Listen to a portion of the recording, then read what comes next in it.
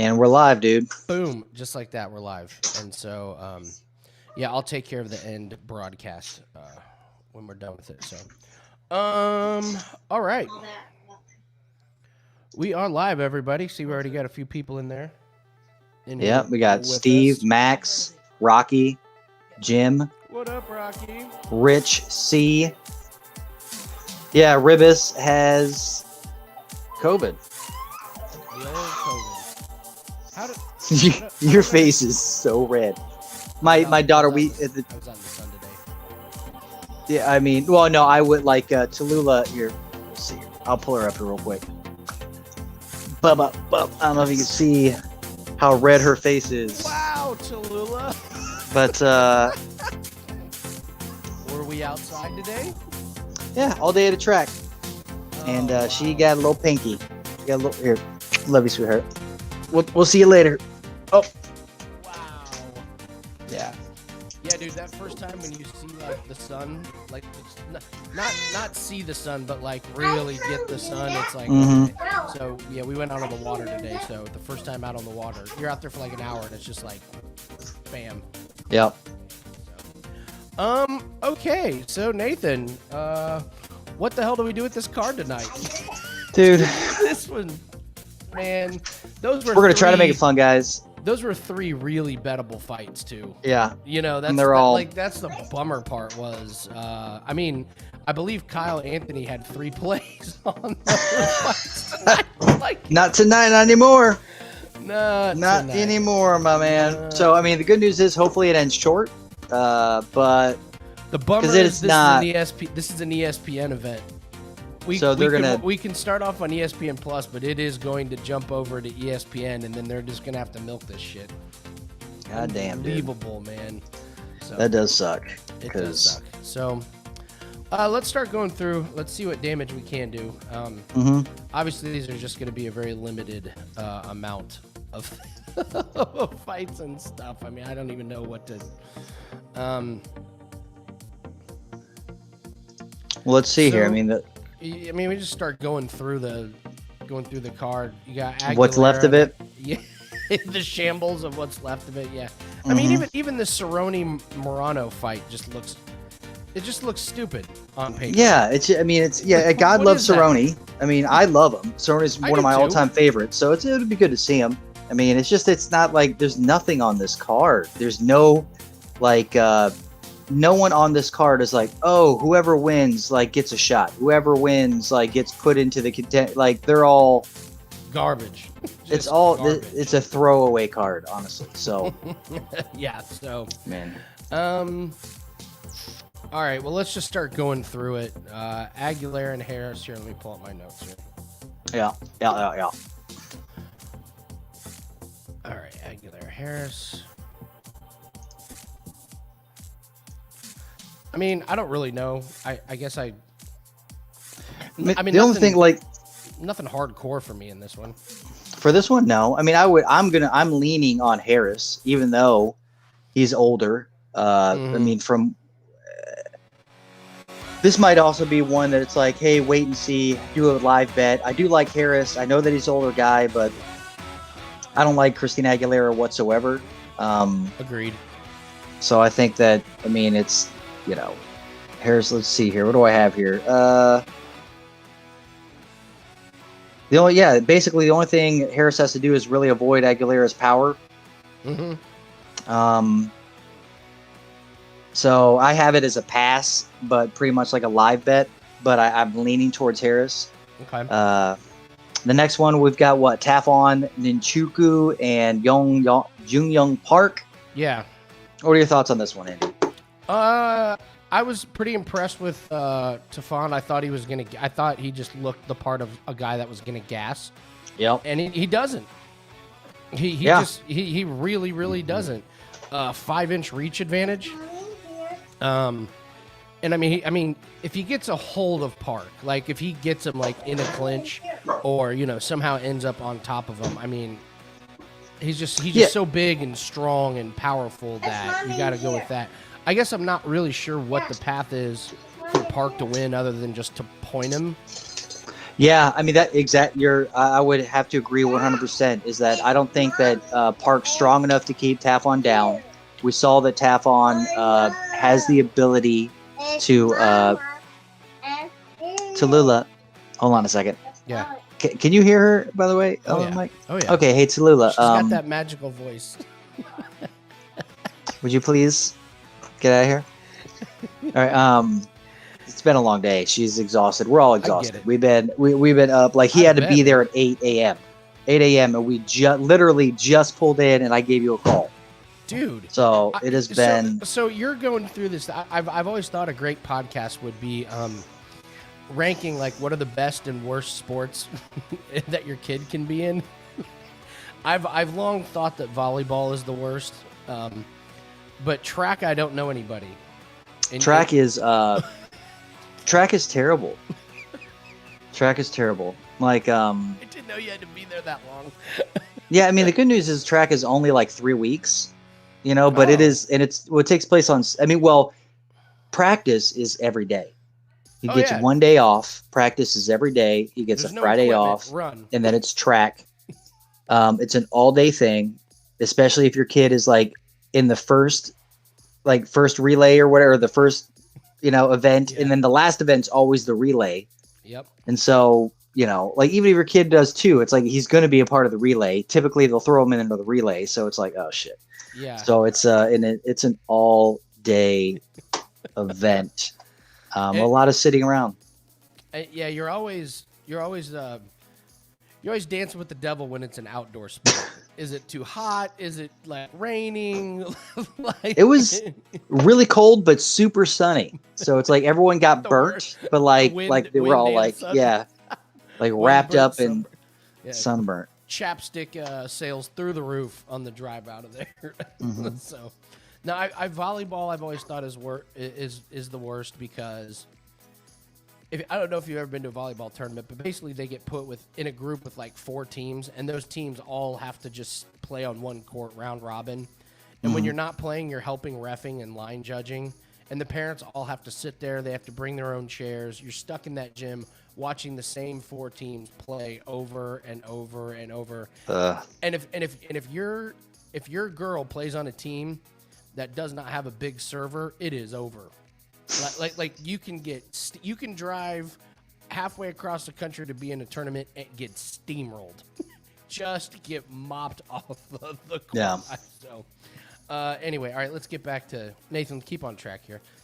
All right, we got it. We're still on Tafon, Yong Park. I'm actually surprised Tafon's not a bigger favorite. I like the -155. I think that's. I do. I think Tafon has the ability to finish the fight. I think he's got the power to finish the fight.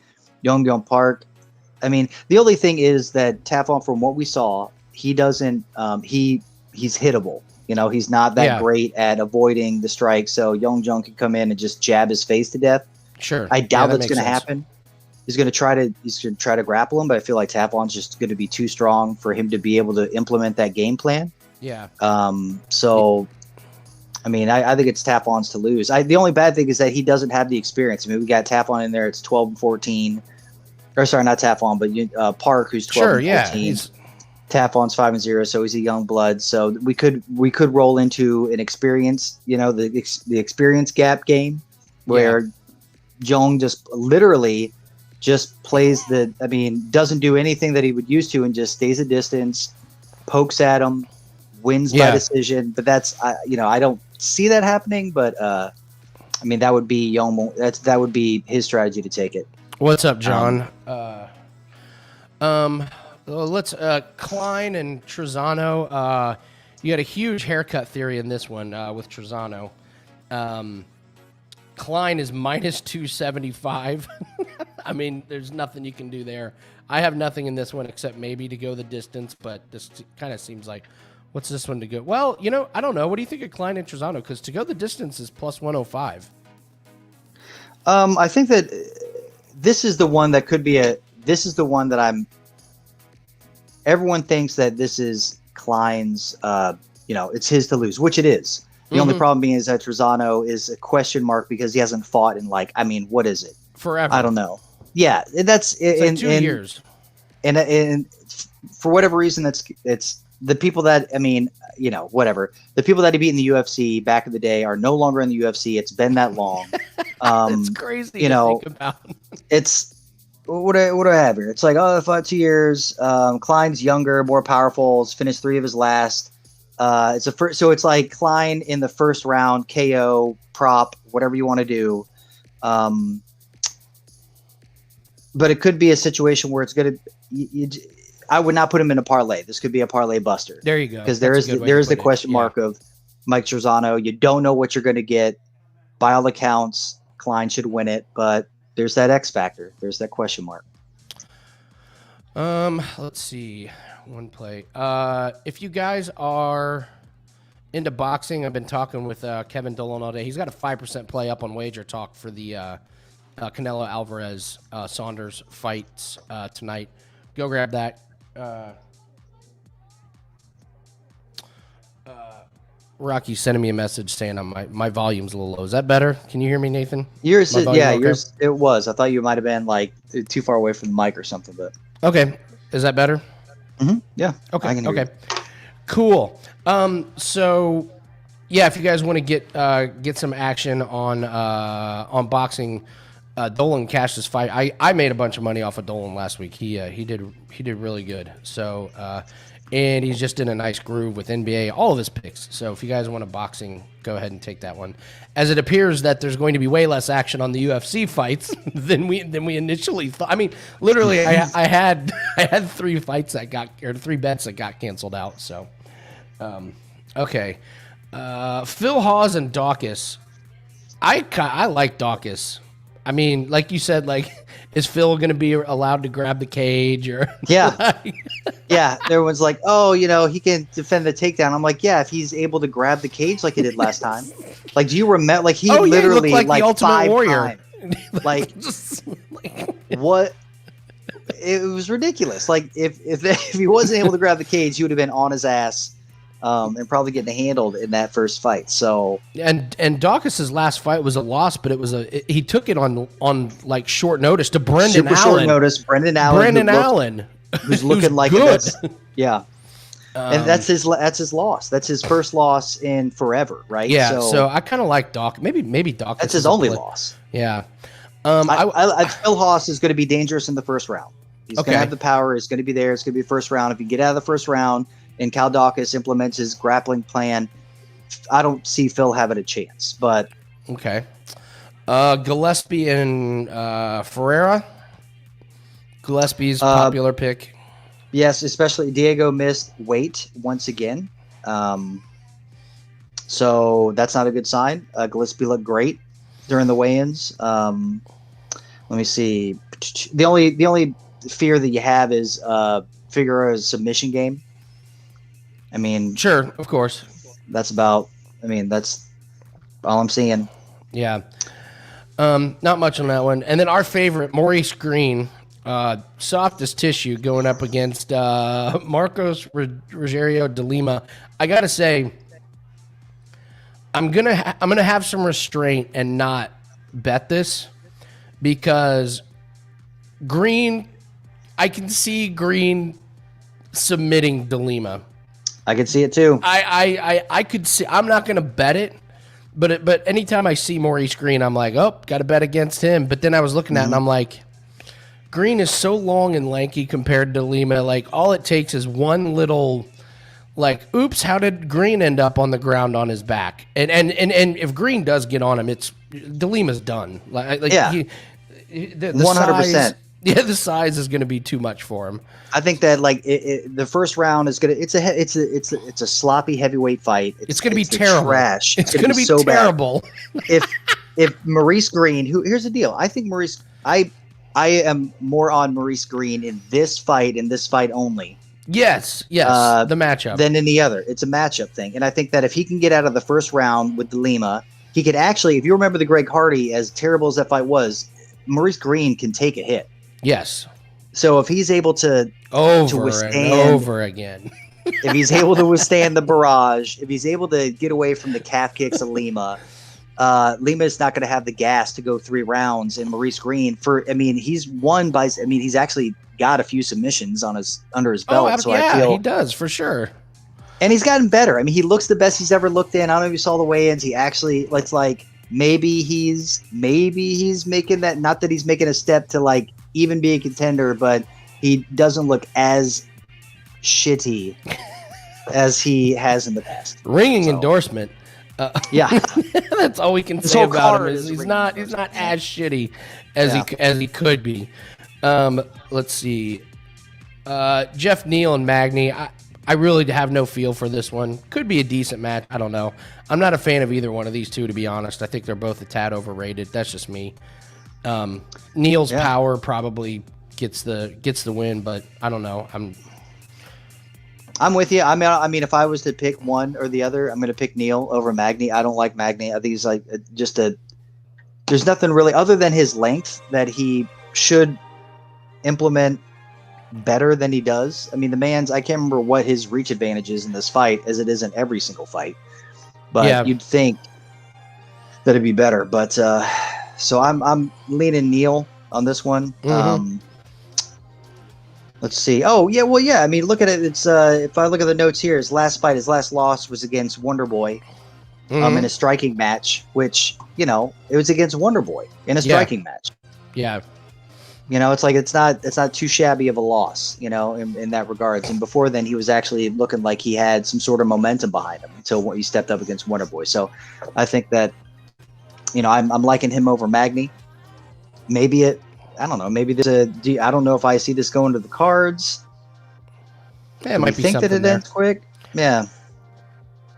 Cerrone, Morono. I mean, I don't know. I want nothing to do with this. I can't believe Cerrone's minus 200 with the damage he's taken and where he's at in his career. Like, I just like minus 200. Yeah, his experience, he should be able to tear Morono up, but I don't know, man. One shot in Cerrone's. I mean, he's a glass chin right now. No, so, I mean for sure, but you got to think like. What the? Oh, there we go. Sorry, something's wrong here. You got to think. There's no. I mean, Cerrone. I feel like Cerrone has all the pressure in the world in this fight. Like he's lost his last 5, and if he wants to keep, doing this or like living his lifestyle, whatever, I really feel like he's going to have to do something. I actually feel, if you're a prop man, I feel like Cerrone by submission. That could be good. In this particular fight. Because, I mean, it's not like he's, he's actually highly touted on the ground. And I think that if it goes that way, if it goes there, I think that he easily can get the submission on Morono. So, yeah. His last losses are kind of weird. I mean, okay, he lost to Ferguson in the doctor stoppage. Then he got knocked out by Gagey. Like, no shame in that. Yeah. The crazy Conor fight, where Conor knocks him out with shoulders. A crazy decision against Anthony Pettis, and then the no contest against, Nico Price. So they've been very strange. But I'm not a believer. It's not like, it's not like we've seen an insane decrease in his ability to to perform. I mean, a lot of his losses have been kind of like the weird, and I think he should be able to take on Marina. And then Rodriguez, Waterson, fairly lackluster main event, in my opinion. So money's on Rodriguez. She's minus 225. I think she handles Waterson pretty easily myself. I don't know what the... I think it depends on how far the match goes, right? Okay. I mean, if Marina, this is a 5-round fight, they made it a 5-round fight. Marina's got the power. She's got the strength. Waterson can take an ass whooping. I mean, her fight against, what was it? I mean, was it Nchukwi or whatever? Where she just got her. Yeah. I mean, just. Yes, honey? Let me pull up. Sorry, I'm looking at Young Jacek, where she got her face handed to her. Yep. But didn't go down, it's not like Marina. I mean, what's her name? Marina doesn't have the power, or she has the power, more power than Young Jacek does for sure. Yeah. She's got no gas tank. I don't know. It's going to be interesting. This could be a live bet. We could look at it to see if Moreno gets gassed, if it goes that far. And if it does, then you can see, I'm just trying to see these wind conditions here. Splits, fish, yeah. So she's got some, some subs, it'll be interesting to see. Yeah. So, all right. So just to let you guys know, I have a friend in from out of town, so I'm going to have to leave here in a couple hours, go meet up with him. He's picking his kid up from IU, so they're driving through town. So I'm going to be gone for a little bit. Originally, it was gone for a little bit. Come and watch the rest of the fights, and now we're down to only 9 fights. So it's like, the fights may be over a little bit earlier. So what's up, Corbin? Hey, Vito, Bubbles, everyone. So let's put a couple in. Daukaus, Cerrone, Tafon, and Neal. Good Lord, VJS. Man, that's a lot. I guess we could do a DraftKings lineup while we're waiting here. Let me pull up DraftKings. Do a share screen here.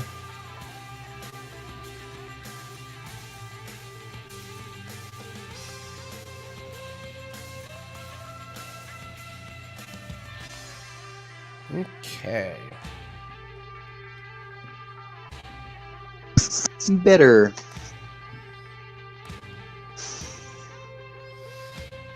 All right, let's take a look here.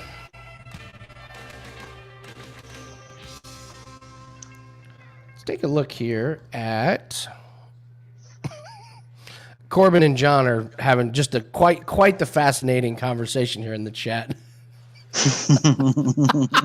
Corbin, yes, John? Good evening, Corbin. That's all. Good evening to you, good sir. God, you guys are nice.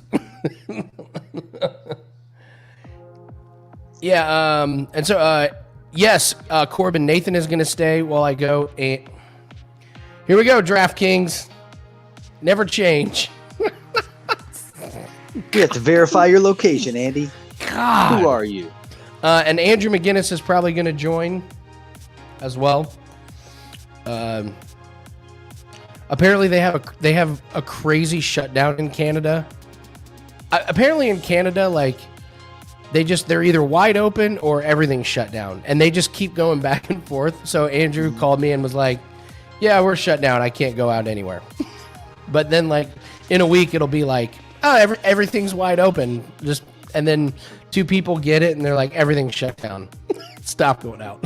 So he's chilling at home with a couple bottles of wine, his girlfriend, and will come in and join us. So, I mean, I don't know, Nathan. I think this card, I have bad vibes from it. All the cancellations, all the weirdness. I'm almost thinking like, let's see what Tafon. Is it Tafon or Tafon? Tafon? Taf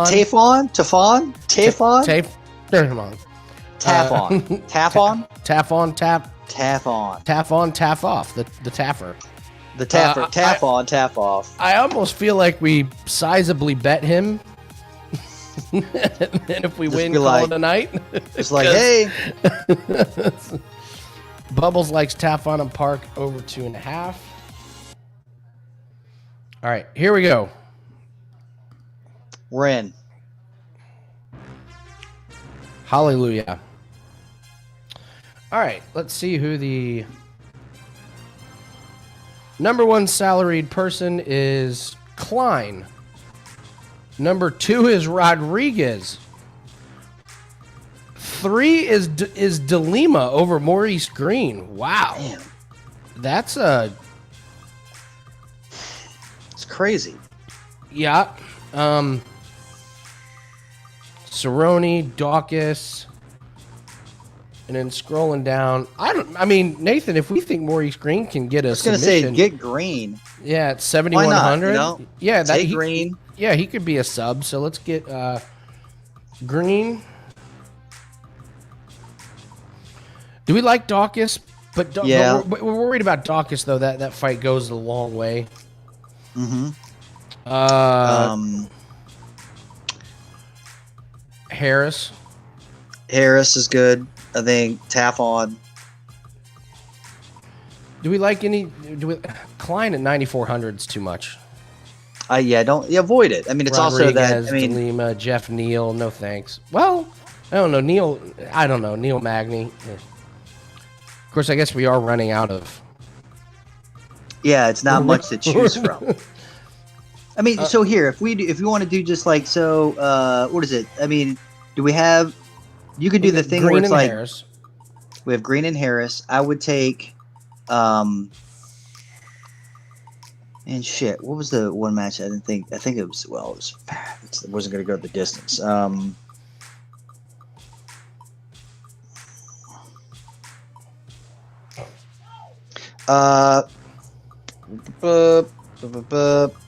Let's see. By the way, that was gonna be a good one, dude. We could go Daukaus or Hawes. That's exactly what I was gonna say. Okay. I mean, I will say this about Cerrone. If this fight goes the distance, Cerrone is going to land a ton of shots. Mm-hmm. If that goes the distance, that means that Cerrone's kind of stood up with him and really, really pieced him to shreds. That would be my take on that. I don't know if agree or disagree on that.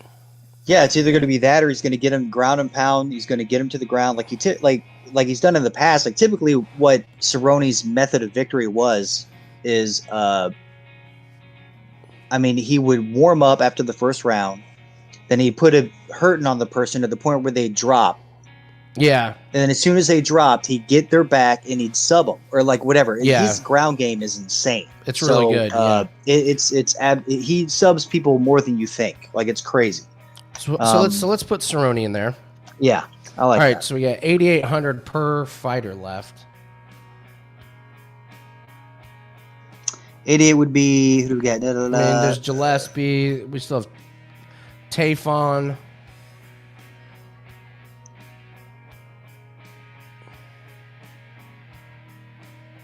If we put Tafon in there, then we're left with Lima, Neal, or Gillespie. What do you think? Like any of those guys? I would say, I like Gillespie out of the three. All right, let's do that. Okay. There you go. So we got Greene, Harris, Daukaus, Cerrone, Tafon, and Gillespie. I think we used, pretty sure we used over half. 1, 2, 3, 4, 5. Yes, there's only 9 fights. And we used 6 guys. All right. All right. Boom. There it is. All righty. I gotta get to ESPN. Boop, boop. Oh, here. I'll be right back. I've got to get my cord. Hold on a sec. Okay. Hope everyone got the golf package this week. On pace. Let's see. I'm 3-0 right now. Waiting on 2 bets to close out. And if they close... Actually, no. Yes, I'm waiting on 2 bets to close out. If they close out, that will get me over 100 units for the 2021 golf season. Everyone laughed when I said I thought I could get to 200 units for the season. So, and we got a major coming up. So, for all of you that got the Masters pack, I'm going to be doing that again for the next major. I can't remember what is the next major. The schedule's moved around. But it's in a couple weeks, I believe.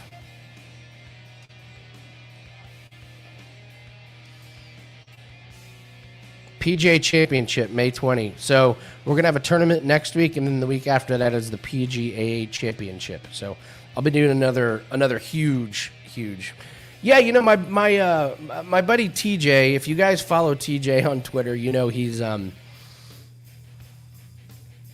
don't want to use the phrase critical, but let's just say he has this database where he keeps tabs on how the handicappers on Wager Talk do.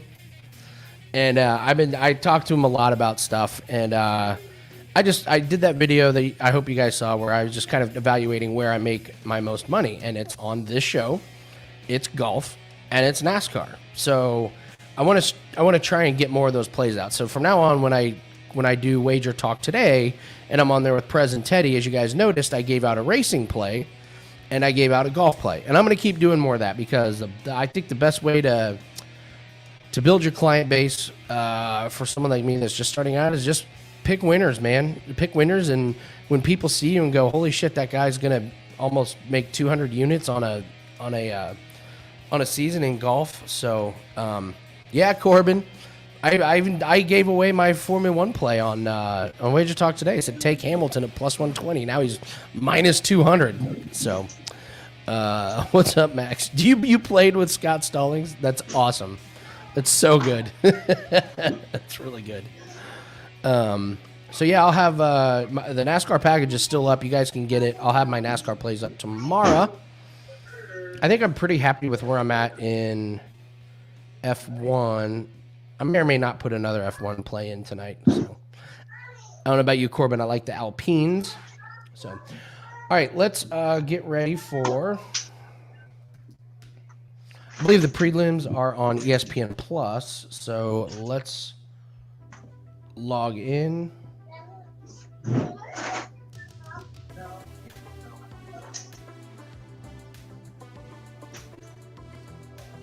Got my ass kicked in Bellator last night.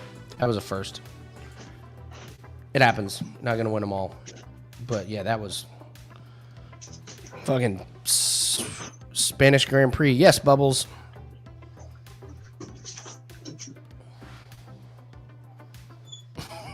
Schumacher over Mays pin every week. I'm trying to decide. I'm trying to use a mainstream sport to describe how bad this driver Mays pin is. You guys remember you got Hamilton at plus 110 now? Fucking A, doggy. Take it. Do you guys remember Nathan Peterman? The quarterback that threw all those interceptions and then got benched.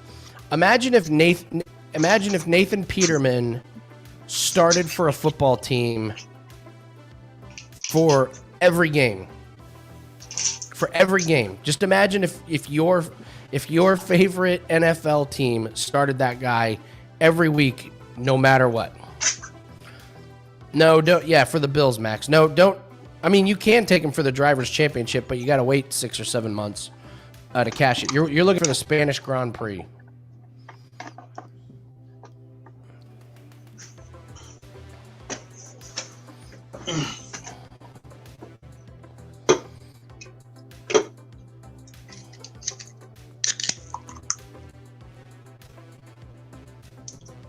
Oh man, it's been a day. It's been a day. That's funny. It's been a day. But I am happy to be here with you guys. Yeah, man. Let's make some. Let's make some money early and often here. I think if we're just keeping it simple, man, Nathan, we're just going with Tafon, right? And if we if we see some trouble, we just try and get out of it. Mm-hmm. But I mean, like I said, I don't know how Park. I can't imagine him knocking him out. Oh no, I honestly I just feel like it's the only thing I see would be the experience game where Tafon Park knows like knows to keep his distance, and just like because Tafon doesn't move that well, he doesn't move his head that he's hittable. You know, so if Park just tries to jab him to death and Tafon doesn't do anything to avoid it, then that's, then there it is. But I don't see that happening. I mean, I'm pretty. Let's do that. Yeah, feeling pretty good. Feeling pretty good about Tafon. It does suck that the other ones were. Oh, those. I mean, those were. I mean, I know betting on a. I know betting on a heavyweight fight, you're always playing with fire, but I really did like Rothwell. Yeah. Yes. Rothwell over Lins. I loved him in this fight. Like, just his smothering style and this, I thought it was like... It's a gift. It was great. Mm-hmm. Did you see the video of... is it Benoit or Benoit? I never know how he pronounces Benoit. it. Did you see the video of him trying to stand on the scale? Dude, Yeah, that was dude. bonkers, man.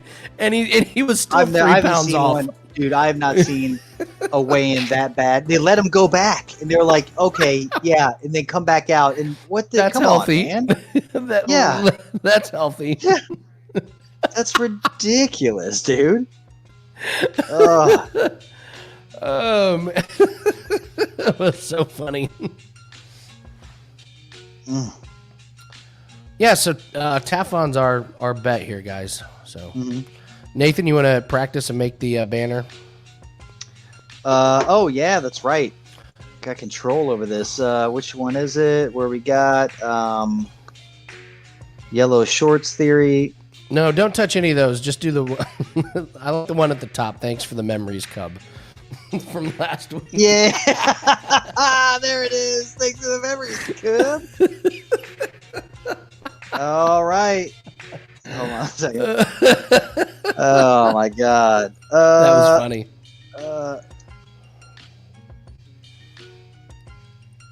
All right, and then so there we go. Oh, what? Bet locked. Okay. You gotta tell people what the bet is though. What is the bet, Andy? You made it. Tafon. To. All right, just Tafon to win. Up. Tap on straight up. Yep. Love it. So then I would make an adjustment to this and just be like, yeah, Nathan is. It's scary because Nathan's running the. He doesn't have access to the sound effects and stuff, so no, I don't. But he's got. I'll just do it with my voice, graphics. guys. Boop, boop, bop, boop, boop, boop, boop, boop. And then like we're trying to do like music in between when it's a little slow. I could serenade you guys, maybe do a little poetry slam. If you're lucky, you know. I have one all the way at the bottom from the last time Chance was on. Do what? Say that again. I have a banner down way at the bottom that's from the last time Chance was on. That's tequila talking? Yes. Nice. That's the tequila talking. Love it. So, Sergio Pettis looked amazing last night, man. Dude, that's that's what you're telling us, like, if he fights like that again, he will be back in UFC. Like, he actually looked like a man. Like, to me, he looked like a kid in UFC. And I mean, he beat the shit out of that guy. That was the champ. That was a really good fighter. I lost on that one. Yeah, everybody had him winning. Everybody was fading Sergio, like all that. And it wasn't close. It really wasn't. It was he still doesn't have knockout power, but he at least wobbled like a legit, guy and was able to stay out of the way. I mean, it was very, very impressive. And fucking I lost on a doctor stoppage when the guy won 2 rounds. Like, I saw that. Dude. A cut, yeah. Or was it the broken nose one, or was it the cut? No, the cut. The broken nose we won. Paige just caved that guy's face in. But no, the other one the other one was just I can't remember who it was, but me and Corbin were laughing. Like that had to have been the worst cut man ever. Like, he got cut on the top of the head. They had a full minute, and he stands up off the stool, and it looked like a geyser, man. It's just like. What's up, Hugh? You think Quelly was winning the fight? Oh man, I didn't. I thought it was close, but then he had the 2 takedowns for sure. So, like, that's the thing. It was close striking wise, but then once he got the takedowns, I thought that was enough to steal the rounds. At worst, it was 1-1, but I was pretty sure it was 2-0. Like, I felt good going into the 3rd round, and then when I saw him stand up and all that blood coming, I was like, you got to be shitting me. Yeah, it was that was bad, man. the cut. Yeah, Vito, it is pretty cool for a story.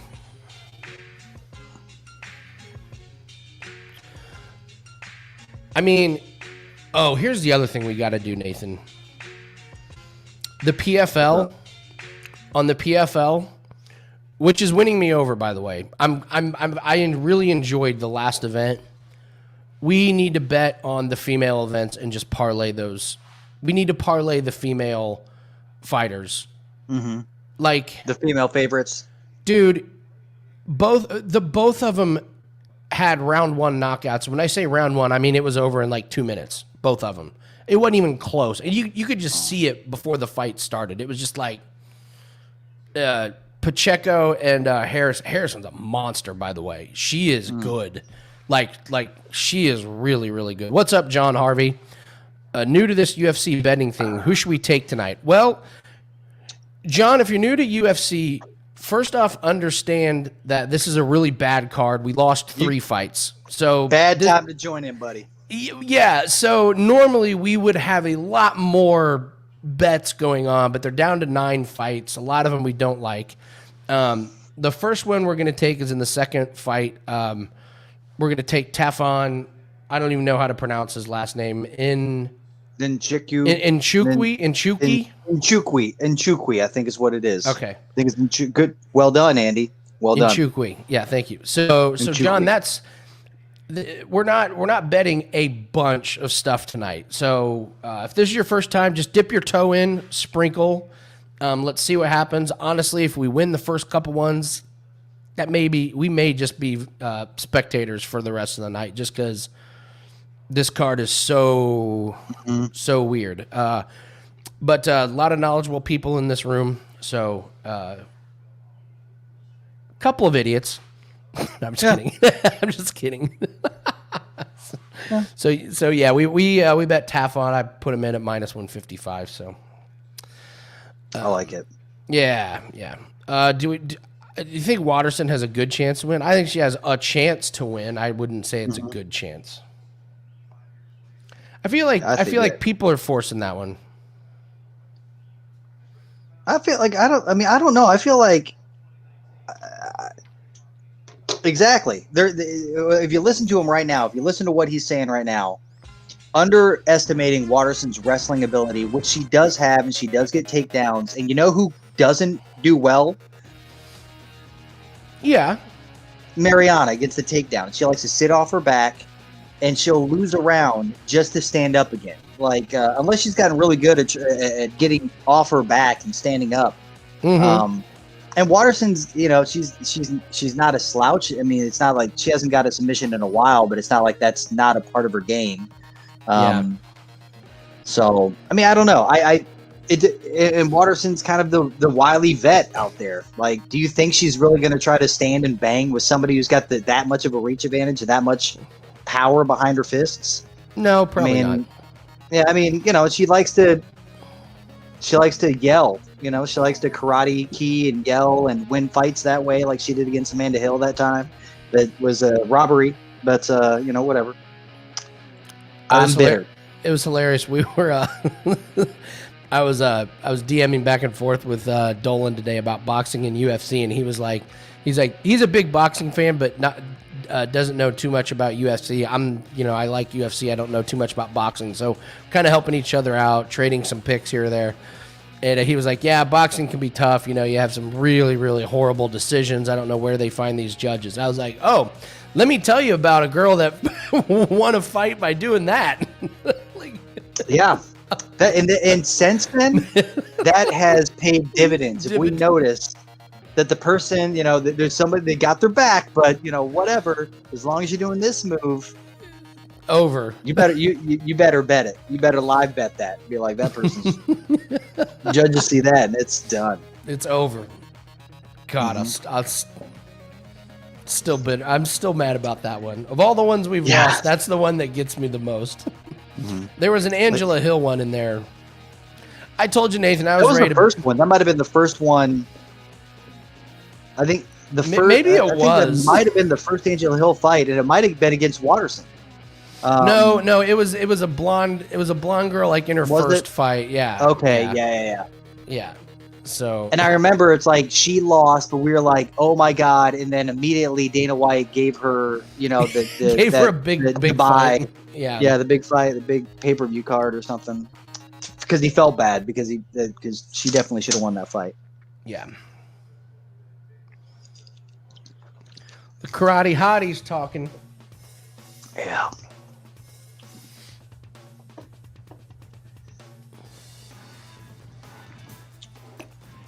Let's see what time. Are they going to try and get 6:15 rolling?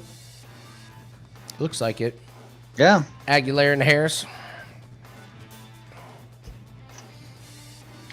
Let's go, Harris. Woo! Good Lord, Bubbles.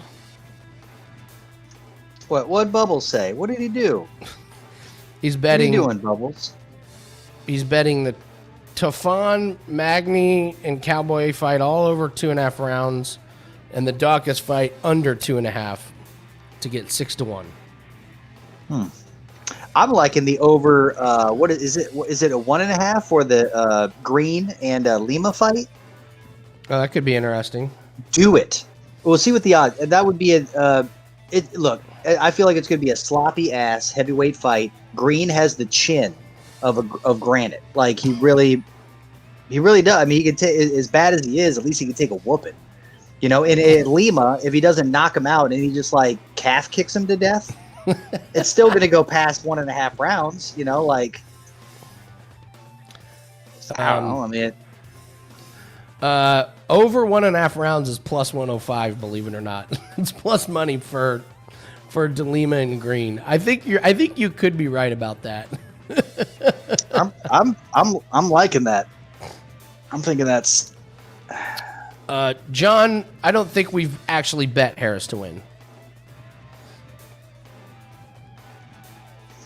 John, we're sitting out of that one. I can see that. Yeah, you're right. That Greene De Lima fight just could be the one where immediately starts and we're like, oh no, we're going to be here long 3 rounds. Long, boring 3 rounds. Bubbles, you say a lot of people like the under in that one. And what?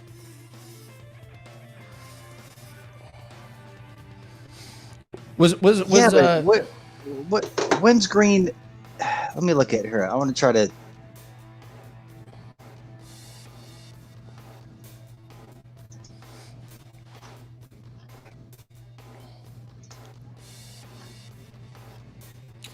His last one was when Greene got knocked out. Yeah, round 2. And he was getting his ass handed to him. No, you're good, John. Got the choke. Punches. Lost punches. We'll see, man.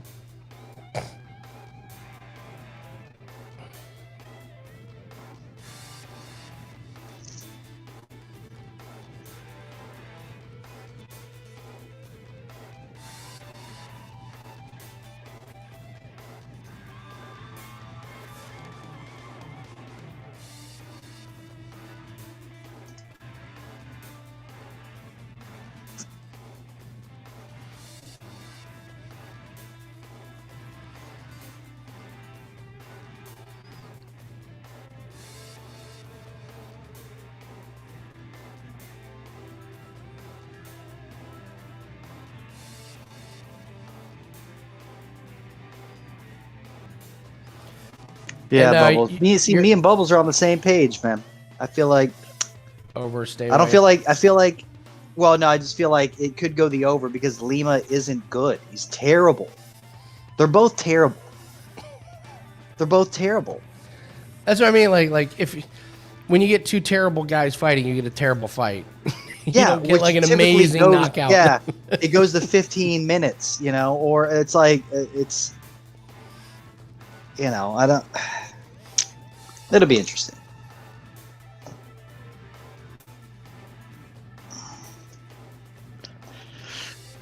And I mean, I look at Greene's last win, which was what was it, round 2 submission or something of that nature. I mean, that's not out of the question. You know, if you're doing props for the heavyweight fight, you could be like Lima round 1, because that's, you know, Lima round 1, and then Greene after that.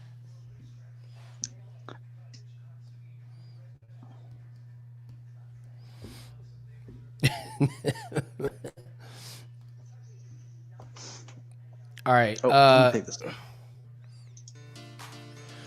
Do we all agree that the first person that makes a Christina Aguilera joke gets banned? For sure. I got my finger on the button. It's just low-hanging fruit. Don't do it. You're better than that. I'll put you in timeout. How about that? I got two choices here. Block user or put you in timeout. I'll put you in timeout.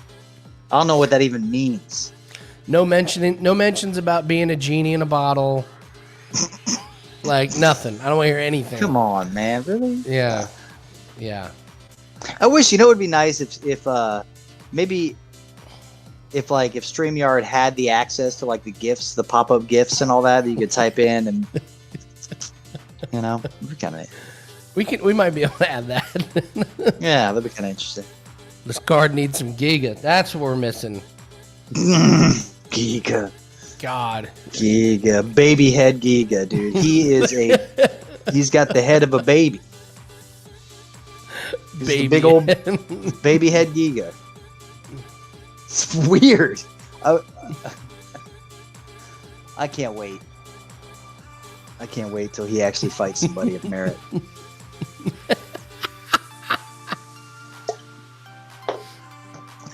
He'll fight Don Cerrone next. Donald Cerrone is his next. Somebody else on the way down.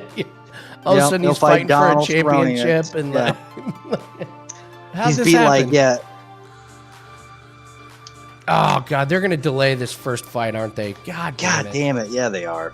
6:30.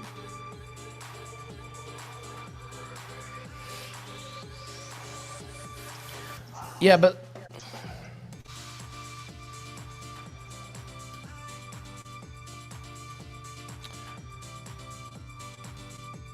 all right, so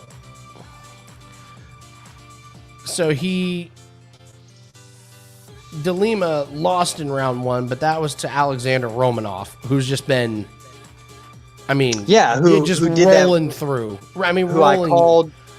Who did the lay on top, the forearm choke that is it's his bread and butter. Yeah. And then he had a round 1 against Ben Sassoli, who doesn't fight anymore. Mm-hmm. And then he got subbed against Struve. And then he did win it, but in 2017 he beat someone named Jeremy Kimball. I don't even remember that. And then Clint Hester, I don't even know who that is. So his wins are against these guys where I don't know if I don't know. I wouldn't put too much into into De Lima's first round wins, I guess. Yeah, exactly.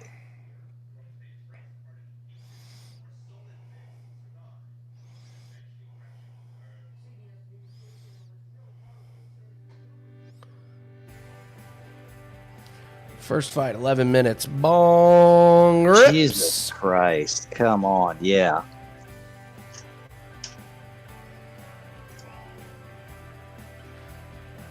I was trying to think who I was. The Bellator guys last night, the announcers were pretty funny. Not the announcers, but the analysts afterwards, they were pretty funny. One guy was really monotone. The other guy was just assassinating. If they didn't put on a good performance, he was just like, that wasn't a good performance. I don't want to see either of them fight again. Nice. It's funny. John, where's Chance? He plays softball now on Saturdays. So he normally jumps in a little bit late, yeah.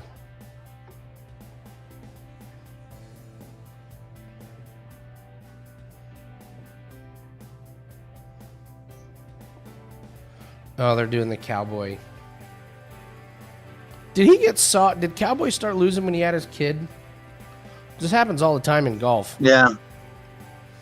Where he had his kid and then I don't know. I think he's had his kid for a minute.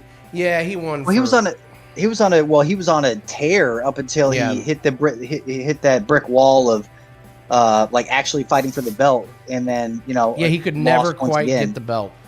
Yeah, and then after that, it's been all those weird fluky.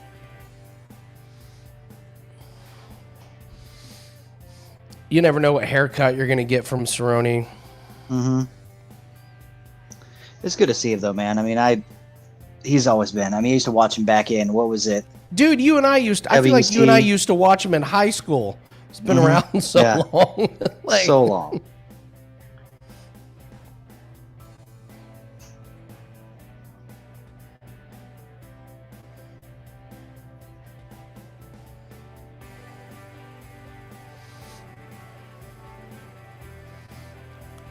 Trying to think if anything else weird has been going on. Gave out 3 MLB props today. Lost 2 of them, and then one of them got scratched. So that was fucking awesome. What a great day of props.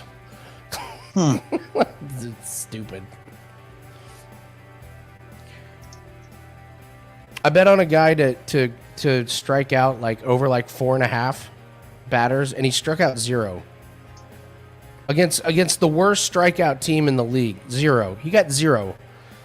You accidentally strike one guy out. I could accidentally strike a guy out. God. Oh well. That's why I tell people I bet way more on my UFC, on my golf, and on my NASCAR bets.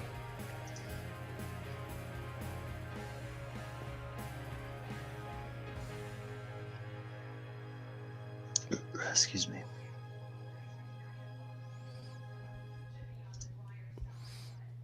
I have to laugh like Nathan on Wager Talk. We only have like 1%, 2%, 3%, 4%, and 5% plays. And on our sister company, Sports Memo, they let people. They introduced like a 10-unit play, which is a bit crazy. Yeah. And they were like, you can only use a 10-unit play like every once in a while. It's like the first day that they let him do it, like 6 people used it. No thanks. Like 10 units. All right. Yeah, like this. I'm so confident. That is. Yeah, if one of those 10-unit plays would have been on one of those, like from Bellator fight, like that one guy that the huge upset was like minus like 1,300.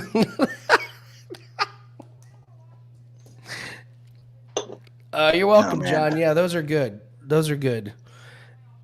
They're tough to post in Wager Talk. I got to figure those out, but I mean, basically, you just take a bunch of them. Just look at if there's 2 strong pictures and take 0 runs scored in the first inning.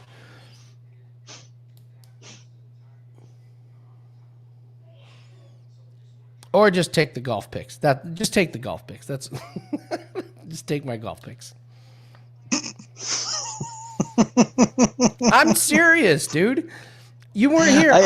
I'm on pace for plus 200 units for the 2021. That's awesome, plus 200 units. That's crazy. It's bonkers, man. It is awesome. It is nuts. That's fantastic. And because it's golf, like I don't get very much. Like I don't get very much play. Like it's not like the people that follow him love him, but like everyone else is like, yeah, golf, whatever. Like I was doing Wager Talk today, and they were asking about picks, and I was like, hey, you know, I like this Formula One play. I like this. I make the most money on golf and NASCAR, and someone in the chat room was like, NASCAR sucks, and it was like, you don't have to watch it. Yeah, you just got to bet it. Bet it. That's like. Dude, I didn't watch the boxing fight last week that Dolan gave me a winning pick on. You just bet it. Yeah. Like so many people bet on the KBO and Tokyo Brandon's Asian baseball. It takes place in the middle of the night. Nobody watches it. No. Nobody's up at 5 a.m. being like, man, I can't wait for the Xing Shang Tigers versus the Giraffes. You know, the barn burner guys. I couldn't sleep. Yeah, right. Not even if I wanted to.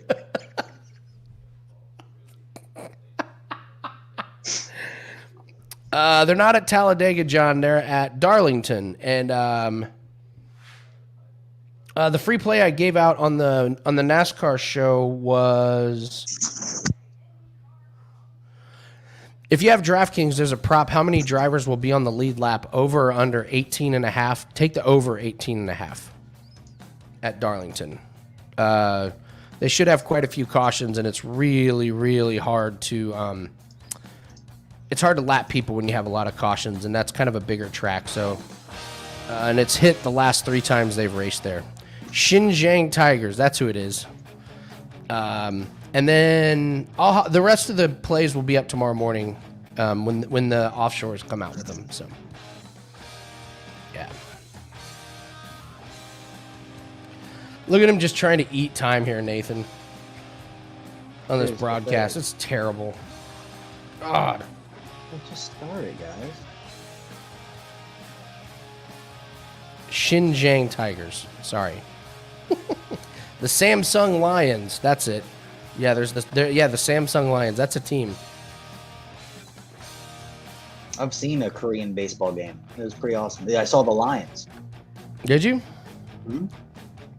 Yeah, there was dried squid on a stick. Instead of like cotton candy, it was literally dried squid on a stick. Like jerky? Paper thin. Yeah, sort of. Yeah, but it was actually like said, I bet it was delicious. No. Oh, it wasn't? It was bad? I didn't try it. I did the smell alone. Smell alone. Because I like calamari. Yeah, but this is sun-dried, like...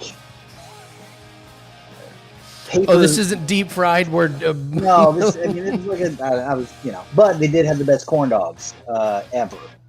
Oh, I bet. They had corn dogs that they would dip, it was like they would take crinkle cut fries and put them in the corn, so it would be like almost like, like those those wood bats that people would hammer nails through. But if you were imagine the bat was a corn dog and nails were crinkle cut fries. Are you serious? So that is awesome. Yeah, you're like, so you put ketchup on the fry and you eat that, and you go for I was like, this is a genius. Why have we not done this? Oh yeah, we might need to do that at the next fantasy draft party. Yeah. I didn't know the science behind it. Like, how'd they even do it? Yeah. I was like, how'd you manage the science? You're like, excuse me, how do you do this? And they're like, how many do you want? How many will it take for you to give up the goods? I'm like 19 years old. What do you want? What do you want from me?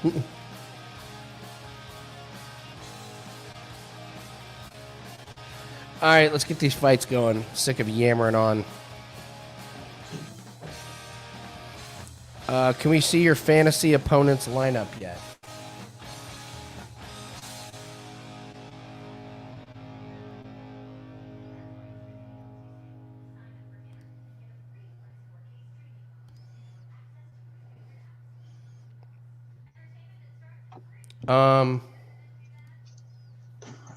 Well, since you can't play music, Andy, I'm just gonna queue up my phone. Okay. You know? I'm kidding. I probably won't. That's fine. Oh shoot! I forgot to hit submit on our fantasy lineup. Shit. You fucking. Hold on. No, that's all right. That's all right. A minute. Yeah. Maybe. I'll get it. All right. So we're doing. God love you, Andy. All right. So we're doing. My bad. All right. So we're doing. Wait. What in the hell?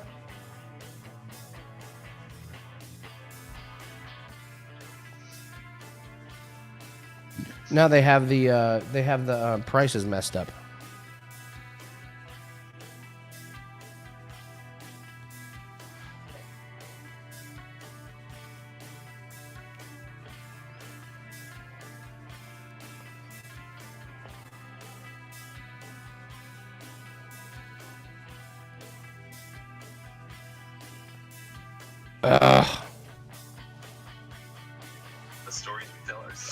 Sorry, guys. I've totally waffled this one.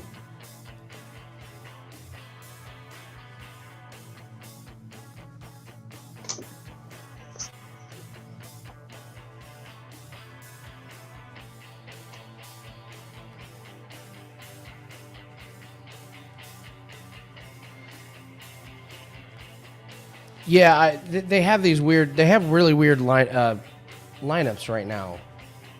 What do you mean? What happened? They just changed up the... Yeah, they changed the format and the price. Like, they have... Klein is now 15,300. Like, that's not right. Huh? Yeah, no, they got to do something weird here.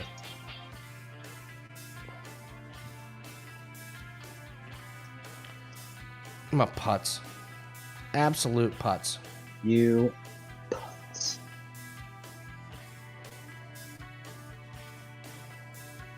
Oh well. You guys know. You guys remember who we picked. We'll mentally know if we did good or not.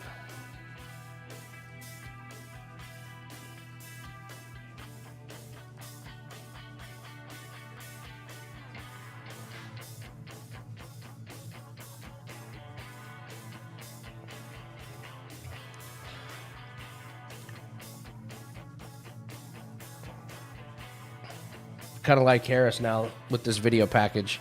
He was very uncomfortable trying to stand there posing for the. Yeah, he literally, it was like flinching, like he didn't know how to. It was like, he's like, I don't know how to do this. In my country, we constantly run. That package that terrified me. I was on Harris, and then seeing that, I'm like, okay, maybe not. Maybe at least it's not in front of people. Like it's it's at the.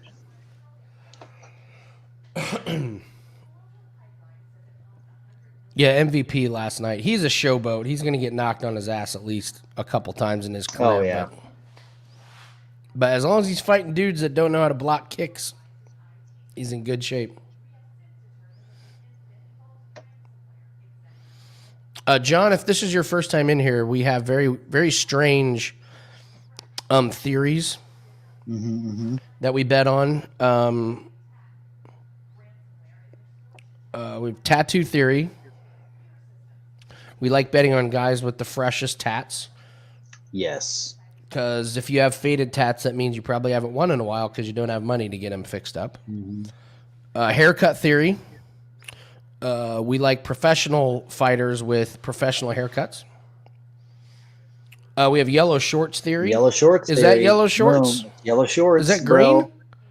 That ain't yellow. No, that's a Harris. Yeah, that's what I mean. It's like a yellow green yellow, gradient. Oh, it's just because he's from Brazil, so he's got like. Okay, so it's green yellow-ish. Okay, halfway there. So yellow. We like betting on guys in yellow shorts. Dagestani theory. That's one of the most consistent. Yeah. Always bet on a Dagestani. Yeah. Oh, that's good point, he's not Lee. From Brazil, you're right. Yeah, Nathan, duh. Dude, whatever. I saw yellow, then I saw green. It did look like the Brazilian. It did look like the Brazilian flag.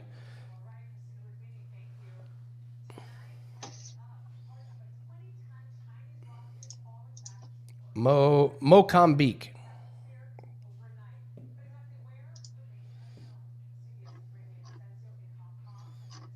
Oh no, Nathan, you were right. That's one of those half flag things, right? He is from Brazil. Get out of here.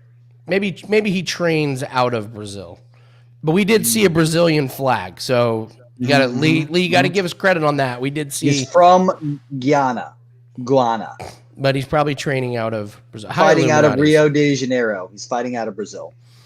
Wow, John, you're gonna fit in well with this room.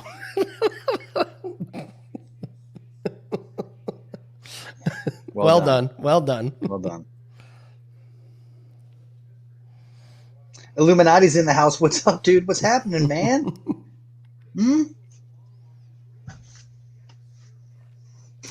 My pottery girl got back from vacation.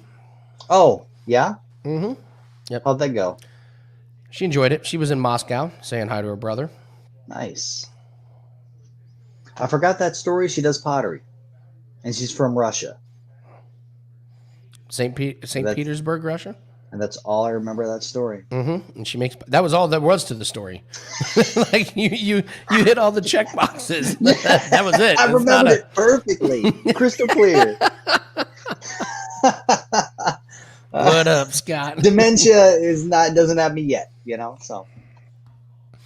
Oh, Nathan, I blew a play last night. Oh my God. There was an NBA player prop that was just like screaming. It was like, wah, wah, wah, like, take me. Actually, I saw it and I was like, no, that can't be right. Where is it?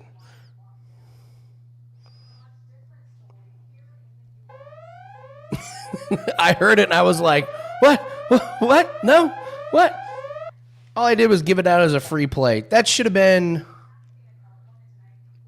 It should have been like one of the bigger plays of the prop season. It was so ridiculous. And I like got so excited. I was like, oh, I got to give this out to people. And not thinking like, no, like put it on Wager Talk, amp it up. They'll amp it up for you. This one's going to win. And it won easily. No sweat.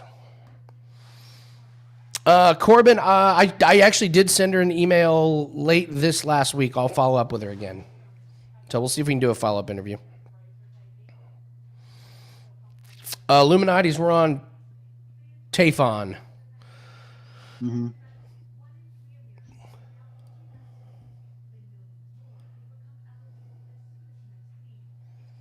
Harris is so awkward. He like didn't know how to fist bump buffer. He's from Ghana. Ghana doesn't have a lot of so like, weird.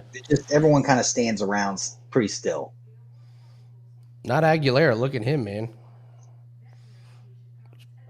Aguilera. Well, Aguilera is the. I mean, if Harris can get this to the ground and implement his grappling, and yeah, good. But I mean, Aguilera, he's got nasty. I love the way if he does get you up against the cage, the way he will throw his elbows against your head. Yeah, so pretty intense. Yeah, John, that was the Keldon Johnson play. So dumb. I mean, it's a good play, but when you get a spot like that, you got to take advantage. Got to take advantage.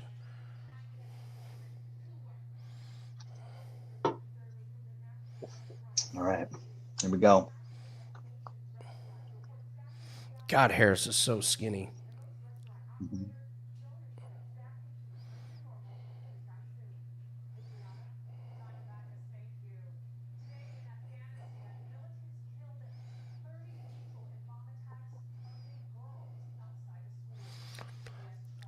Hawes would have grabbed the fence 3 times by now. Yeah, he would have literally. He'd be on top of the fence, like he was he's just like, like hugging over side of it. What, guys? What? And he'd be like, what? I'm not grabbing the fence.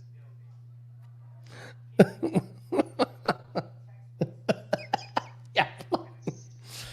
I didn't grab the fence. Phil, your glove is hanging from the fence. Like it's that was a big moment for Aguilera there to not go down.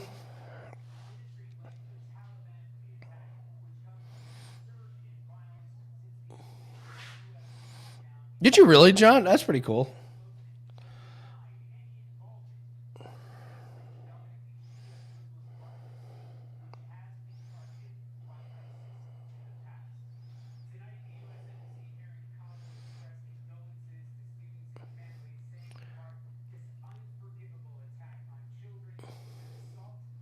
Ooh, what? It's a nice little weird. Oh! He touched Harris. He touched Harris there. Definitely. Yeah. Hill and Ribas is off. Baby back Ribas is. Ribas. Baby back Ribas. Baby back Ribas is off, man. She got. Did she actually get COVID, or is it just protocol? No, probably just somebody got a PCR test.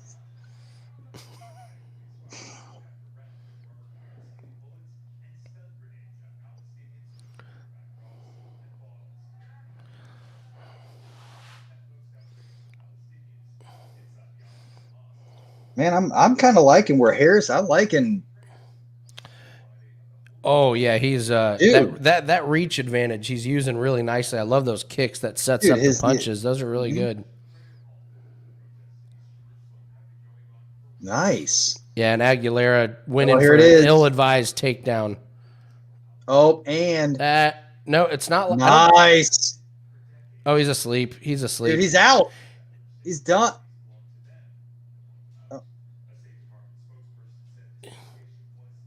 Yeah, Jesus, ref. They were like, he's kicking. It's like, that's a death reflex. That's not a kick. Jesus. Damn. Yellow shorts.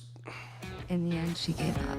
Yellow shorts there. Here's for somebody who like making a debut, 33 years old. Yeah, dude, he looked. I thought it was going to be more. I didn't expect his stand-up to be like that. I thought it was going to be more just like I'm a great grappler, you get through the ground. The great body kicks. A little tappy, taparoo. that wasn't even a taparoo. That was. There's no blood going to my head. Mm-hmm. What's up, Zach? I know, man.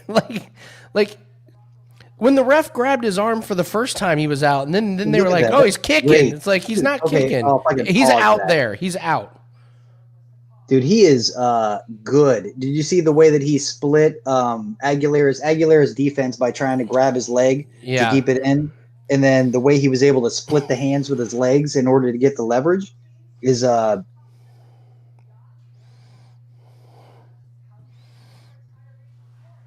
was a really good choke, man. That was I would put depending upon who he fights, I'd put him down on the list of that's a solid dude. That was a great sub game. That was great grappling. His striking was his reaches, and he actually looks like he's got some power behind his punches. So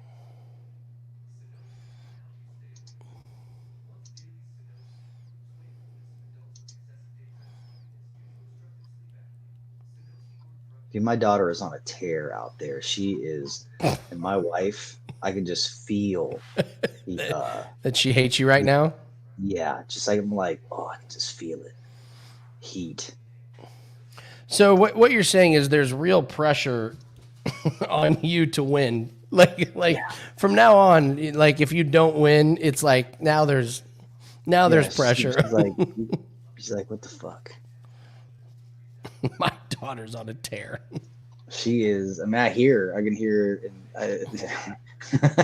I went out there and my wife's like, ordering ice cream on the app. I'm like, what do you? She's like, you got to do something. Got to shut her up. All right. Is this Tallulah? Yeah. Tallulah. Well, she doesn't definitely has her daddy. Yeah, she is. She is a little spitting image of me, man.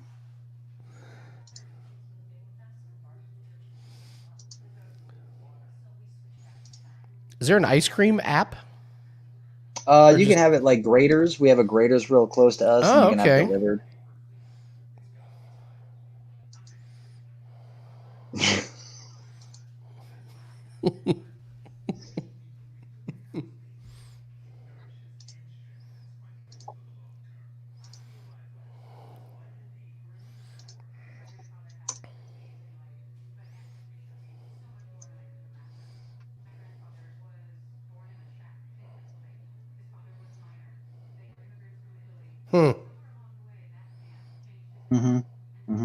Wow. That was really interesting by Cormier. Explaining, you're right. He's right. Like every guy that we watch, like goes the other way, wants to take his back.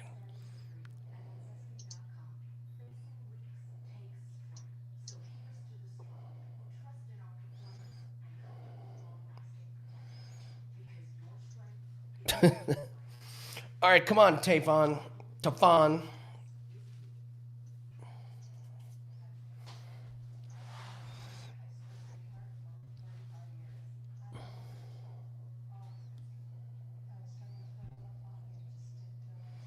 Let's see if this guy can give an interview. This should be interesting.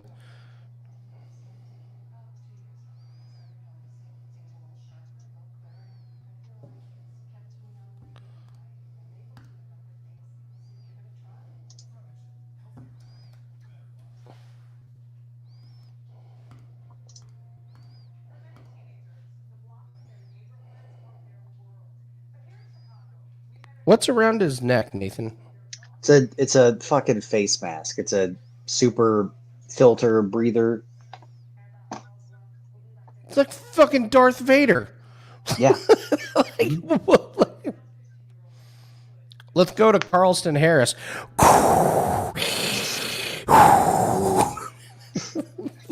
Christina Aguilera, I am your father. I am your daddy. It's a super breather.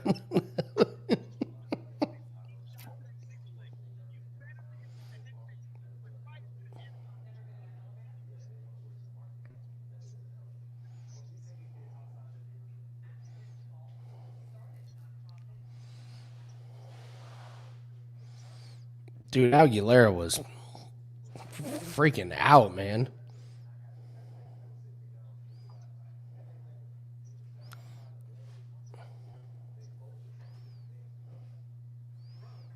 Why is this only... Nothing did he better. just start late? Why is he debuting so late? I mean, like that's what they're saying. Like, he started late in his game. He's been fighting over in Ghana, and then finally gets his chance at like 30, 33, 34? Okay.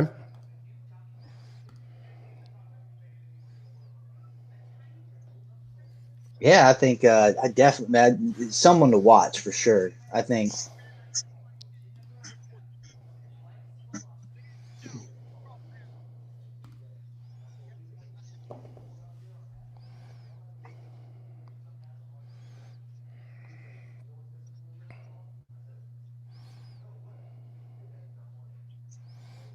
Matt is in love with Harris. Yeah, Matt. He's a star. Chill out, Matt. Okay? He's 33. Younger than me, so I can't say shit. Whatever.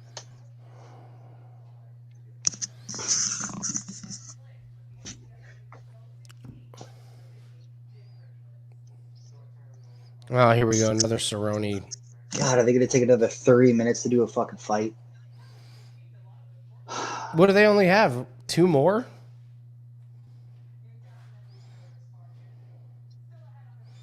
I think they only have 2 more before. God. Oh, man.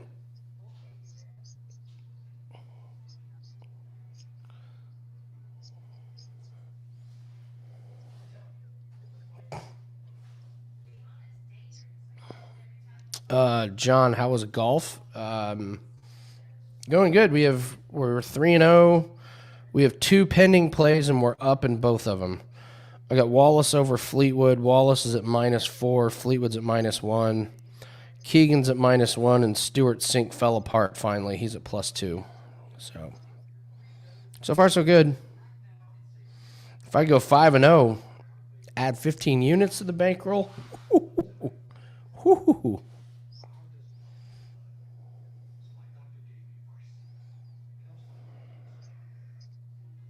What up, Snacks?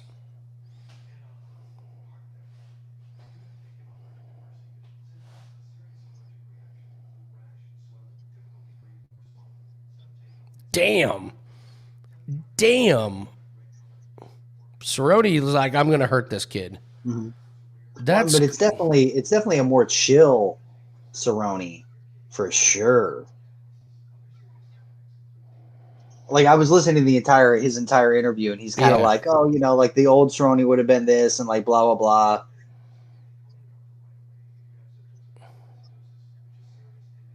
So he wants to fight Diego, and instead gets Morono.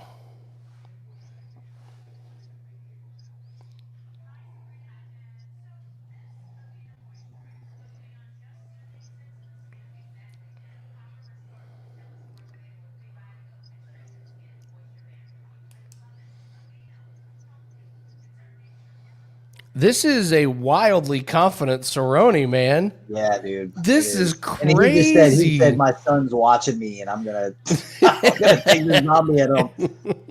I feel pretty good about Cerrone.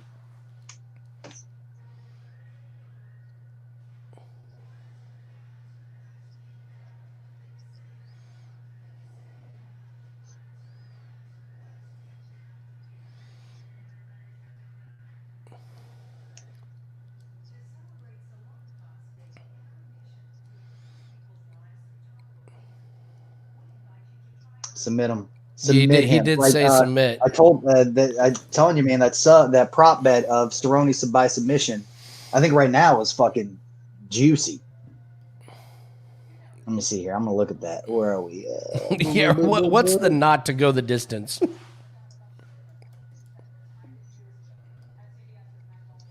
Rodriguiz, Cerrone by... Dude, Cerrone by submission is plus 600. Yeah, he did say the very first thing he said is I want to take him down and submit him. Yeah. All right, Nathan, I'll sprinkle that. Yeah. I mean, Cerrone, like, he from the beginning, he's always been like a kickboxer or whatever, but his, like, I think if I go back, I mean, I don't want to go spend all that time and tap up. Man, fuck it. I'll go. We got time. Yeah. I just want to check this out. I want to look at his, I mean, just watching him back in the WEC days and all that, his stand-up was sick, but his stand-up was to get them to the ground. And then when he get him to the ground, he just fucking submit them. Mm-hmm.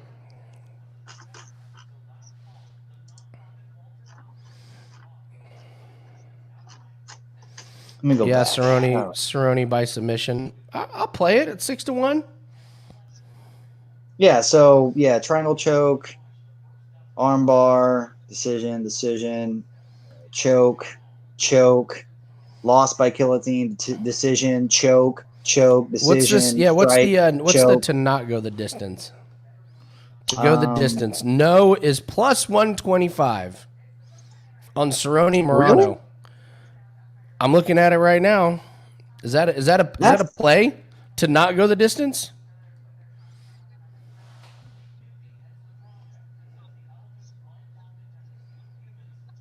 What do you think? Well, let's see. Hold on. Let's see Morono. I mean, we know that Cerrone can finish. We know that he's going to sub or finish or whatever if he can. And now, what about Morono? Lost to Anthony Pettis in decision. Won against McKee. Lost by TKO to Williams. Won by TKO. Then had a decision. Decision, guillotine, decision.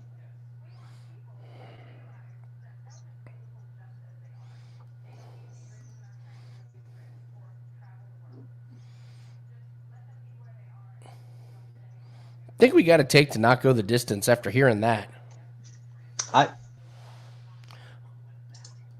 What do you think? I mean, yeah, like you could do that, and then you could. I mean, it's almost like if you didn't want. Go ahead. Or are we worried that if Cerrone's standing up, tearing him to shreds on the feet, that he like? Or are we worried that Cerrone takes it easy on him and doesn't knock his head off? I don't think that's the case. I think that he, especially when he said that his son is watching him from home and thinks he's hunting a zombie. Think that, I mean, and Cerrone is a dad. Like he loves his son, and for him to mention his son and to say like, "I'm going to go head hunting for some zombies," I don't see Cerrone being the dude that's going to back off and be like, "Okay, let's take it to not go the distance then." Yeah, I mean, at least you're hedging it with. I mean, go the distance. Cerrone by sub. You know, I mean, but not going the distance. At least we're hedging the opportunity for Morono to get like to swing his, because he loves to do the. I mean, he'll come with the wide hooks. Yeah. So I mean, it's not that Cerrone can't get caught.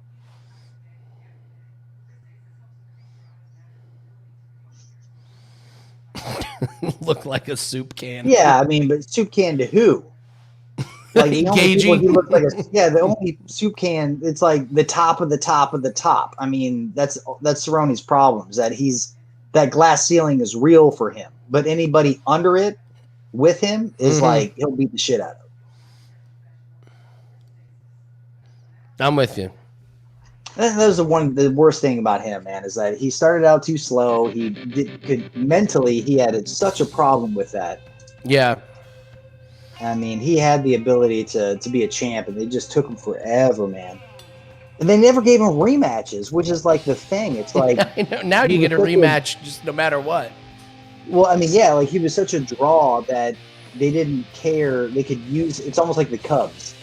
Like they just didn't. Yeah. I don't know. Like as soon as he got to the top, he'd fight for like either number one contendership or fight for the belt, and he'd lose, and then he'd have to spend the next 5 matches, 5 fights, getting back to a title shot. Yeah. You know.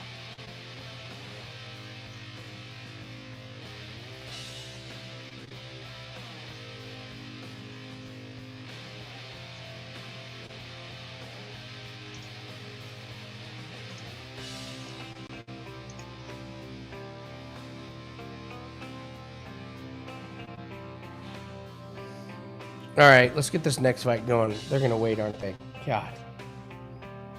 Oh, another video package. Mm-hmm.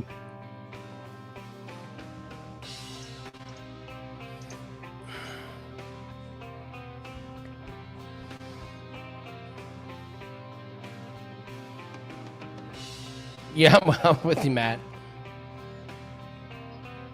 Yeah, he's had some definite mental issues, man, for sure.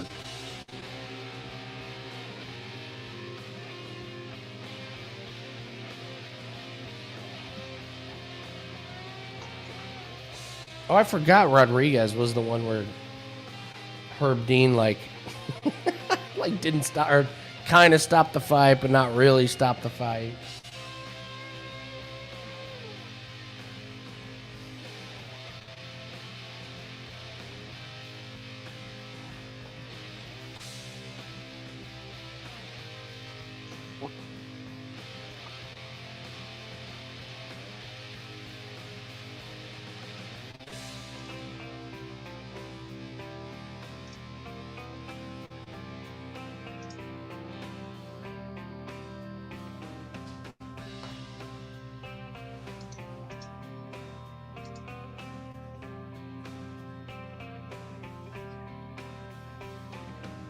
I think Rodriguiz is just too big. I just think she's too much of a match for karate hottie. I don't know, man. I mean, I'm just trying to look at. I'm just looking at a record, right? You know, like who the fuck has she fought?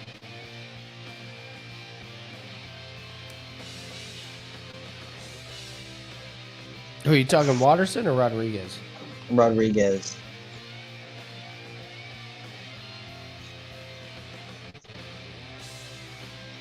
Yeah, Corbin. I mean, he this fought is fucking just Torres, Jessica Aguilar, who at the time was 20-7. I mean, it's like a draw between Cynthia Calvillo, lost to Esperanza, then won against Ribas.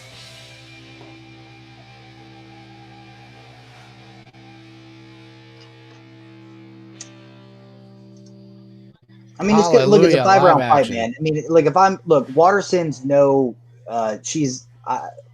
my opinion of Waterson is that she's not, she's got great in-ring IQ.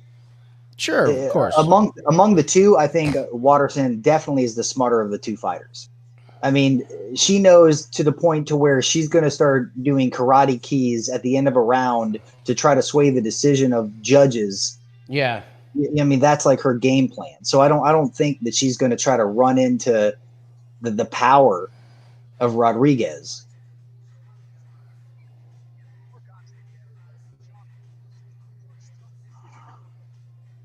I mean, yeah, and she hasn't, and to that effect though, it's not like Waterson's beat anybody of merit either, except for Angela Hill.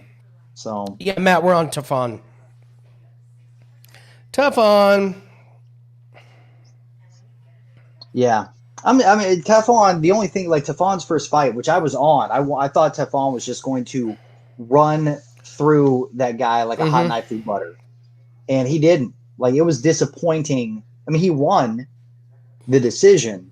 So it was good to see a guy who has that much muscle and is known for his knockout power. That's what I actually thought. Be able to pace himself. That's what I thought. Into a decision win. I think, like, the only problem is his lack of experience. He's only got 5 fights, but he's got the power. We know he can go the distance. It's just, is Park going to use his experience to try to take advantage. And the only thing I can see is he's not going to be able to take the takedown because Tafon's too strong. It's got great takedown defense. Park, if he's smart, will try to just move around and jab Tafon's face to a point decision. That's what I see. Jimmy say he has a staph infection. I don't think they'd let Park fight if he had a staph infection. Who is this? Jim says Park looks to have a staph infection or something. He had a Band-Aid covering it.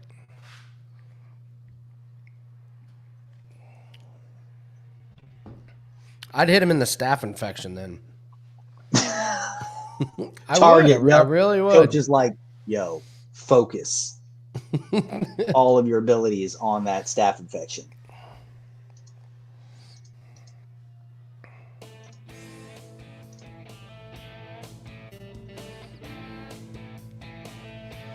Hold on. Is this a real thing? What?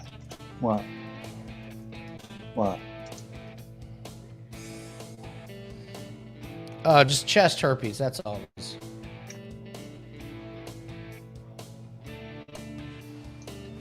Hey, Andy, by the way, I didn't know if you realized this, but Jong Park is on our bad list. As horrible on the feet, horrible on the ground, one against the stiff. That's what we have. Oh shit! I overlooked that. Where's that at? Yeah, I'm just looking at it. I'm looking at her because I added. You're right. Horrible on feet, horrible on the ground, one against the stiff. Charlton Harris to our good list. He's on our bad list, guys. Dude, so yeah, I mean, if that's not a that. If that doesn't tell you what to do. If that doesn't tell you.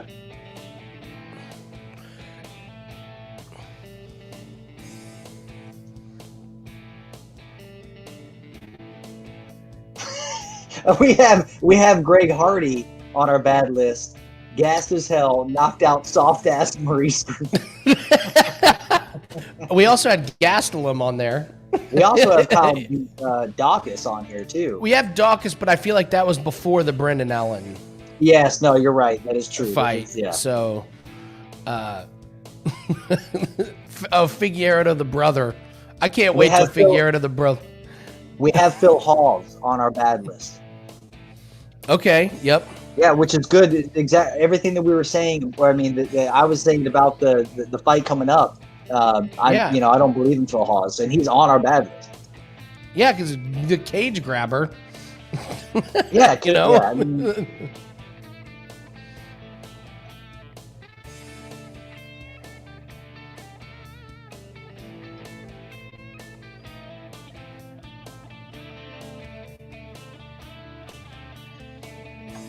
I forgot he's on our. I forgot Genome.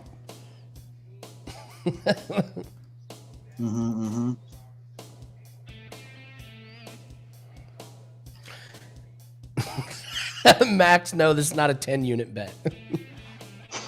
Oh, and Tafon's got the reach advantage. Oh my gosh. Where's Mr. Paul on this list? That's great. Chest herpes and staph infection. This guy's a mess. Chest herpes. Those were the worst herpes right there. Some straight up chest herpes. You better ointment. You better rest.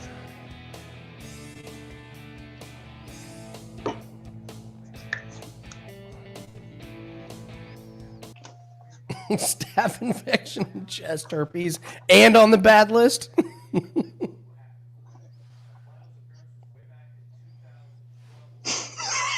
What is on his chest? I don't know, dude. John, I owe you an apology, John.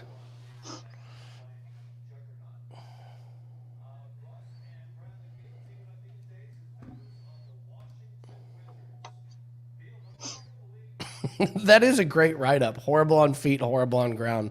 One against a stiff. I mean, those are pretty good because they're just in the moment. Like,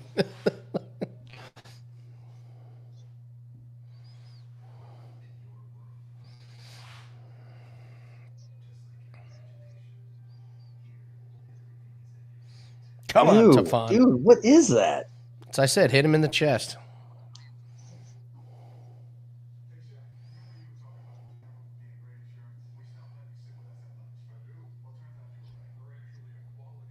Oh, they're pronouncing his last name Nchukwi. Nchukwi. We were way off.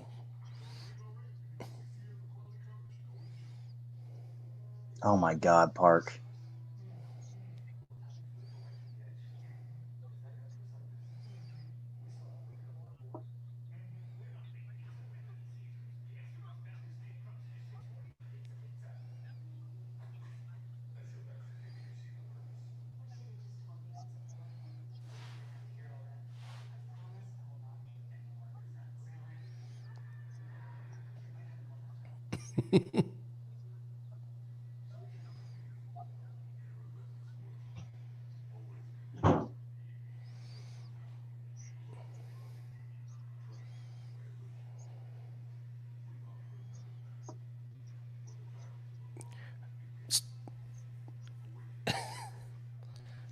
I really hope Tafon's just kind of feeling him out.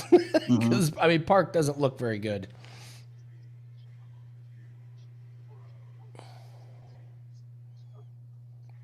Oh, that was a nice uppercut.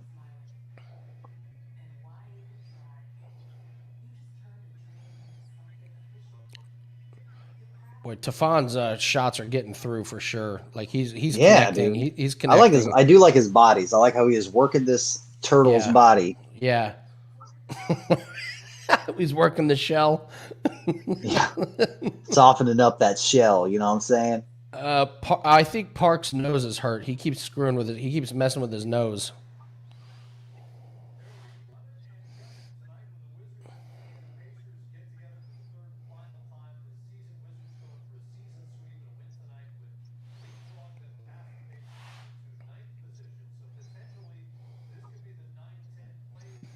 That's exactly what I mean. You see what I'm saying? How Tafon does not move his head.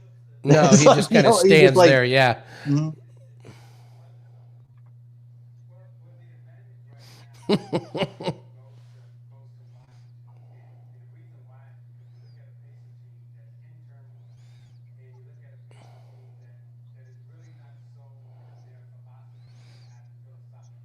Yeah, anytime the guy does this, you know he's getting hit. Like,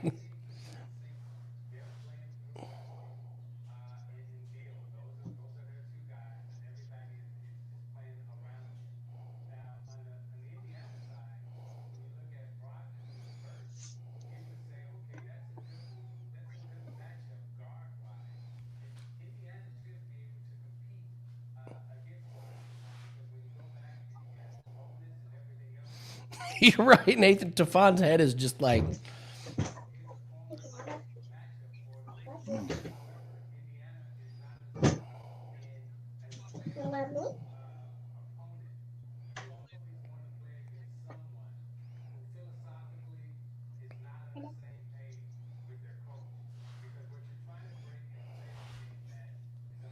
Hey, honey. Why are you watching? Watching the fight, sweetheart. Yeah, this is pretty bad. This is not great. Great fights. Ice cream is on the way. Awesome.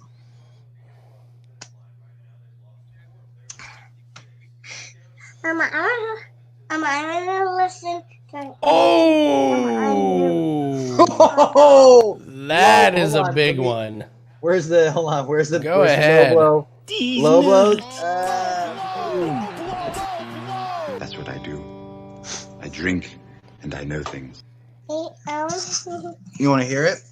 Okay. Damn, he got. Hold on. Say hi, Andy. Hi. Hi, Tallulah. How are you? Did you have fun today? Were you outside all day? No. Yeah. I don't know what you're saying. Your brother ran a long ways, didn't he? Yeah. Who do you like to win, honey? Who do you like to win? This guy or that guy? That guy. That guy? No. Say no, not that guy. No. No, the other guy. The other guy. Okay. Yes, we want the other guy to That's win. the guy. Hi. Hi. Hello. I want to hear him one my turn. No, I think we're done, honey. No, I want to hear him one my turn. I I think we're done, sweetheart. Here, go. Let Daddy know when the ice cream's here, okay? Oh. There you go. Hey, why do you have your headphones? Well, because so I could talk. Huh? Say hi to him. I did. All right, Nathan. Andrew's in here.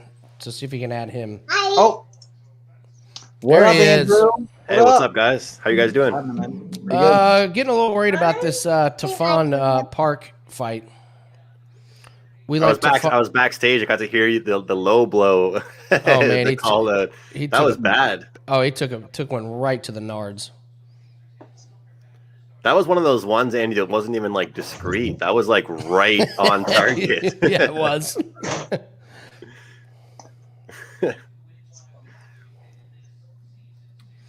Tafon looks terrible. Well, he did. He looks terrible. No. Oh, Need a big second round here from Tafon. I mean, yeah. not hold like on. Park I'm looked good. amazing. So,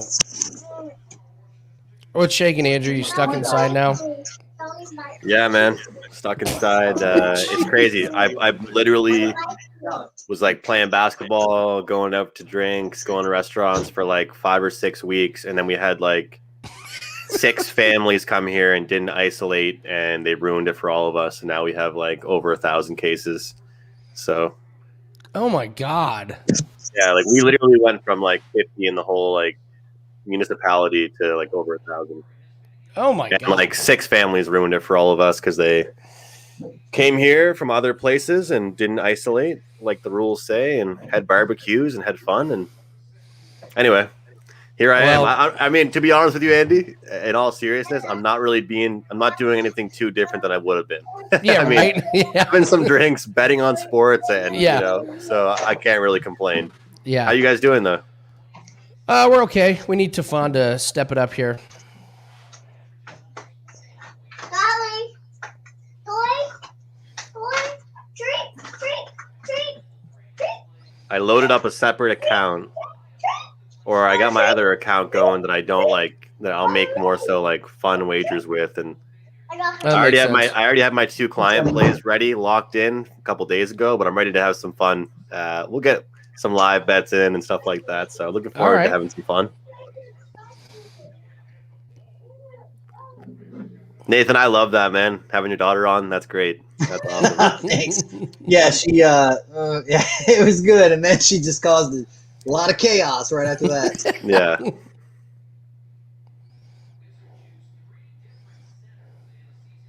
Oh.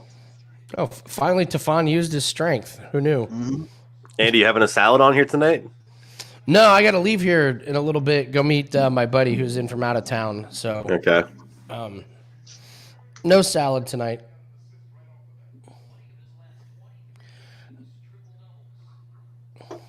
You This sticking is on, definitely Nathan? looking a better round for Tafon. Yeah, Park looks.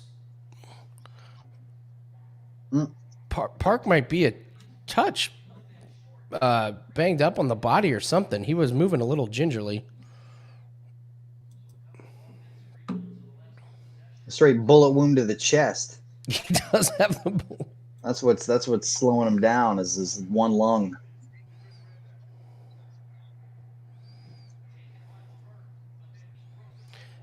Yeah. That's what I said. It looked like he was like hurt a little bit. Is that another one? Are you? Oh my God! Look at the shitting me? reaction on his face. Look at his facial expression. What? That's what I do. I drink and I know things. I Hey, so, wonder. Andy, I you're wanna coming see back the on replay. later, right? It looked like he hit him right in his. Holy Was that shit. a nut shot? I thought it was. I thought it hit him in the solar plexus, but I could be wrong. Let's see. Yeah. No, that was straight nuts. Yeah, that was straight fucking dick. That was straight dick. Look at his reactions. Yeah, You he's got to hurt, think man. after you do it the second time, the guy like has no respect. He's just like, obviously it wasn't an accident. Well, I will say this: Tafon has now hurt him. Like he is absolutely hurt.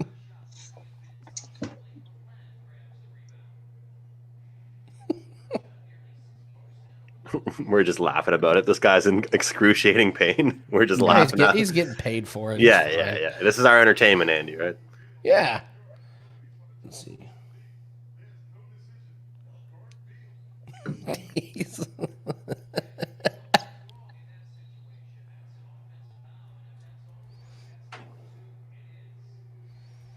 Oh, fuck. God damn it. Thank you. So, I mean, we need a finish now. Like, we just absolutely need a finish.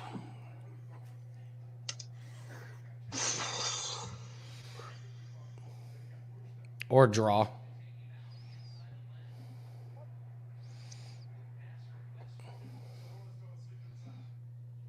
Keep going to the body. You already lost a point. Just keep going to the body. Keep working it. What's the worst that's going to happen?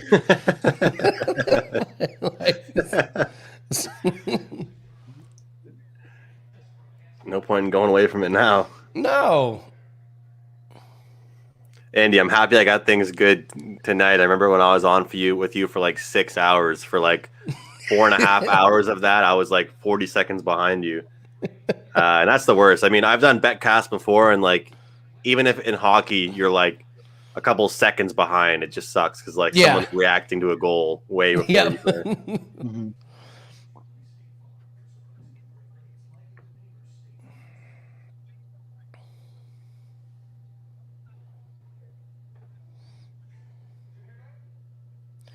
Come on, Tafon.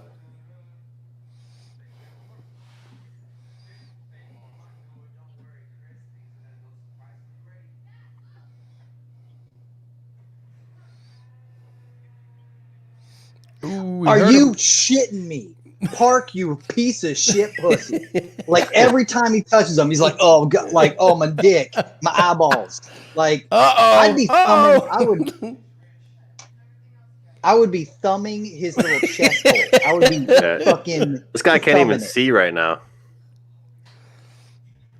Not a bad 130. Fight, come on, Tafon, work this guy.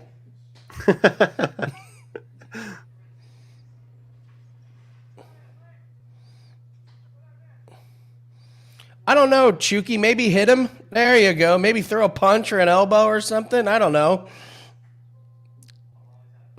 That was terrible. God. That was Tafon terrible. is awful.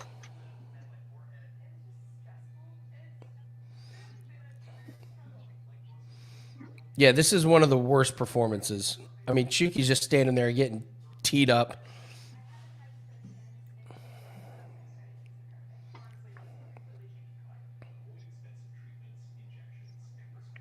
Andy, I was watching your NASCAR video that Wager Talk tweeted out. A little bit of a longer shot tomorrow, eh?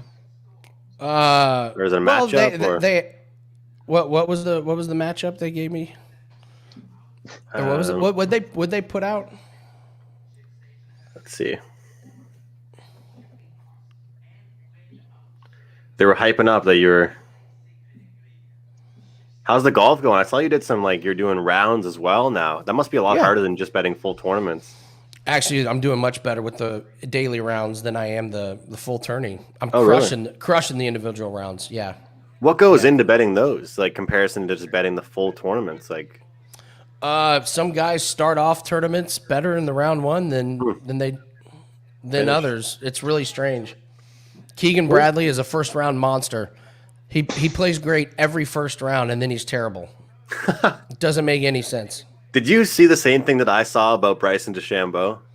Did we read the same story about him on a plane, finding out that he made the cut and had to fly back? Oh yeah, because he was terrible, and then the wind picked up in the afternoon, and he snuck in by one shot, and then he was awesome today. That's crazy. Yeah. It's pretty nuts. So Park is the big favorite here. I mean, I don't know if Nchukwi's saving himself or what, but no, he's not. I'm seeing plus just 260. You think he's just this bad? I think dude, we saw in that last fight that we did. I mean, this is going to be his pace. This is going to be his pace. And yeah, so even if he won that round, he's down a point. I mean, he took him down, but then he was right into a guillotine choke and was saved by the bell, and he got a point taken away from him. So unless he finishes this, I mean, it's Yeah.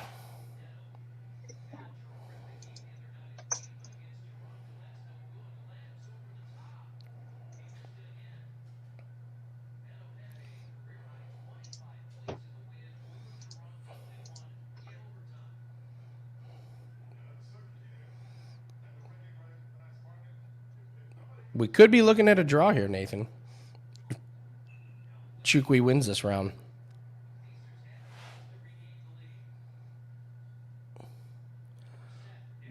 Have you guys hit any draw bets in your life? No, but we have a couple people in here that have. They're few and far between. They don't happen very often, but a couple people in here like them. I started betting them more in the NHL, Andy. Oh, yeah? Well, yeah, there's been a ton of overtimes this year. Mm-hmm. It's just something really weird to cheer for, you know? I want a tie. Yeah, let's have a really, really close game.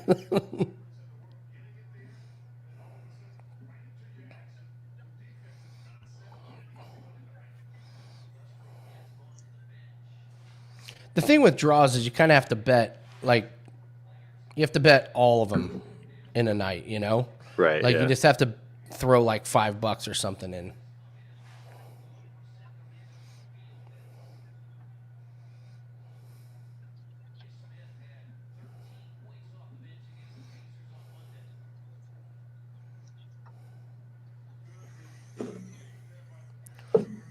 I also would like to point out that Park is not exactly great. No, Park's still on the trash list. It's just that Tafon, especially now with the guy that takedown. No, he's not. Tafon's going to muscle himself up, like he's going to have to, or he's just going to lay there and. I mean, there's going to be no technique to his get up. He's just going to I'm really strong. I'm going to stand up here soon.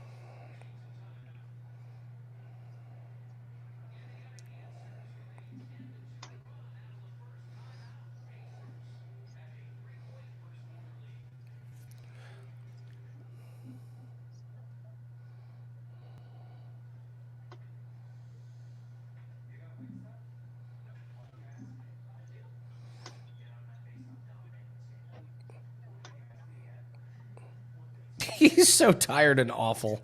He's gassed. He's so bad. Can't believe we bet on this guy. Yeah, he's got to pull a miracle here. Oh, he's done.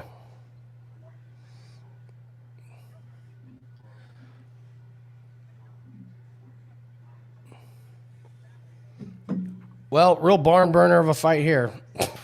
This is terrible.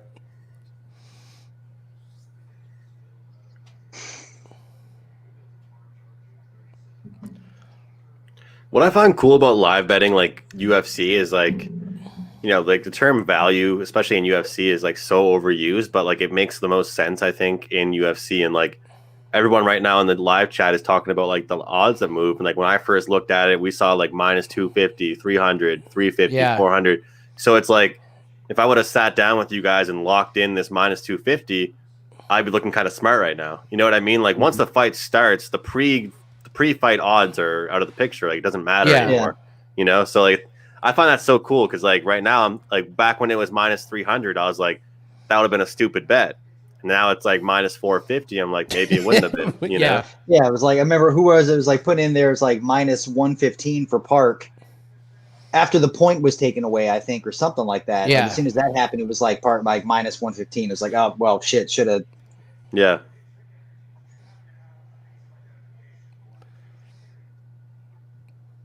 I know a guy that used to abuse cash out options with NHL, and he used to just bet all kinds of puck lines.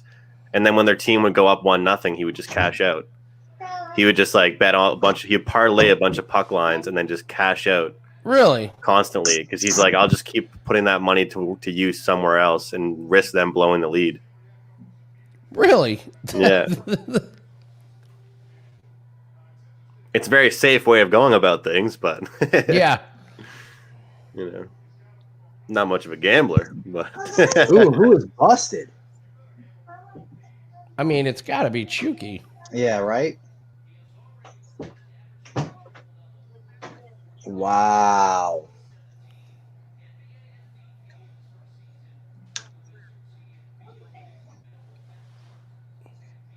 Park still is terrible. Just for the record.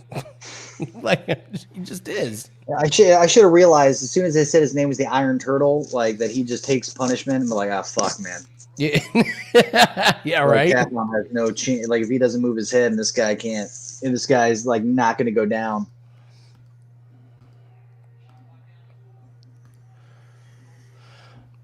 All right, well, that was a bummer of a fight. These are not very interesting fights. Not entertaining in the slightest. What do we got? Trizano and Klein.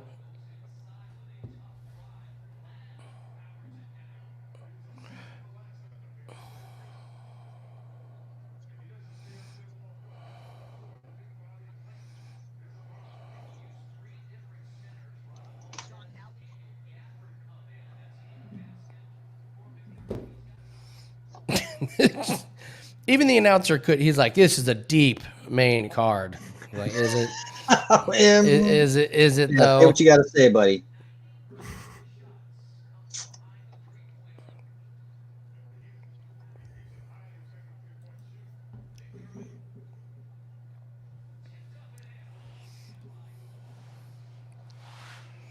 Yo, that's a. If you're Nchukwi, that's a fight. That's like a performance where you don't get another fight. just kick him off the card. Seriously, you That can't. was so bad, man. You can't. That was You so can't bad. perform like that on the national stage when you got a bunch of people waiting in line. Yeah, I mean, well, they did say. I mean, this is his fifth fight. You know, he's got little to zero experience. Well, he can have fun in Risen on for his sixth fight. Yeah.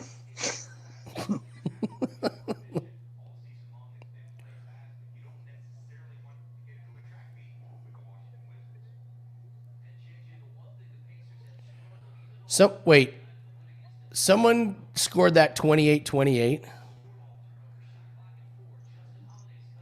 Someone had 30-25, and then someone else had 29, or someone had 28-28. That's disheartening. That's awful. Every Really, week, really bad.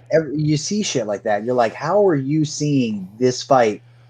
Well, There's one judge last that's just like, well, Nathan, last week in the Kai Kamaka fight, one judge gave it to him 30-27, and the other two gave it to the other guy 29-28. Like, how is that a thing? how is that like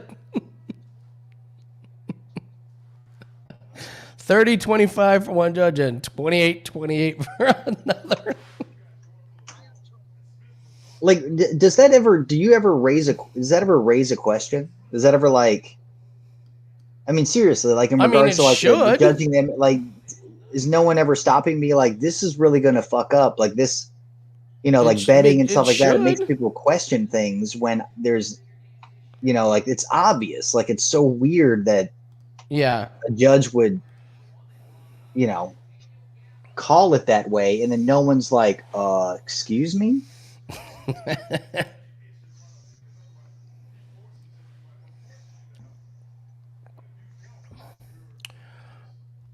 All right, Nathan. Anything else that we like tonight? This card is seriously strange. What do we got here? Well, this is this weird Klein fight.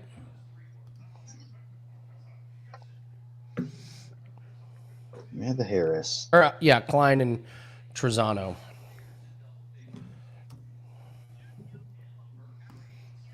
I mean, everyone. What's the juice though? I think is it like Well, yeah, Klein's like a heavy minus 230. Yeah, he's a heavy 250. favorite, so it's like not doing much on that. I mean, maybe lie bet it because I feel like Klein should win, but again, Trizano, the X factor there, man. Yeah, makes sense. Hasn't fought in forever. I mean, his camp's not bad. It's literally 2 years. It's like 2 years almost to the day. But we've seen it. I mean, we've done it in the past where it's like, oh, I'm going to fade the guy who has the ring rust. And then he comes out and he's awesome. And he comes out and he's like, okay. And, Klein's not, a world beater by any means. So that's the problem. It's like, okay, like it's. Yeah. One pick I wanted to give out on here that I'm already on. This is a client pick is the Magny fight, Magny Neal over 2.5 rounds. Oh, there you go. That's one pick that I really like on the card. Decent amount of juice with it for a total, but I don't play a lot of totals, but when I do, a lot of them are overs. And just, two durable guys that can move quick, take some shots. Sure looks like overs are going to be a theme of the night. Yeah. I mean, sometimes you have that where a card is like, oh, everything's going under or everything's going over, but right. You get a weak ass card like this, and yeah, I could totally. I like that one because Magny's probably not going to do anything to finish Neal. You're just really looking for Neal, and Magny's got that reach. So, I'll tell you on that one there. All right, Andrew. Yeah, let's get it. Let's get it, man. Over 2.5. What price are you getting right now? You can take, if you want over 2.5 on DraftKings, it's -152. If you want it to go just the entire distance, -125. So you're getting 27 cents value to knock off that last little bit of couple minutes. Yeah. Which I like because, I mean, honestly, how many times do you really see a fight get finished? So betting the over the 2.5. I would just say, yeah, the over the 2.5 or Magny Neal to go the. I'm going to put that up there. Andrew, we liked. I don't know, Andrew. Did you see the Cerrone interview?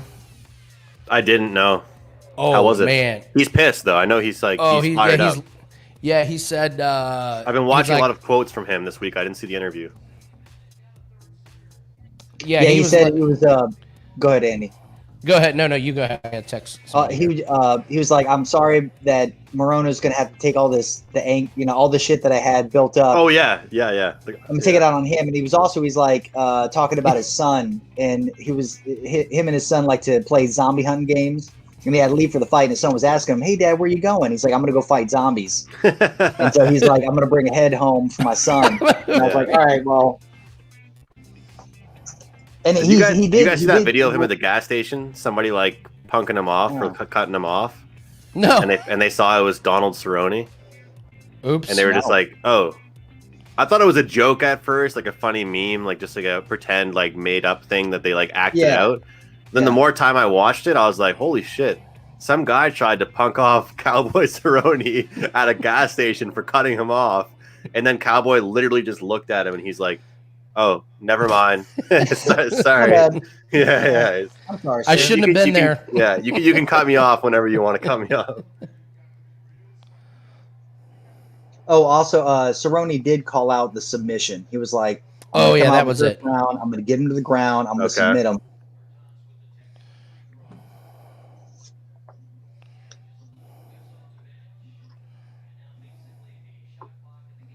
I have seen that you're pretty good with those method of victory, Nathan. Every now and then, I've seen that you like those. So, yeah, the little side prop, the little proppies, picking off those plus prices. Mm-hmm. I mean, it's like, Cerrone or Donald Cerrone. I think when we looked at it, it was like plus 600 for submission. Mm-hmm. Yeah, we got him at 6-1. And that's Yeah. Hello. The vast majority of his wins have been by submission.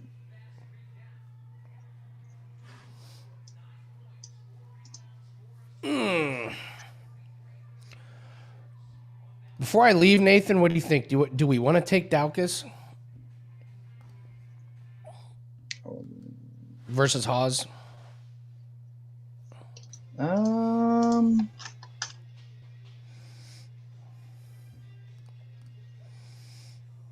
What do you think?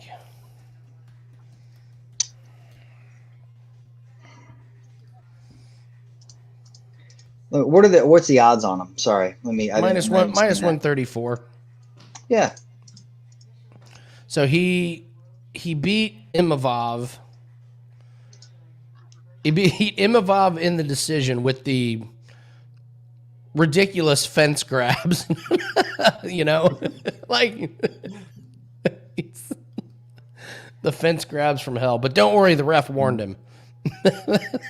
Don't you worry. That was terrible. It was really, really bad. That was really yeah. terrible. Like I said, like up until then, he's fought nothing but cans. Yeah, Malkoon. Malkoon was nobody. In contender series, that comes up Bestia, whatever. Kyle Daukaus has fought like way better competition. Oh, absolutely. Yeah, and remember we said that they were going to give him a reward for taking the Brendan Allen fight, and they did, and he just beat the shit out of Stoltzfus for 3 rounds. Yeah, and before them, he was just subbing, decision, sub. So I'm liking it. I'm liking Daukaus. We'll sprinkle Daukaus, and then I'm going to get out of here in about 10 minutes. So all right.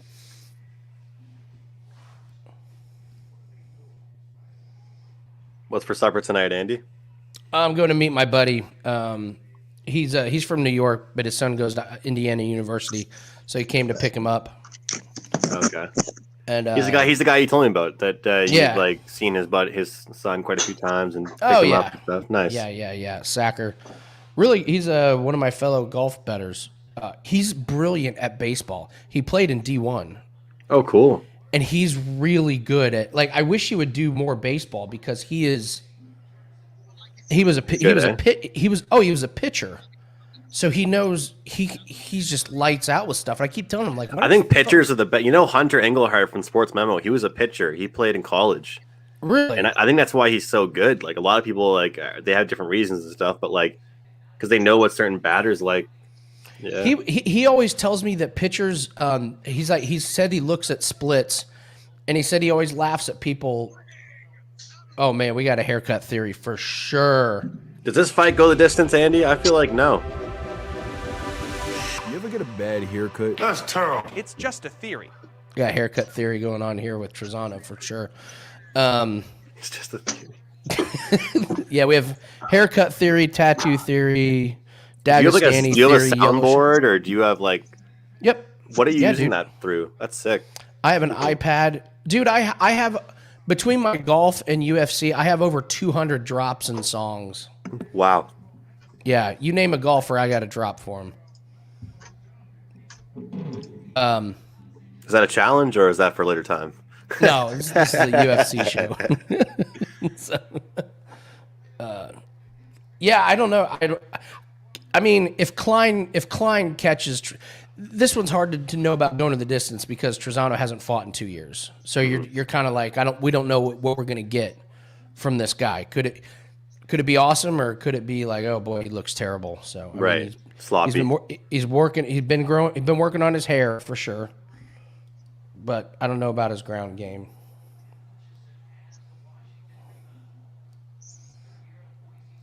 So yeah, I'm gonna go grab dinner with him, and then I should be back in time for later.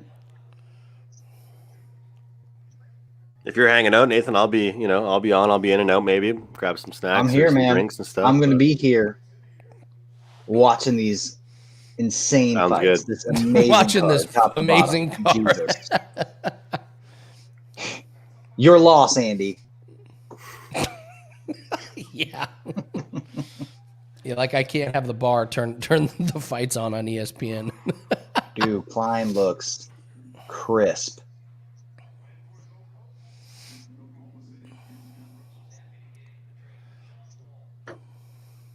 I didn't realize Trizano was this tall.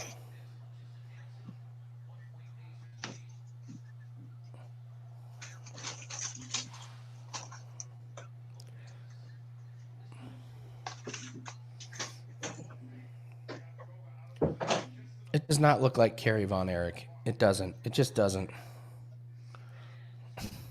Cormier.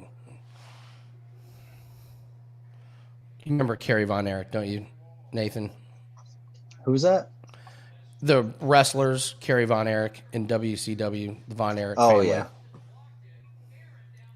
They're like, he looks like Kerry Von Erich, even though Von Erich had like golden brown hair. It's not even close to the same color. Uh-oh. M-Rob has a huge announcement. Yes, the Texas Tornado. I'll be right back. Okay.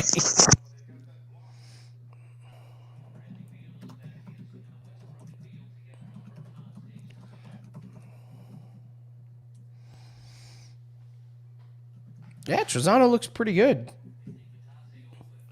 They're definitely feeling everything out. You know, nobody's brawling yet. No. Are you serious, M-Rob? You can't be serious. Andrew, do you know how many kids M-Rob has? No. This will be his 12th. What?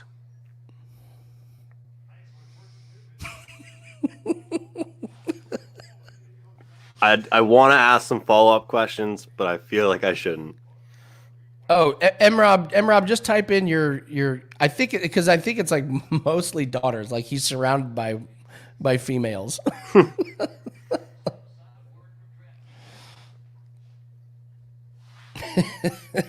Congratulations, M-Rob. Damn, I don't have a drop for 12th kid is on the way.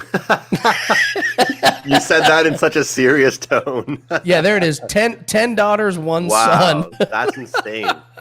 That's crazy. You guys must be tight. You got to keep things tight with the son. Yeah, right. We're in this together, son. Yeah. We'll get through this. It's funny. My grandmother, like all of her grandchildren, boys, all of her like great grandchildren, boys, most of her like uncles, or most of her uncles, Jesus, most of her cousins and her family, boys. Like she's like literally like, and she keeps on telling me like, when you have a kid, like please have a daughter. I'm like, probably not. I'm just like, I don't get to choose those things. Yeah, right. Yeah, I'll try. Yeah. Do my best. I guess I'll try. Alrighty. Rob, you're an absolute animal. You're just a beast. I can respect it, man. Oh yeah, that's right. 2 sets of twins and 1 triplets. When you have enough for 5-on-5 pickup with a sub on each team.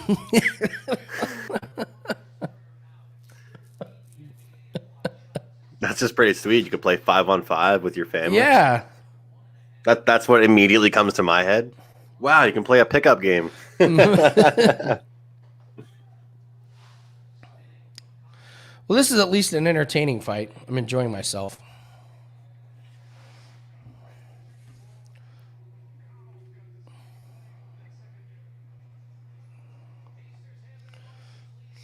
Well, M-Rob, I'd get my money back. I would just get my money back. He's getting wild with these kicks now, Andy. Yeah, Klein looked pretty good. Odds are live in his favor, of course. Hello.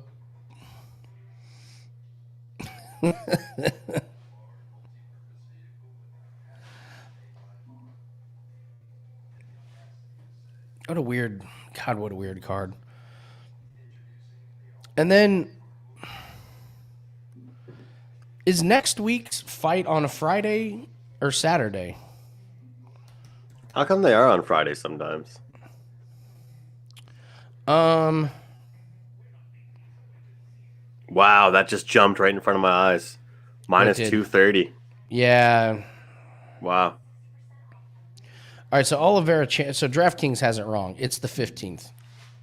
So Oliveira and Chandler. Nathan loves Chandler on that one. Okay.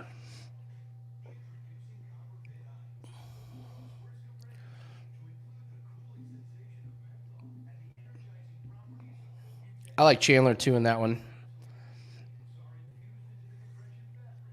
He's fun to watch. Yeah, it's really good. More fun than the last fight. Yeah. All right, Nathan. Taking off so you can remove me. You what? You're taking off? I'm taking off so you can remove me, and then when I get back, I'll let you know. And if you got any questions, let me know. Don't hit the end broadcast button. I'm gonna remove you here in 5. Say your goodbye. Have you said your goodbyes? Bye, everybody. He just leaves right away. See, the thing is, I still have the controls here. I love you, man. I'm sorry, buddy. All right, later, man. Oh, that was great. Just pops in, back out, in again. Yeah. So what I missed? Sorry, there was absolute chaos in the house. So okay, everything's all good. Moderately okay for moderately okay. For as good as it can be. Tomorrow's going to be interesting, so we'll see. Okay. Well, Klein's just applying pressure. The pressure has been too much to handle. We haven't seen like any countering really. Number continues to climb. So same thing where Trizano's just been tentative, just kind of getting pieced apart pretty much. Passive, like very passive, yeah.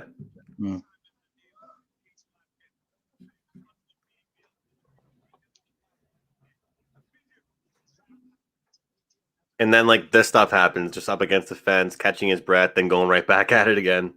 Mm-hmm.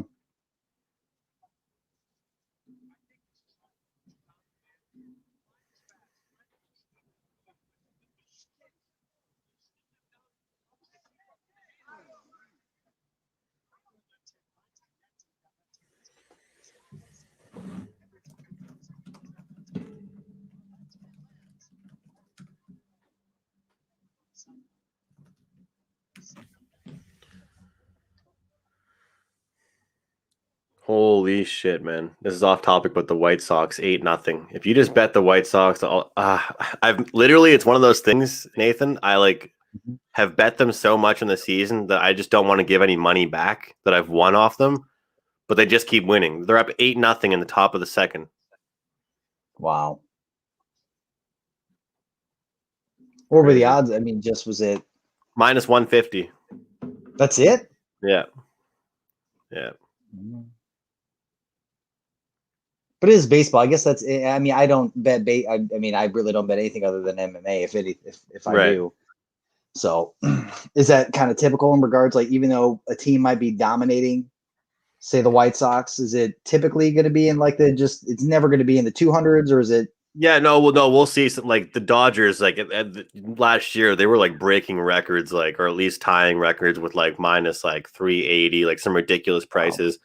A lot of people, especially this year, I've noticed, have like really adopted to the first 5 innings route, just because that way they don't have to deal with bullpens; they just have to deal with the starting pitcher. And when you do that, then the odds get even higher because they know what you're doing and they know that you're just trying to, isolate from any, intangibles or randomness coming into the game. So, but.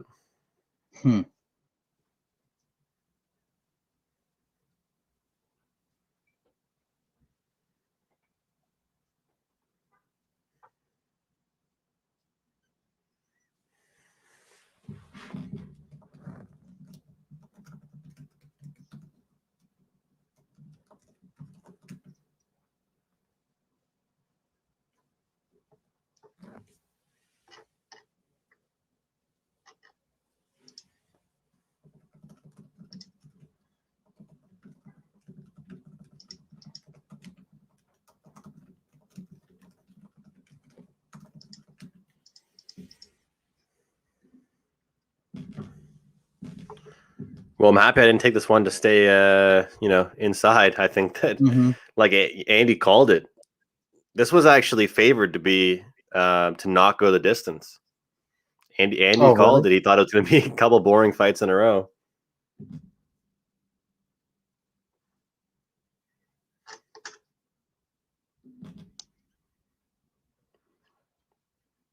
Minus 190 now to go in the distance. Klein now minus 345. Yeah, 380 on FanDuel. Wow.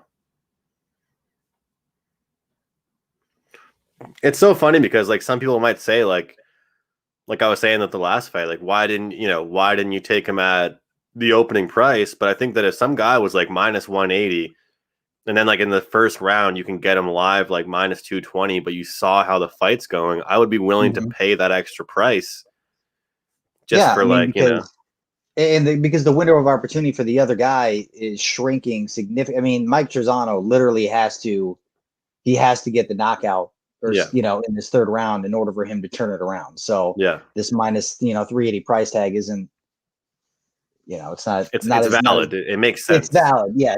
During the fight, after you've seen what you've seen, for sure.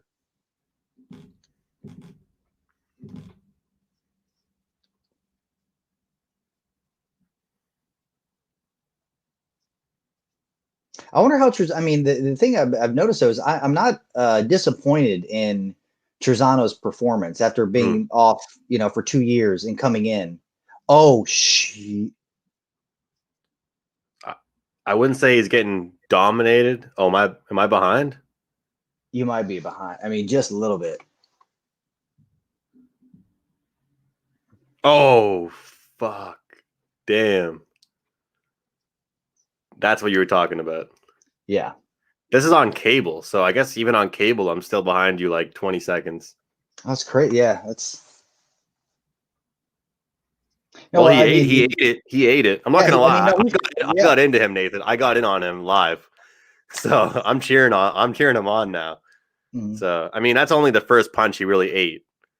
Yeah. No. Exactly. Like, what I was just saying is that Trizano, though, I mean, to go against somebody like Klein. And the guy being off for 2 years hasn't looked that bad. Mm-hmm. I mean, anybody slower, let's say, than Klein, because Klein is he is a speed demon. Yeah. Well, you got to give him credit for eating that shot. Well, yeah, for sure. That's a good. As someone that bet on him, my heart just dropped for a second. But you're like, oh my god! Because I look at you and you didn't say anything.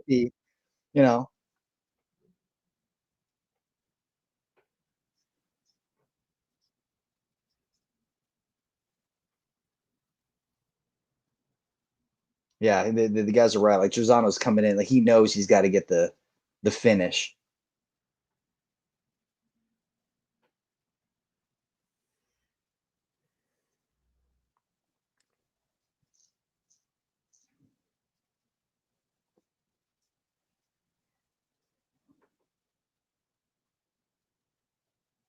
Ooh, Klein's down to minus 198. I mean, you could grab it then. Yeah. I think this is people just trying to, just jumping on Trizano bandwagon after that big clock, but that's not going to win a fight, Exactly. He's just headhunting now. I mean, it would be. And you can tell Klein's playing it smart now. He's just bobbing in and out.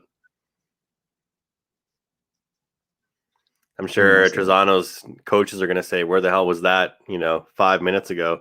Yeah, exactly.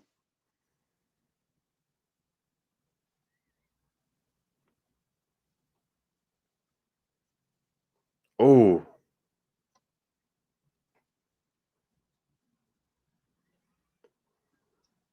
Come on, Klein. Don't be foolish. Mm-hmm. Don't get in the way.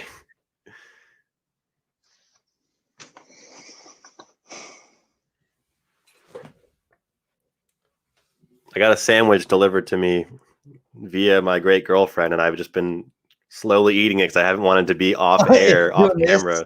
But if you're wondering why I'm doing that, it's because I don't want to eat on camera. So that's why I'm doing that. Oh, that's normal. And on this show, that is literally like we'll duck out. You'll just see a shoulder. It's like I don't want to go away. I just want to momentarily, Yeah. Yeah.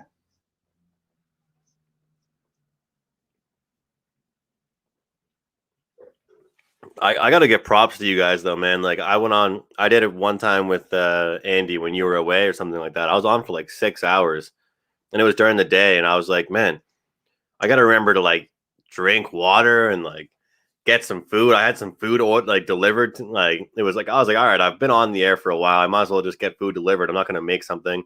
And like I was thirsty and I was drinking beer too on the show, so like that doesn't really help with like hydration. So hats off to you. I'm sure it's fun, and I'm having fun with you guys. I always do, but like it's definitely, it's not all fun. You get dehydrated, you're sweating out bets, you get warm. I took a shower before I came on here. I bet you all be sweaty by the time I leave. Yeah, and typically it's a long haul, man. But it's fun. I mean, yeah. Oh no. Is it over on your screen? You got 12 seconds. Okay, I'm at 23 seconds. Am I all right? You survived it? Wow. I heard that on your speaker. Yeah, dude. Do you think he would have got him Yes. If he would have 30 more seconds. That's crazy. That's like Saved by the Bell. Mm-hmm. I put Trizano, or at least on the to watch. We have a good bad list or whatever and all that. I just put Trizano on the guy to watch list because for a guy being away for 2+ years, yeah, put on a performance like that against a guy by all means who people had him. I mean, they were like, everyone's like, this is an easy fight, this is an easy call. And I was saying from the beginning that there was too much of an X factor. Klein won, but I mean, by no means you were that third round, you were biting your nails.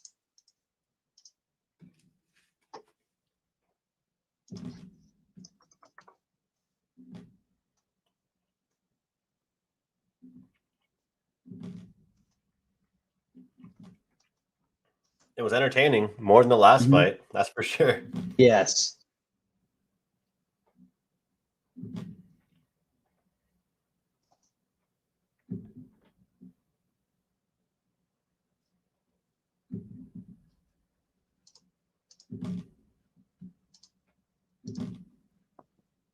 What are these judges going to do? Yeah.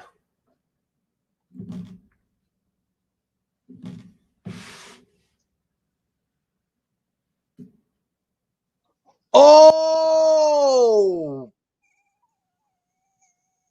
What the? What'd they call?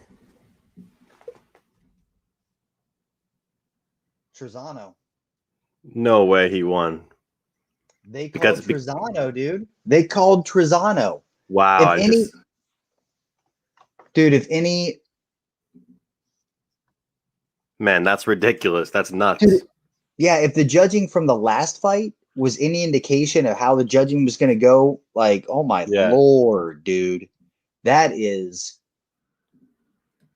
How can they take one round, though? How can they take one round? Even though he dominated the round, but you can't win a fight in one. I mean, you can, but it wasn't. It wasn't like a fucking 10-8. It wasn't like a. I mean, even if it was a 10-8, I mean, you still bring it to a.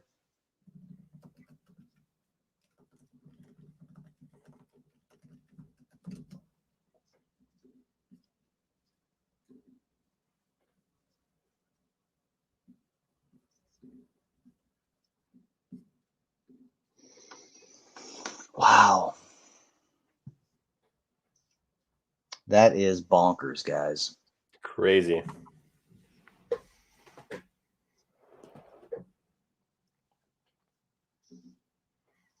No clue.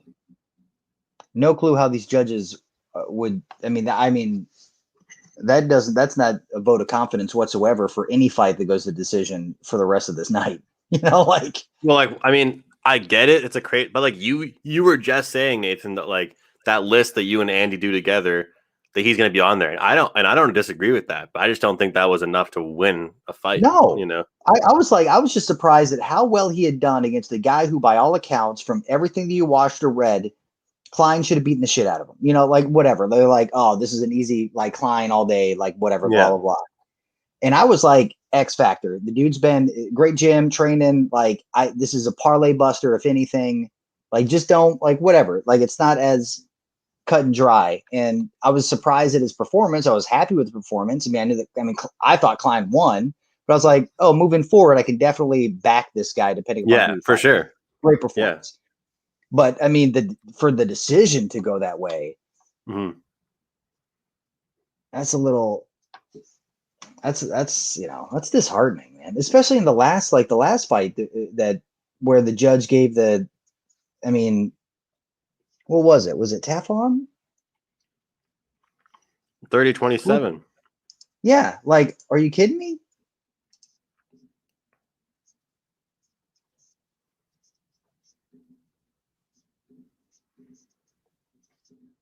What up, Hector? What's up, M. Rob?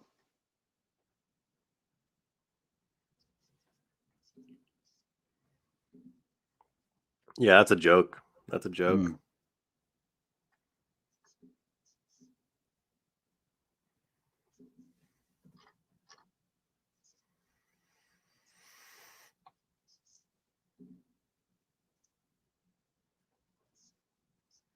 And I'm not going to sit here and say that the odds should dictate things, because I kind of hate when people say, like, especially in hockey, like the advanced metrics or this, the odds aren't always going to dictate the winner. But for sure, what Corbin is saying is super true. I mean, minus 500 closing odds, and yet, at some point we saw that, and this guy ends up losing. Mm-hmm. It's pretty. Honestly, the reason why I asked you, I switched to the Montreal game real quick. And I was like, yeah, this fight's over. He's going to win. Like, I'm pretty happy. Yeah. I was like, it is what it is. It got a little bit sweaty. And then I heard your reaction, and I was like, no way. Dude. Well, and it was also, like, in the chats, like, because I'm even behind a little bit, because there was people hitting in the chats, like, OMG, like, what the... I was like... And I was thinking it was, like, 5 seconds behind the chats. That's just... Yeah, it's crazy.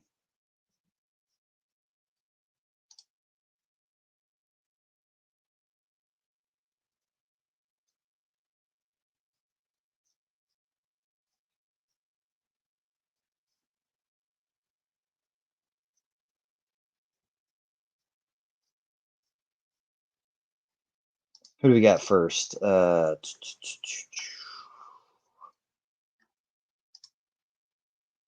lot of ranked fighters. That's how you present this card. I would hope so. It's the UFC. That is a very interesting way of saying this card is shit.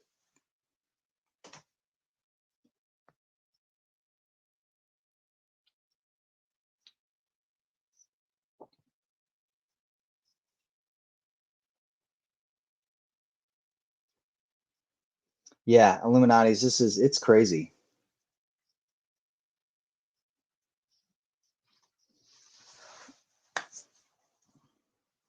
I can't.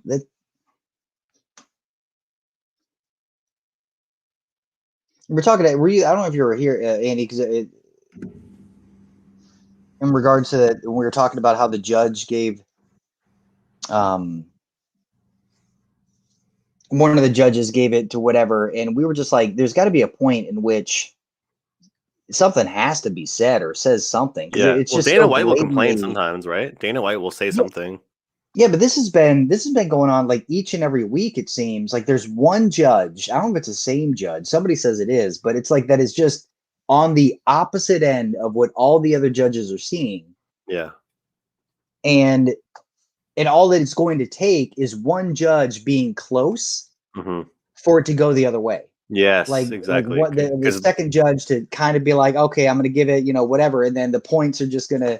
And it's going to. I'm sure one of those judges is looking at that guy like, you're an absolute idiot. I'm sure one of those judges is looking at him like, what were you thinking? And obviously it's not. He gave his 2 cents. And when are they going to call that into question? I mean, it just.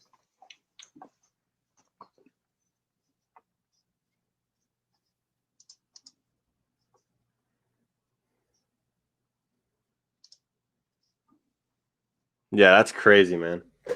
Mm-hmm.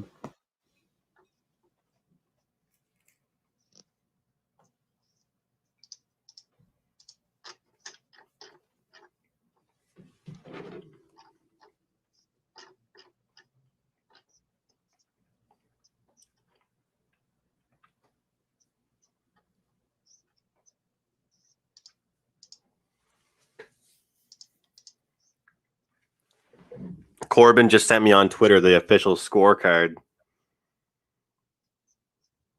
What was it? Let's see. So one guy had 29-28, 29-28, then 30-27. What? So he had 10-9, 10-9, 10-9. For Trizano? Yeah. How could you have that guy winning every round? What's the guy's name? Do they have his name? Is it like Greg or yes. Junichiro. I don't know how to pronounce his last name. Is it with a G or whatever? It's Junichiro.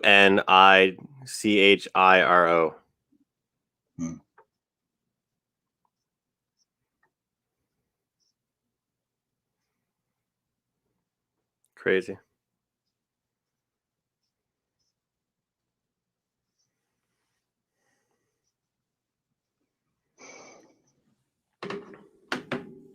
Well, on to the next one, my friend. Yep, that's right.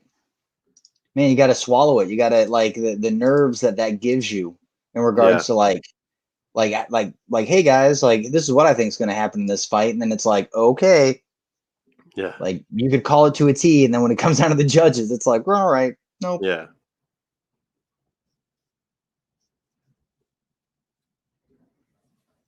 Crazy. Do you have any moves in the next one? I mean, I like Cal Daukaus. I mean, I like the thing. We watched Phil Haw on his last fight or whatever, and the way he would have lost that fight if he wasn't grabbing on the cage as much as he was. I mean, I've never seen cage grabbing the way this man in the ref just did. He was just like, yeah, that's cool, man. Just go ahead. It's weird. Some of them are a lot more strict on it than others. Yeah. Like if it wasn't for the cage grabbing, like he would have been on the ground, he would have been smothered. He would have been. Look, Phil's got power. Phil can knock anybody out. I just think that if Cal Daukaus can avoid Phil's power in the first round, do what he's supposed to do, which is grapple him, get him on the mat and submit him, I don't think Phil has a chance. But if Phil's gonna grab onto the fence and the refs aren't going to call do the him same for thing, if he's going to do the same thing, then it's Phil all day. So I don't, I don't know what's going to happen.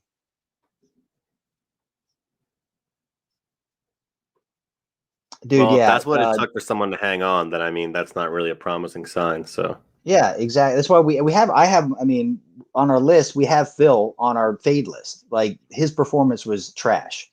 Besides the whole, yeah. Not a bad price either on Kyle. Mm-hmm. What is it right now? I got minus 140. Okay.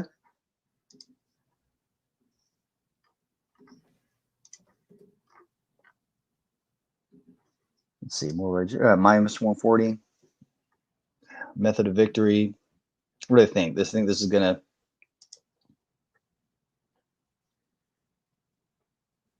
Yeah, so this is the fight. The minus 186. This fight does not go the distance. Okay.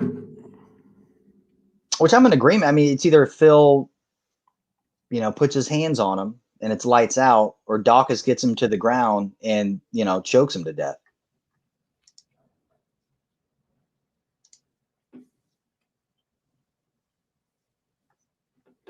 Daukaus by submission plus 300. Let's see. Hawes by TKO plus 280.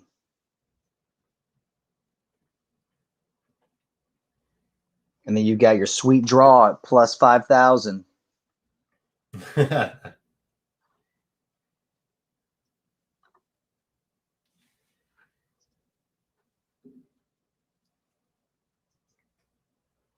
So I just parlayed Kyle with that Neal Magny over. I really like. I already have that as a single, but just gonna. I love it. Create a better price. Especially in UFC, I don't usually do anything bigger than 2-teamers, maybe a 3-teamer, because that's the true odd. You're really cutting it with that. Did you watch the pay-per-view a couple weeks ago when it was live? I try and watch most weekends. Yeah, yeah. Oh yeah, I watched great, that. Yeah, that was the best card in such a long time. Yeah, I mean, all the fights. Pretty much. I ended up betting on Anthony Smith too, and I was I wasn't planning on doing it, but then I was like, man, there's something about it. He actually performed well because he hadn't had great performances before that. No, but you had to. I was telling Andy when we were talking about it, I was like, this is a huge step up for the tank, whatever, from Australia. What's his name? The guy he fought, the guy that he nerve kicked into, whatever. Hold on.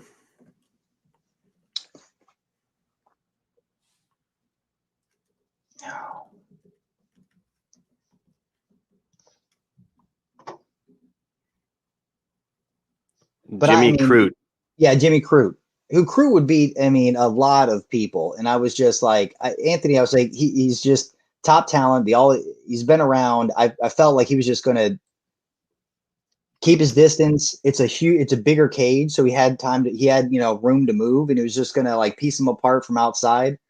I didn't think it was gonna end it with a nerve kick to the back of the leg, but that was nasty though. That was yeah. But yeah, people were sleeping on Smith, and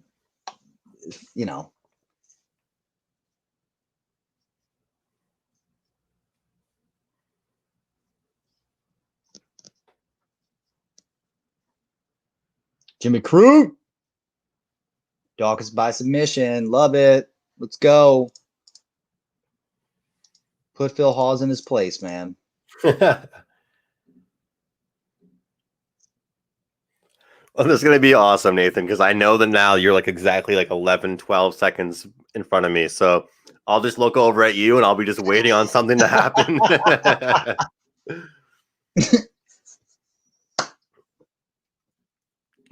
And apparently the chat's ahead of us. So yeah, it's a few seconds, so it'll be.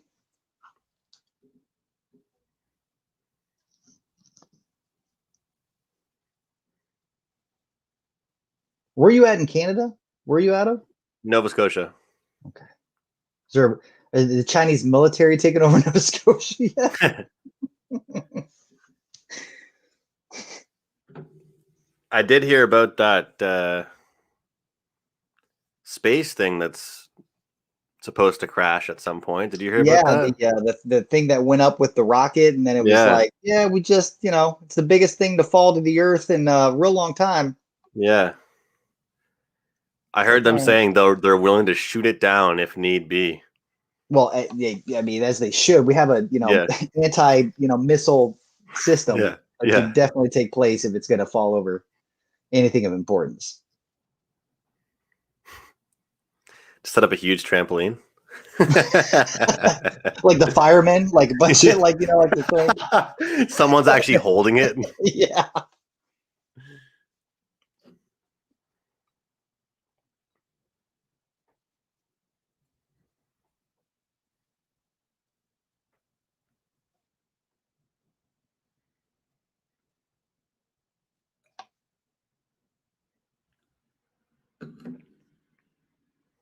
Oh.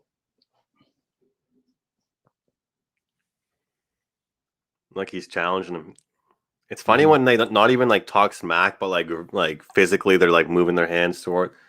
They want it to be a brawl. Yeah.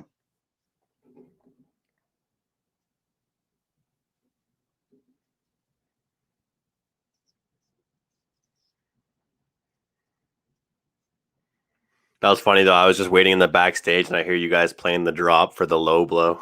And there was 3 in one fight. Oh, dude, yeah. You know what I find funny is that always happens. Whenever there's one, there's usually more. Yes. The person never learns. There you go. There you go.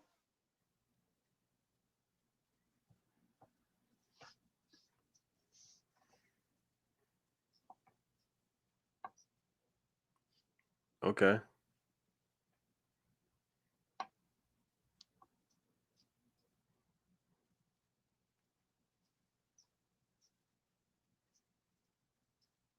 It's funny when like the person on top isn't actually the one that's doing the damage. Like it's like when you get on top and you're like you got in the mount, but you're not even like doing any damage. You're almost letting the other guy rest because sometimes it takes more energy to be on the top. People think it's always the vice versa, but I think sometimes when you're on the top, you're putting the effort in to stay there. To keeping them down, yeah. Yeah. Meanwhile, the other person's just kind of hanging out.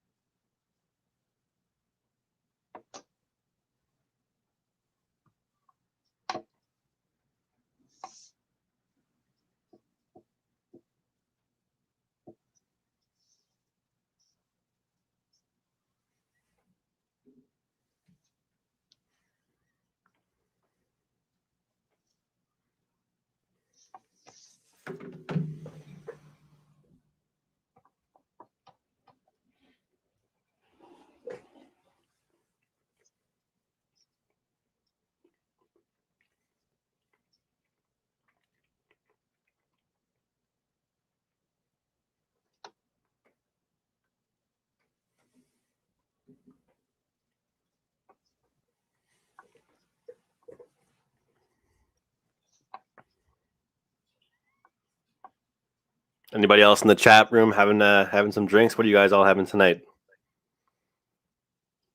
I know that Andy has some different drinks every weekend, so he's always surprising us. I got a new drink this weekend, and they're terrible. Truly's Berry Punch. I've heard of that. Punch series seltzers. If you love just sugar drinks, even though this only got 1 gram of sugar, but if you love sugar tasting sweet drinks, this is for you guys. Okay.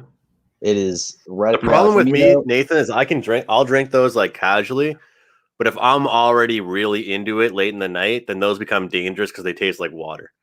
Yes. You know what I mean? Like like before you get to that level, you're like, okay, you're good. But then like after that, those are going down like, tap water. And then, and then it's just dangerous because then you wake up in the morning and you just like, what the hell was I doing? Covered in white cans of seltzer. Yeah. You're like, whoa.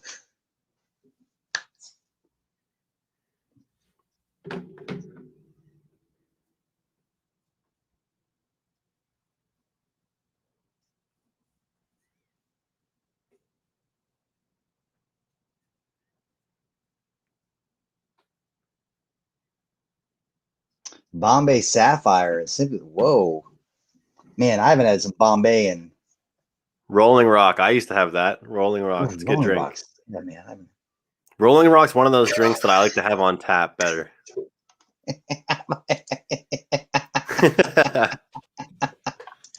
There you go. Snacks XRP. Speaking of XRP snacks, what's up? Yeah. It definitely jumped this week. Doge went bonkers. Oh, that's right. Elon Musk is going to be on tonight pumping Doge. What about Ethereum?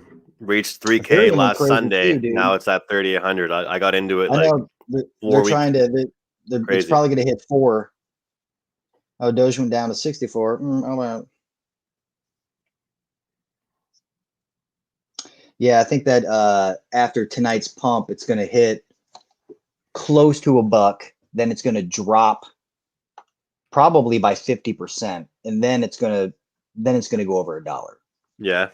Hold your Doge. Hold your Doge. ETH is the only one I'm in.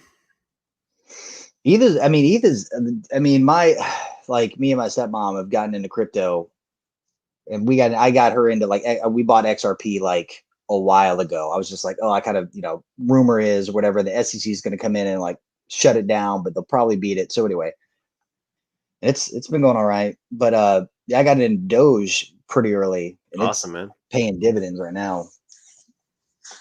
I mean, what's the average S&P? Right? I got friends like using advisors, and I'm like, look, I didn't go to accounting school, I didn't go to this, but like if you're looking to make 8% a year and you're paying for it, what the hell are you like? You know what I mean? Like, why are you paying for that? Like, you could literally just put money in index funds.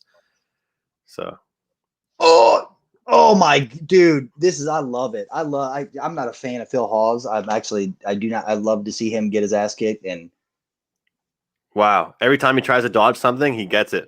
Crazy. I like how our guy's being like patient though. He's not like being too crazy. Mm-hmm.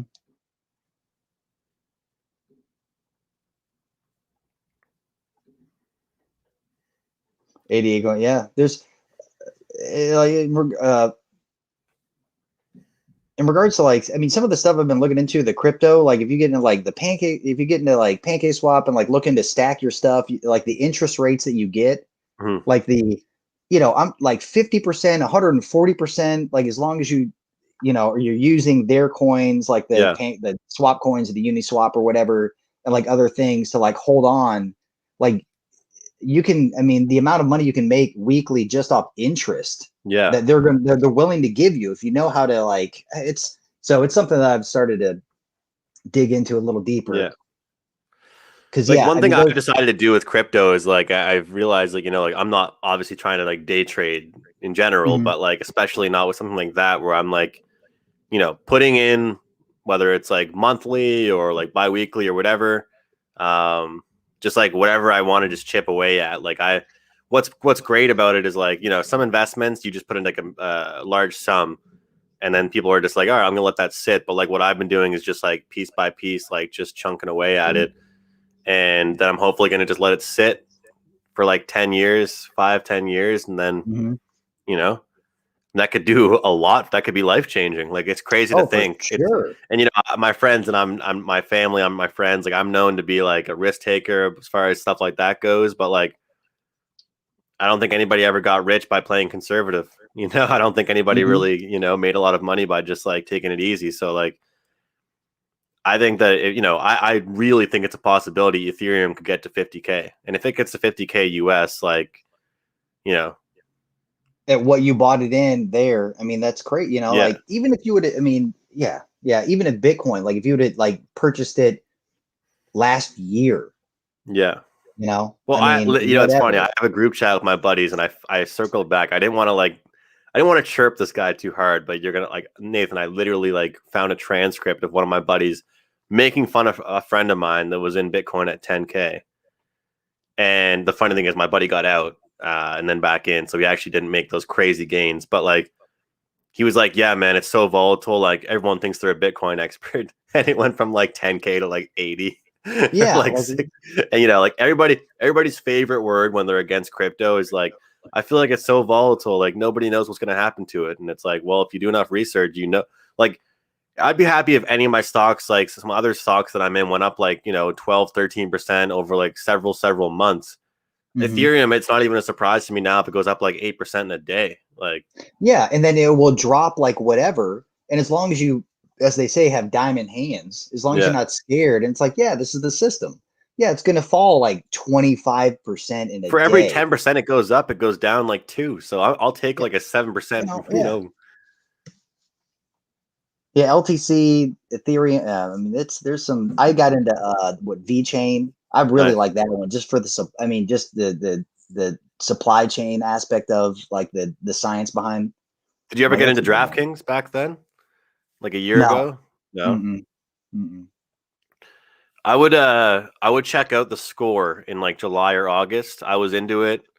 I got a lot more into it, and then it started to.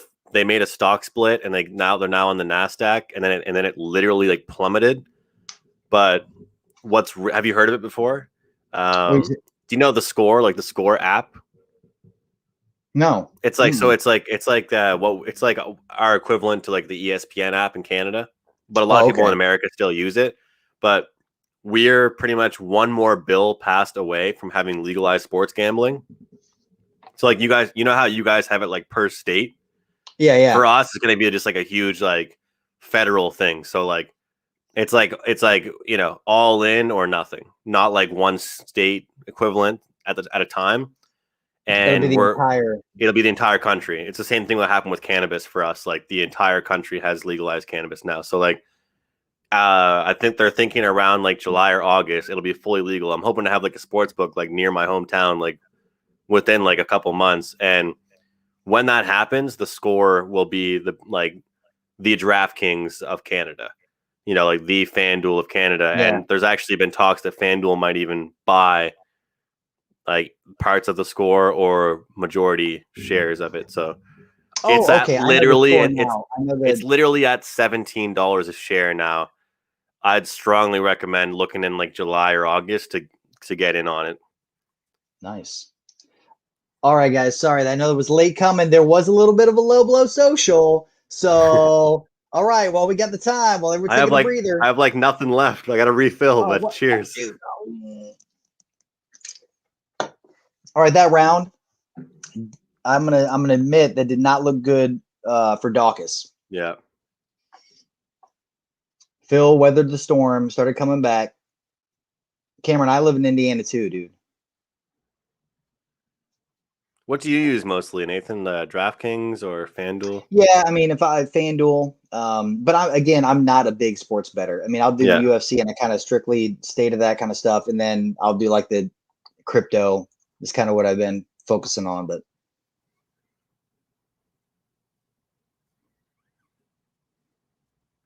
you know, I'm on like one of the craziest runs like with the clients that I've been on in my career right now. And what's really stemmed it has just literally been lowering my volume. Like just like I have one NHL pick tonight, 2 UFC picks, and 1 MLB. And like that the whole low volume is like per sport, right? And just like once I got on that big run, I was like, you know what, I want to, you know, continue that success and just, you know, 1 or 2 top picks per day. So, you know, hopping in and making a few live bets here or there, that's fine, you know. But as far as like the client picks goes, and that Neal versus Magny over is one is one that I'd actually like, you know, put like a decent bet on earlier in the week. But like these other bets that I'm making are just kind of like for fun. They're not, you know what I mean? Like they're just, I mean, the ones you want to focus on, the ones you feel good about. And then it's not about, again, it's not about volume. It's about ROI. Yeah.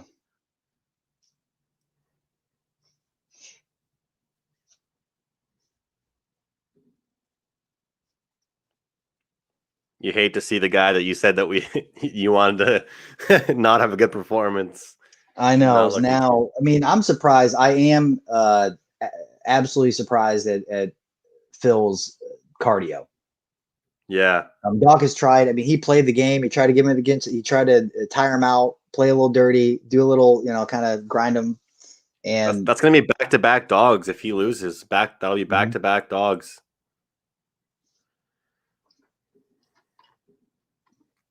I know it sounds weird to say this and people say don't believe in this stuff, but it's fun to look at sometimes. You ever notice how some cards, it's like all unders or all overs or all dogs or all faves? Phil Hawes right now is minus 1450. Wow. Yeah.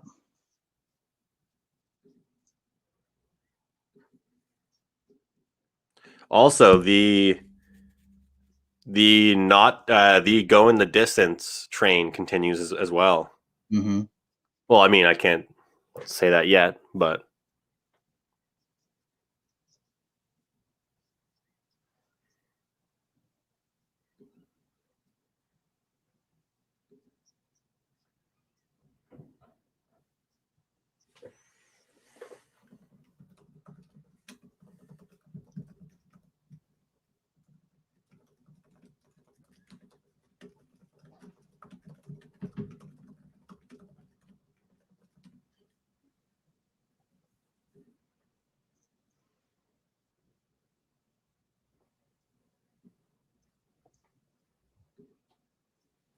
Man, this might get stopped. I mean, if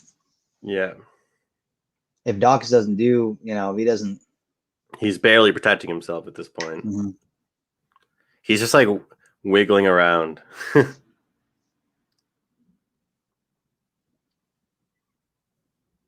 I always find it kind of funny, like what the line is for that, because like, if a guy is like wiggling around, squirming around, it doesn't necessarily mean he's protecting himself, does it? No. But like the referees need someone to like get the shit kicked out of them before they stop a fight. I mean, I know these guys get paid to do this, but like it's kind of like at this point, it would take a miracle for him to get up and then knock him out to win the fight.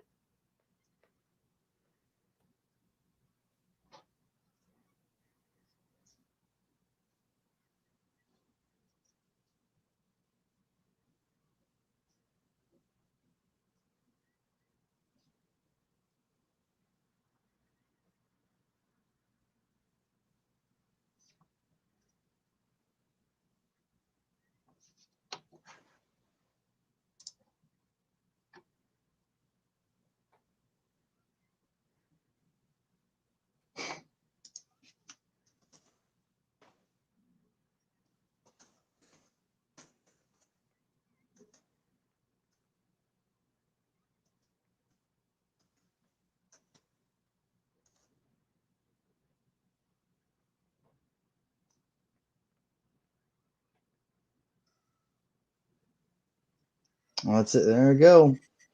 Weird fight.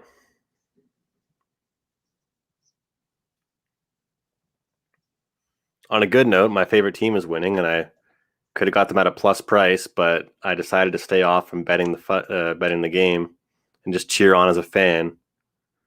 But now I'm regretting it. Montreal Canadiens. Oh, okay. Now I'm regretting it and wishing I did bet them, but hey.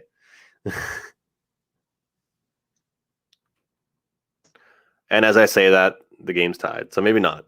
Maybe not.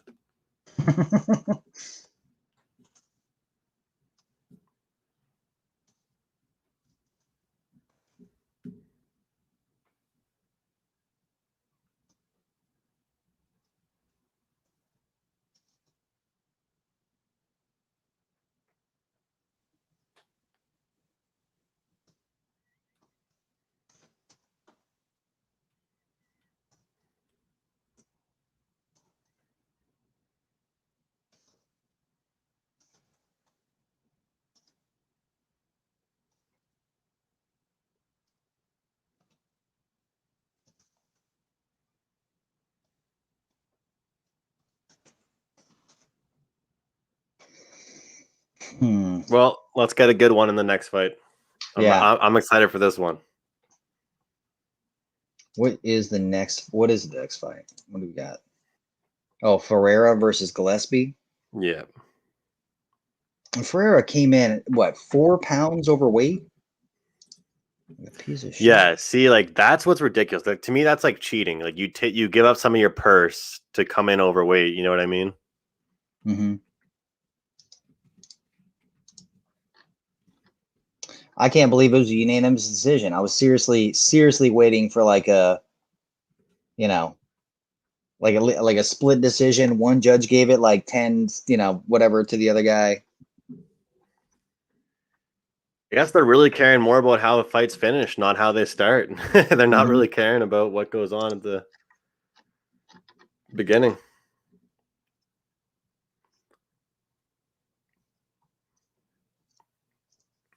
There hasn't really been much smack talking tonight, though. They've all been showing class, all been showing respect. Nothing's really been too crazy.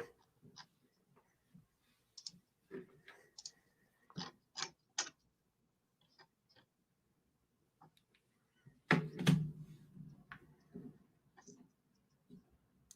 gonna get a refill, Nathan, and duck out, and I'll come back in. All right. I got 500 XRP on Gillespie. Whoa. To the moon.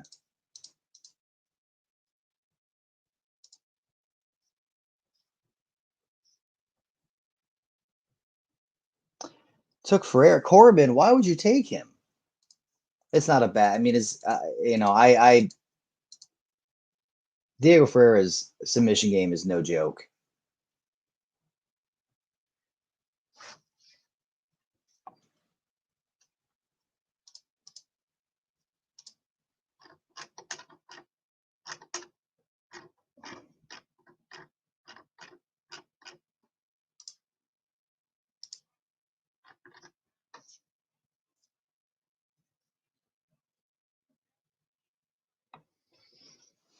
Hmm.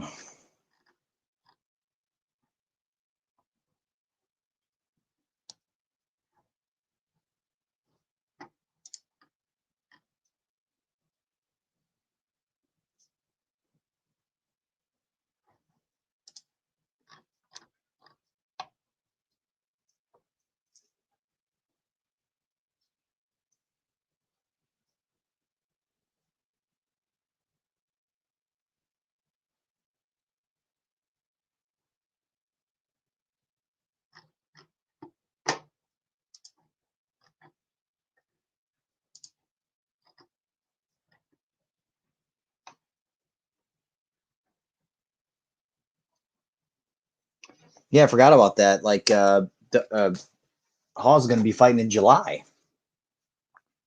It's crazy.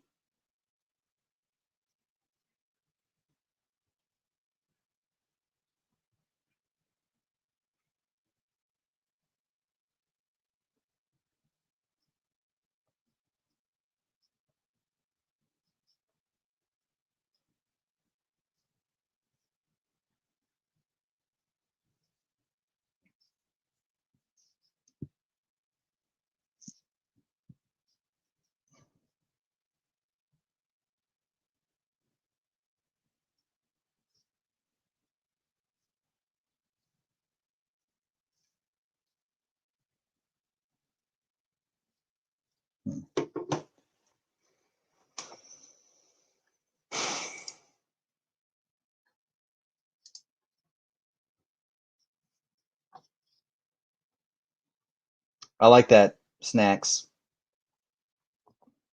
I always like to sprinkle. I mean, talking about like yellow shorts or haircut theory or tattoo theory.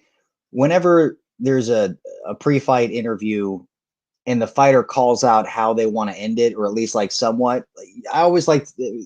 There's always like a sprinkle that I'll put on there.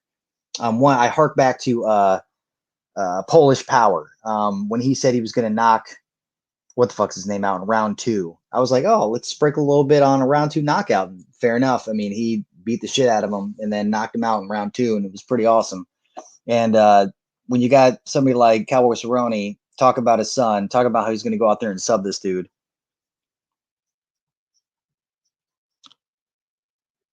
it's not a bad bet, especially when you get like what plus 700, plus 600 on it. It was just like a small little sprinkle.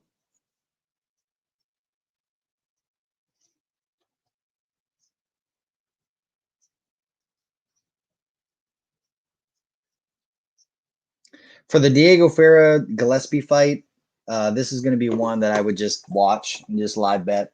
I mean, I know that. Well, Gillespie has taken time off. His last fight was, I mean, he got knocked down in round one, so he definitely took the time off to recover from that. But his last fight was back in what, November of 2019. Up until then, he was on a crazy ass winning streak, basically beating the shit out of everybody.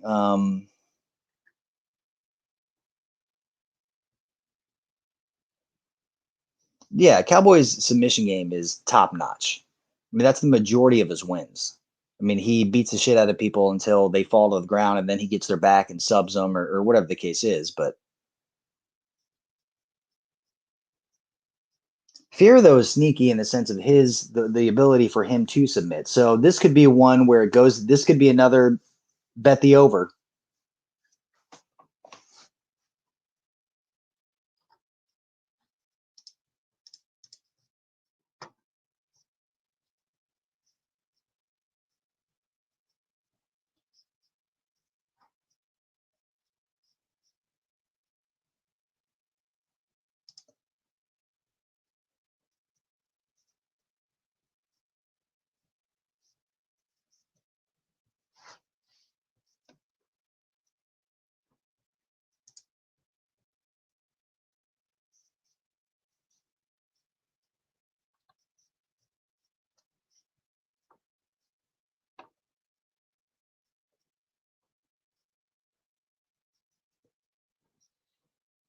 Over 2.5 is minus 190.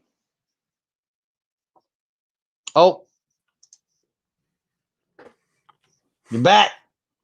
What's up? As you were taking a bite, I caught you right as you were taking a bite, man. Yeah. That was planned, wasn't it?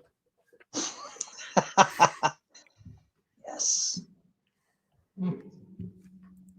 Yeah, I think that's so ridiculous. Like you're a professional and you miss weight, like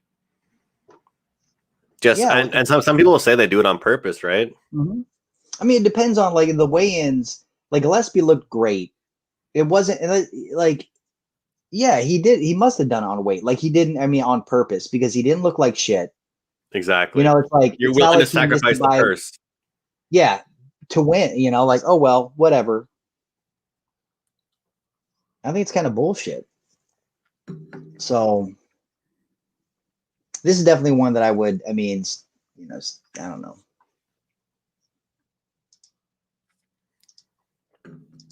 I sent you a private message about what my client plays were. Oh, what is it? Okay, gonna have.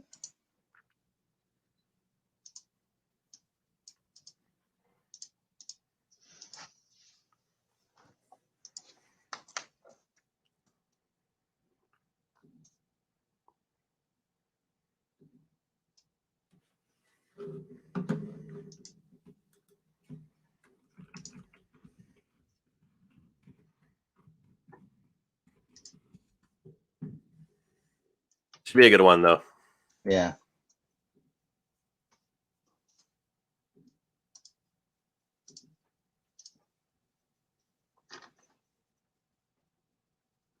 What are the odds right now? What are they saying here?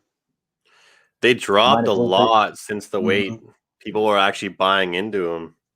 Yeah, which is it's crazy because they're like, oh, he obviously didn't cut weight on purpose, so now he's gonna. And so you know, Exactly. sometimes that works in people's favor, and I've seen it gone the other way. I've actually made the mistake of betting on the asshole that missed weight on purpose just to get the advantage, And then he and was they like still slow or yeah, and they wasn't, still end up getting their ass kicked. You know, it's like Yeah. okay, well.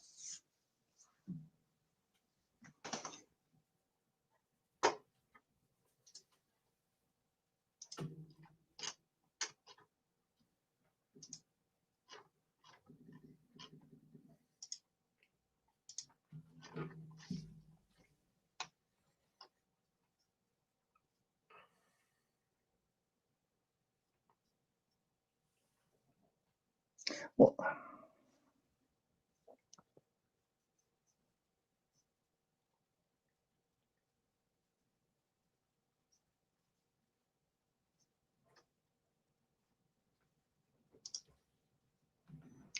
who was overweight? There was Ferreira. Ferreira was like 4 pounds overweight, didn't give a shit. He's also taken this fight on short notice. He lost against Benel Dariush in a decision.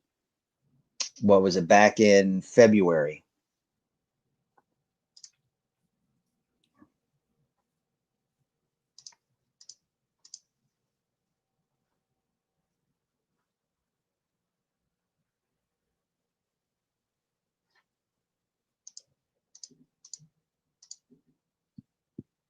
I think that's just like that should be more than just a like you can't just be like, all right, we'll take some of these guys have so much money that like they're willing to take that to eat that, you know. Well, they all have a Yeah, good well, amount and of money. especially if you got your buddies betting on the side, right? Like Yeah. who gives a shit about, whatever, losing 20-30% of your purse? Yeah. If you've got your guys in the back being like, oh, this is what I'm gonna, like we're gonna make that up That's what tenfold. Mayweather used to do. Mayweather used to get all of his buddies to like just like go to different casinos for him. Mm-hmm. Like apparently he went to like certain casinos in Vegas, like and was like, I want to bet on myself, and they like would limit him to like so much money. There was a point where he wanted to bet more than he was going to make. Wow. Yeah. Wow.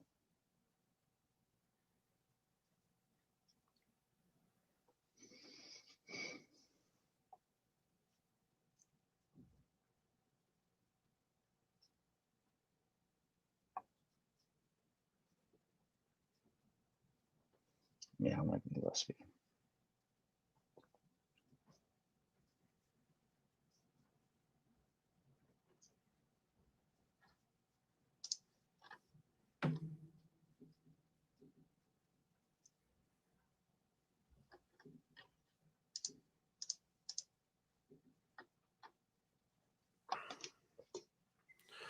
Here come what I wish we had Andy here for his analytical thoughts here as far as these tattoos go. Oh, the tattoos. He's like, all right, when this guy gets a tattoo on this date versus that date. Yeah, look at the ink. Okay, is it dark? They look a little faded. I don't know, man. These tats look a little faded. Yeah, it's actually a funny theory that you guys had going because it kind of makes sense, you know?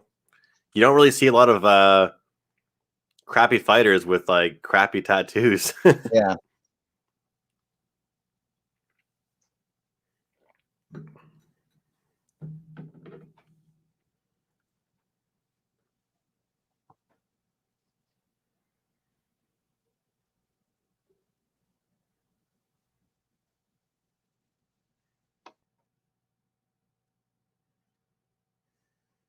That's a shiny head.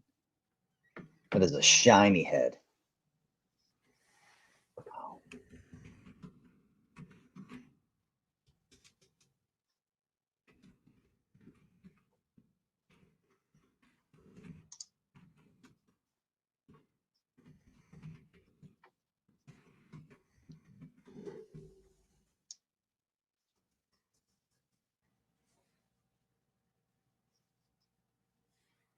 We got so we have yellow trunk theory versus almost a haircut theory. That is a very weird weave on the top of Gillespie's head. Tattoo theory. Weight theory, trunk theory, tattoo theory.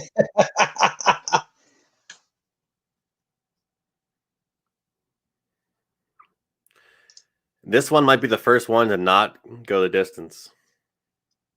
Oh, that was not, yeah.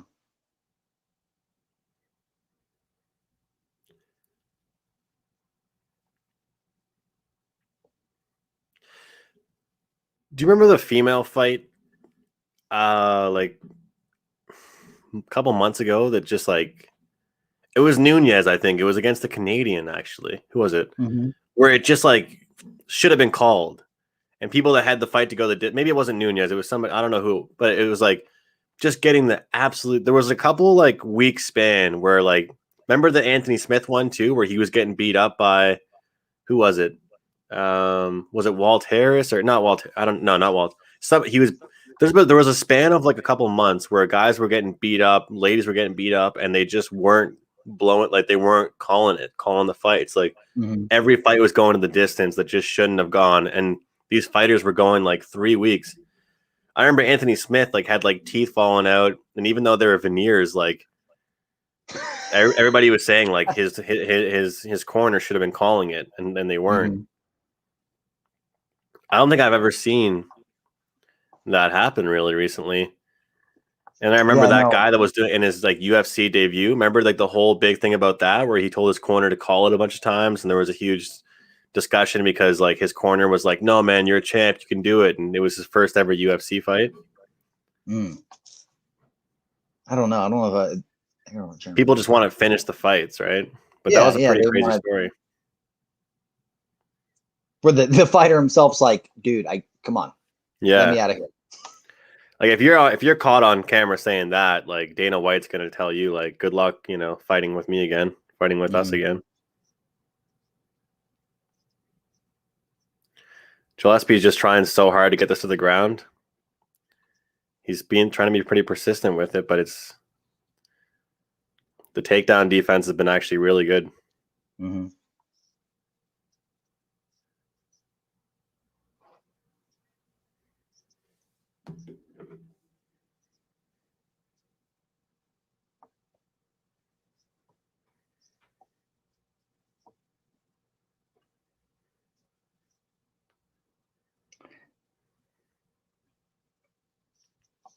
Yeah, I don't know why Gillespie would even risk, risk being on the ground like that with Ferreira.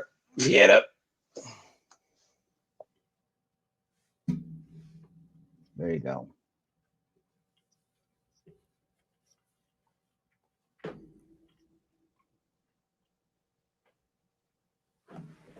So I might as well say it. My best bet of the night is Gillespie. I might as well say it at this point, since everybody can probably tell.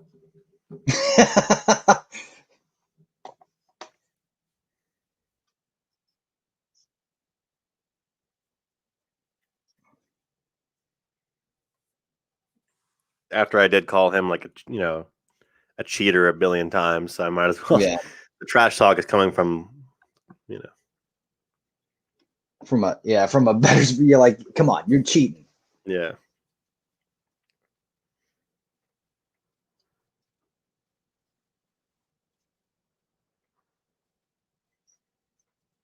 The takedown defense, though, Nathan, I know you're like 10 seconds ahead of me, but like the takedown defense has been like, I'm sure that Gillespie is like shocked by it. He's been putting a lot of work in, but like what he's doing right now, like you would agree that's still a good thing, right? Like, yeah, no, not like I always thought, like, I mean, Gillespie is, I mean, fuck,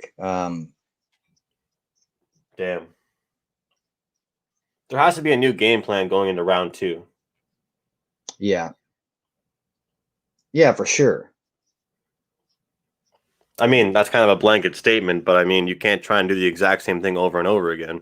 No, the thing is, I didn't understand why Gillespie would have tried to. I mean, I can understand trying to do like grinding out against the cage, but the one thing you'd want to do is avoid the ground game of Ferreira. I mean, like that's like he's known for, his, like that's kind of his bread and butter.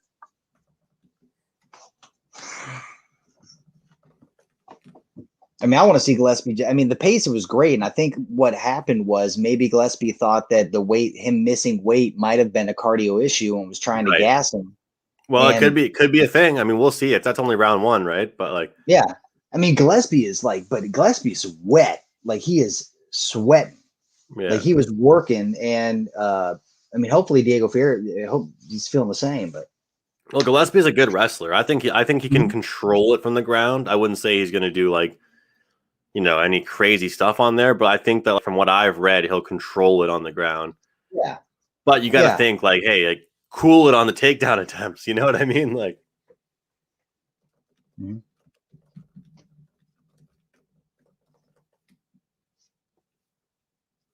Yeah, this guy looks pretty good for someone that missed weight by 5 pounds. Cheater. Right.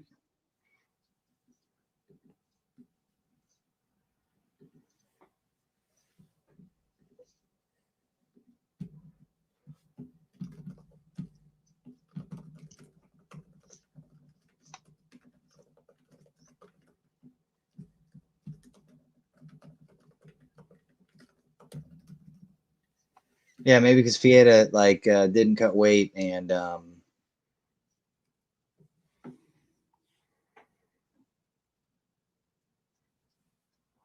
but the gas tank point that you made is interesting because obviously Gillespie's pretty like you can see like he's like sweating like he's but like sweat doesn't always mean you don't have good cardio. Athletes sweat all the time.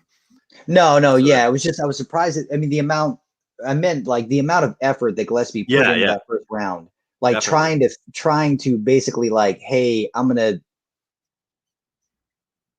control, I'm gonna work this guy, and at the moment, I mean, it's just like Ferreira's just been able to kind of Yeah, I just got a message from one of my buddies who like he follows UFC super closely as well, and he's like judging by what we've seen from the the judges these days, he's like. Even if he's not putting in a lot of power, he's trying to go for so many takedowns. And like, in a way, even if he isn't landing those, that's still like, doing something versus like just defending yourself the whole fight. Yeah. That's kind of what Diego's doing, was just like defending himself and then responding. So.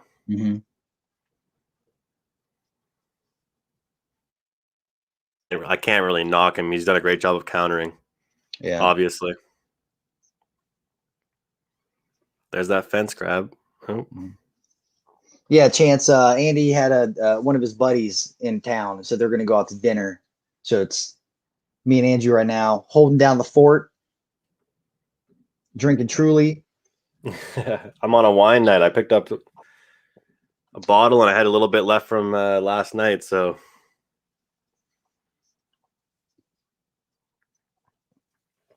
What I like about wine is that you can just slowly drink it. Yes.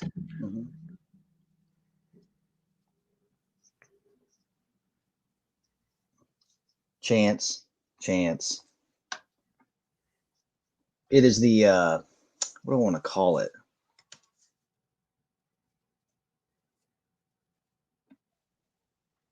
How you feeling now about this, Nathan? I'm feeling a little bit better. Yes. Now that this happened, yeah. But I mean, again, like Ferreira is just, it's just, he's just dangerous off his back. He's just dangerous. Like, I mean, here again, like just the sub after sub. I mean, now Gillespie's a good wrestler too, though, man. He's not. Yeah. No, I mean for sure. I'll be honest with you. When I watch any other sport and bet on any other sport, I'm pretty relaxed. When I watch like client picks and big picks for UFC, I'm on edge. That's why I keep talking with you, because I want some reassurance. And yeah, like I get nervous. Like I care about my money, but I care about other people's money as well. And this is a great way to be. And hopefully this is his pace that he's kept. Oh, hell yeah. Yeah, let's go. Let's go. Has like, now it's like started to take its toll on Ferreira. This is where. Well, you talked about it earlier, man. You talked about it. The gas tank. Mm-hmm.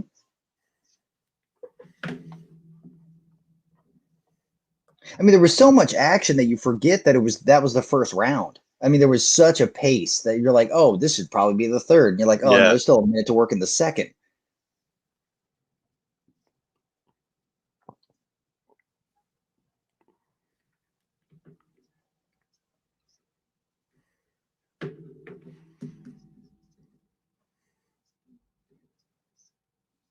Oh, this is great.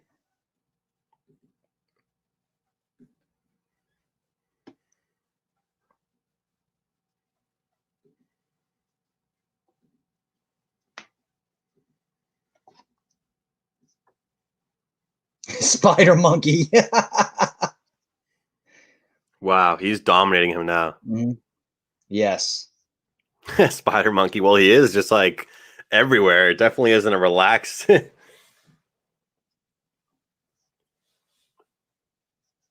This is what he was trying to do, Nathan, the whole first round. He just couldn't do it. This is what he was trying to do the whole time. Let's go.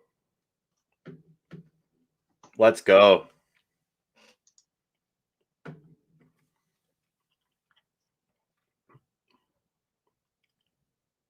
That is awesome. That is awesome. Well done.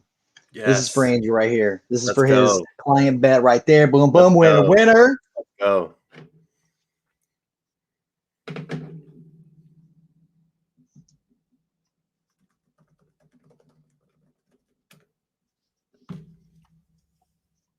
Wow. Well, I said he'll have to change his strategy in the second round. I take that back. That back. Wow. He was like, "No, I'm going to keep it. I'm going to keep at it." And then he broke him. That was awesome to see, because to be honest, I was worried after all the effort that he put in, the energy that he expended, and then Ferreira was still able to kind of like keep him off him. Well, credit goes to you, man. You talked about the you talked about the cardio, so he was persistent. Yeah, and broke him. Like he said it. Like he broke him. Like that was fantastic.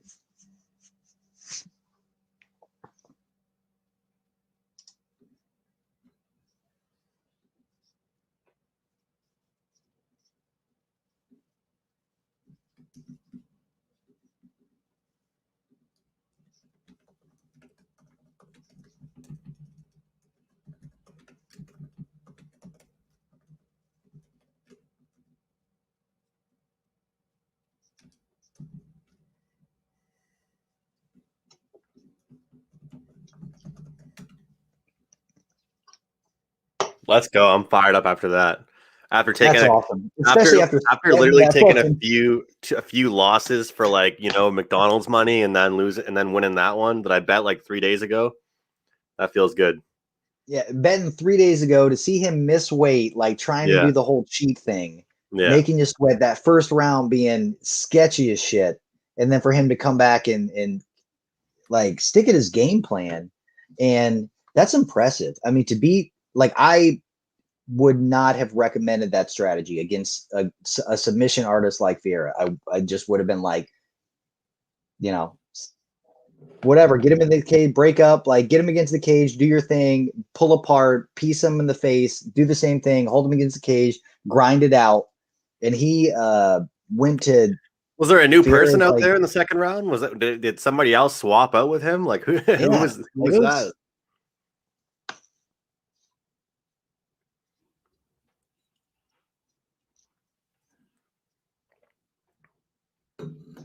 All right then. What is the next fight? What do we got? What is? Oh yeah, here we go. The fucking this is gonna be sloppy.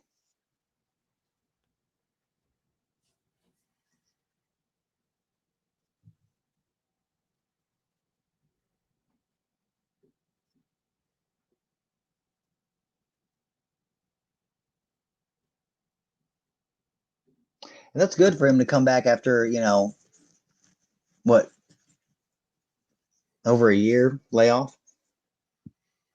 Yeah. Yeah. A lot of people I was talking to, my buddies, they were like, dude, when's the last time we saw this guy fight? They're just like, when's the last time we even saw him? Mm-hmm.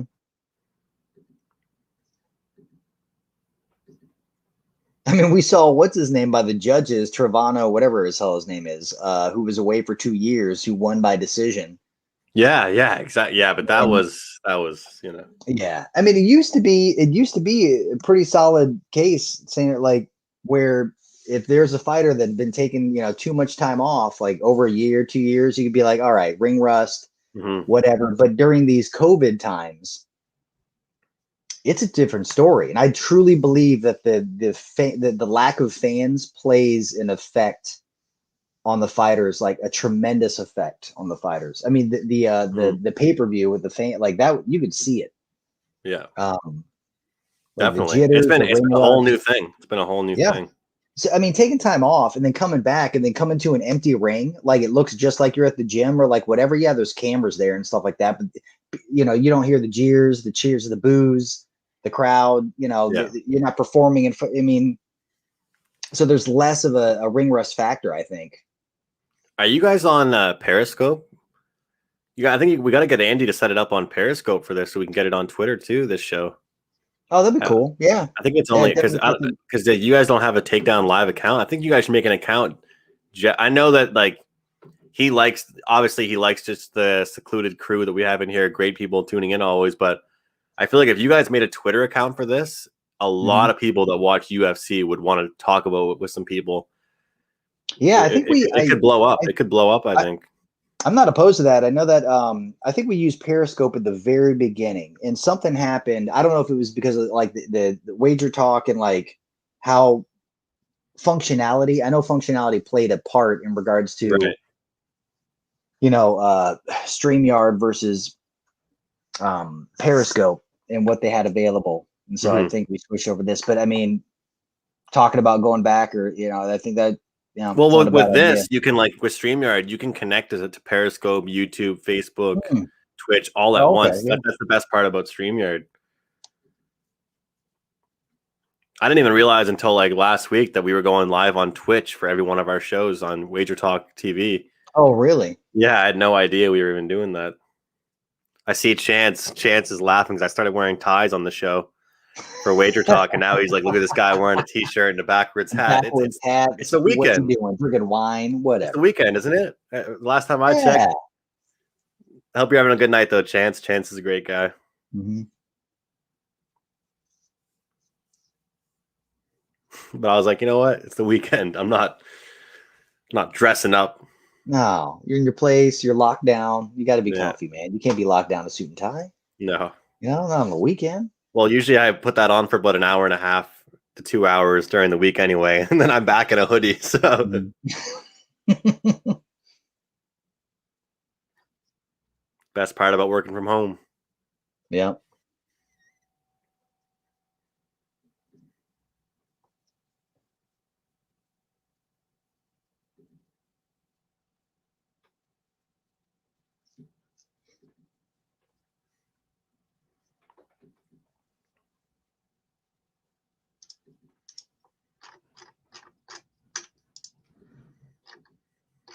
Sweet. All right. Next up, Sloppy Joe time. Maurice Greene versus Marcos de Lima.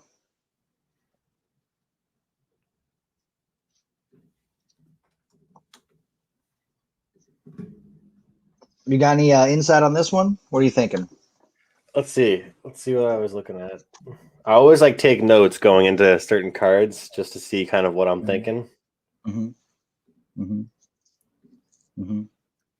What about you? I believe I believe Greene can. I like the over 1.5 rounds. I believe Greene can get out of the first round. I don't think Lima. I think Lima's trash. And I know that Greene can take a punch. He showed it against the Hardy fight, even though Hardy beat the shit out of him or whatever. I mean, he was beating the shit out of him, and he didn't fall to the second round, so at least he got out of the first. And I don't think Lima is as good as Hardy, and Hardy's not that great. So even if Lima, the only thing I think Maurice Greene needs to be worried about is like the leg kicks or the calf kicks. But even if Lima implements that strategy, that's not a first round knockout. Yeah. So I like Greene. I think it's a gas tank thing for me. It's a gas tank thing for me in this one as well. Yeah, if he gets out of the first round, Lima has a terrible gas tank. So I think that betting the over is a good, so you don't have to really care about who wins, but at least it goes over a round and a half. You know what's crazy, Nathan, is that that fight was almost over anyway. That was the second round actually. What am I talking about? Yeah, that fight didn't go, but I still look at a lot of other fights on this card and don't see them staying inside. So we'll see, or at least staying under. So we'll see what happens. But yeah, Maurice Greene. For me. I think this is. I know the Maurice Greene's trash. Here's the deal. He came into the UFC way too soon. Okay, they should have given him some time to develop. He was too green, but I think he's developing. And this is either going to be a case where he has a chance or just get the fuck rid of him. The over is plus 120 here, eh? Yeah. Over 1.5. The over 1.5 is actually plus money, which I like. I mean, I think this is the best version of Greene that we're going to see. That this, and I think it can. All right, I'm taking a shot here, Nathan. Greene by KO, TKO, or DQ plus 535. Nice. I think before. All right. Well, I was going to say Greene by sub. He's got a lot of the subs. I mean, like if you look at his. Okay, well, I could literally get that too. They're both plus 500. If I bet both those and one of those wins, that's still some money. So yeah. Have we seen any subs tonight? No. We have not.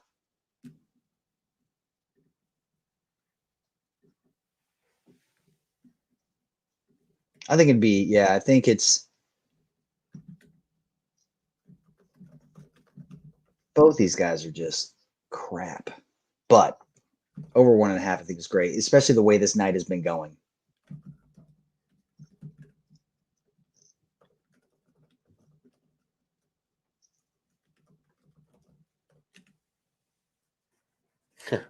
My girlfriend just messages me. Don't want to interrupt you, but I heard you just won your fight. Congrats. Won the Klein pick. Awesome. Oh, yeah. You can always tell the excitement versus a small pick versus a pick that I was really hoping for. Oh, dude. Yeah. I mean, when me and Andy were doing a lot of like putting the bets out there for money and all that for the UFC stuff, it's intense. I mean, the amount of time that you put in, you're like, all right, guys, I'm really feeling, here we go. And you get a lot of people spending their money on new information, so you want to do right by them.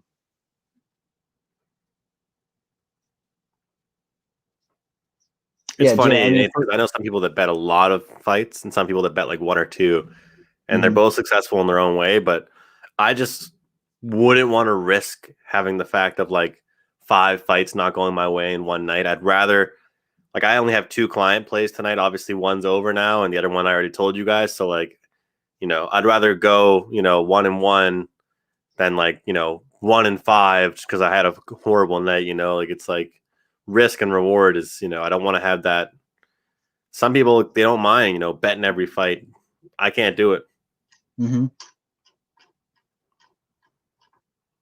No, and I mean, I think that's a smart. We used to bet a lot. On the fights and then taking our time, pulling back. There was, you're right. Sorry. Vito, correct. There was a submission. That was the first one.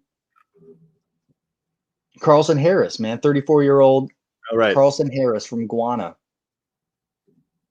Choke the shit out of Christina Aguilera.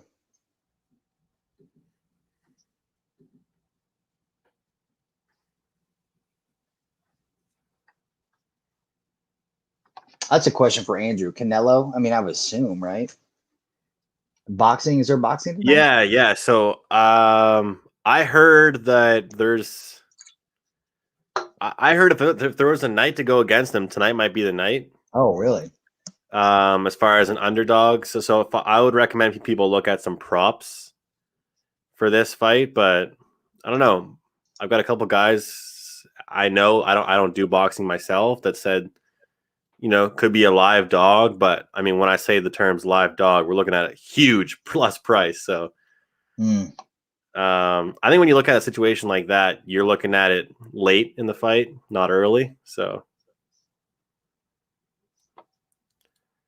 I don't really bet too much of what I don't know unless someone gives me some strong reasoning to do so. Same with like stocks. If someone tells me a stock, I'm like, all right. I'll look into it. I'll write that down on a Post-it, and then I'll when I have time.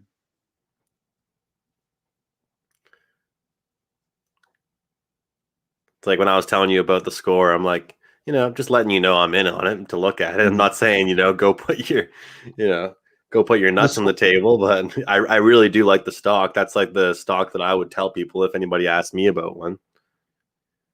Yeah, we had the score. Is it only in Canada or is it other places as well? Well, actually, you can only bet on it in the States right now. So, and the app is in the States, but like it's the most downloaded sports app in Canada. Okay. So like we had there was an advertisement. I remember for our work, there was a company, and it might have been out of Canada that, we do the bottoms up system. So they advertise on the magnets, and there's a score magnet, and it was chicks on it, whatever. It looked like a, it was score, red lettering, and beach scene with chicks in bikinis. And I was like, what is this? And then you talking about it, the sports betting, it's like, oh, that's probably what it was. Yeah, it's going to be cool. It's going to be interesting. It's awesome. All right, I'll be right back. I'm going to go take a piss break. Okay.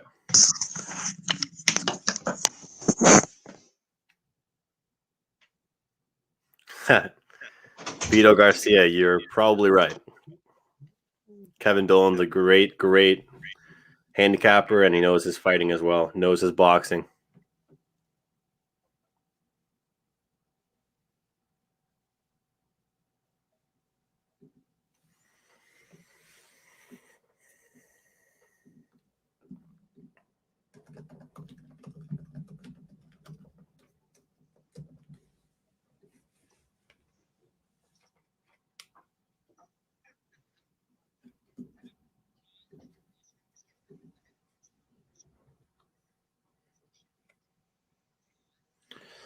Yeah, over in the Magny fight, over 2.5. Both durable guys, quick guys. I think that one goes to the judges. This one's interesting, guys.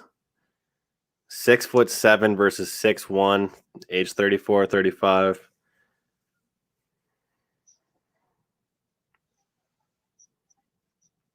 The weight difference, though.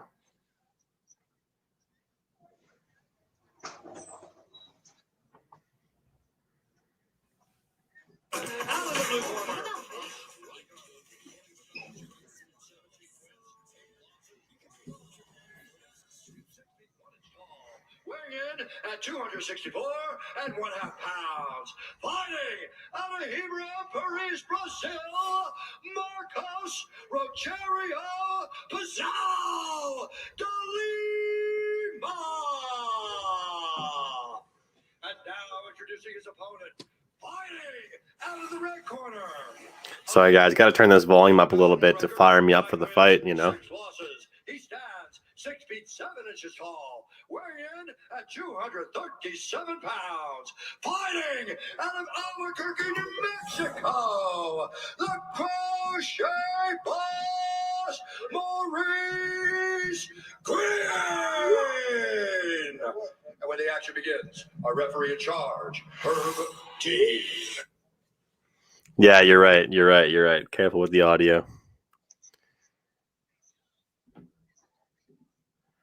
I know video can be tough with it though. Video is more of a sign, but audio is still not really good to do.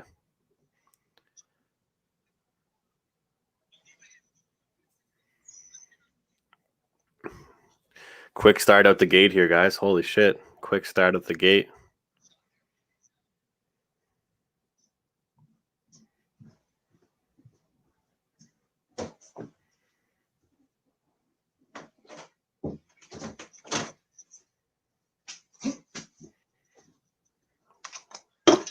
This is going to be messy. This is going to get messy. This is going to get real messy.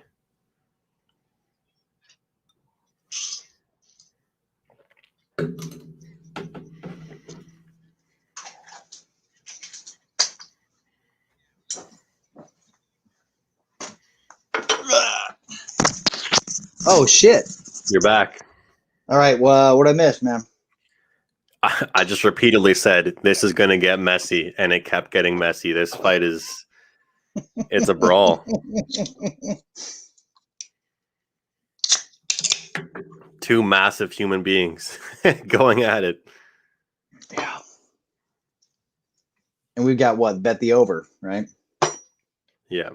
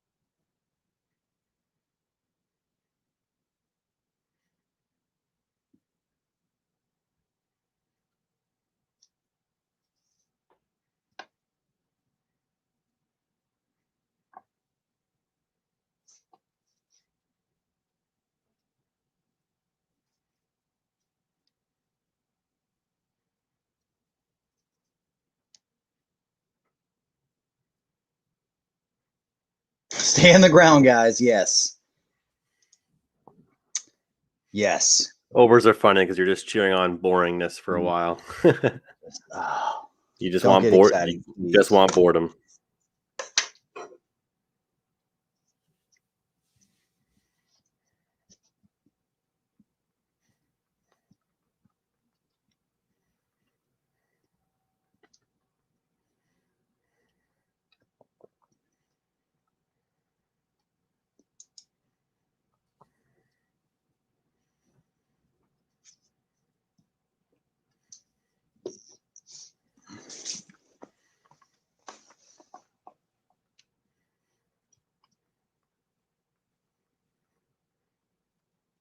Here's what I'm hearing, though. I'm hearing Lima. I'm hearing him breathe hella heavy. That's what I was saying before. Like some of these, I find like some of these guys, like even if you're on top, like you're still putting in lots of effort to keep yourself there.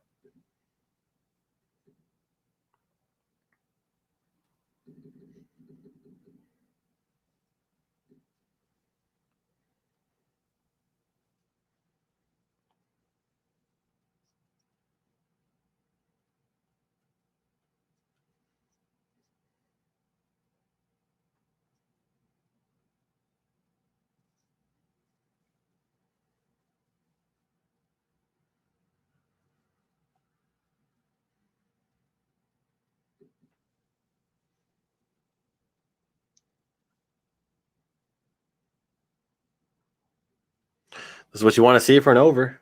Mm-hmm. For sure.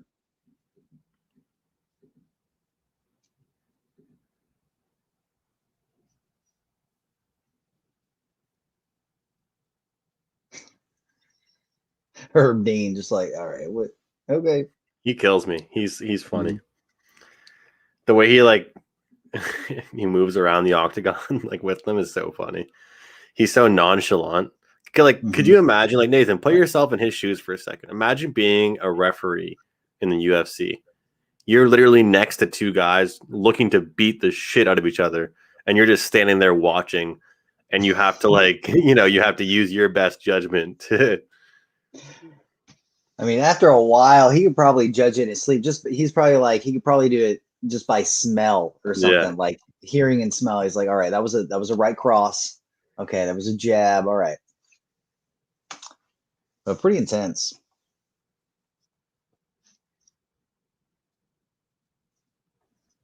I like the new refs. Have you seen them? Like the way they're like they gas themselves, just trying to move around the ring, get out of the way of the fighters, like trying to get the best angle. But Herb just chills. Herb's just like, yeah, what's up? I know where to be. Okay, I'm gonna be here.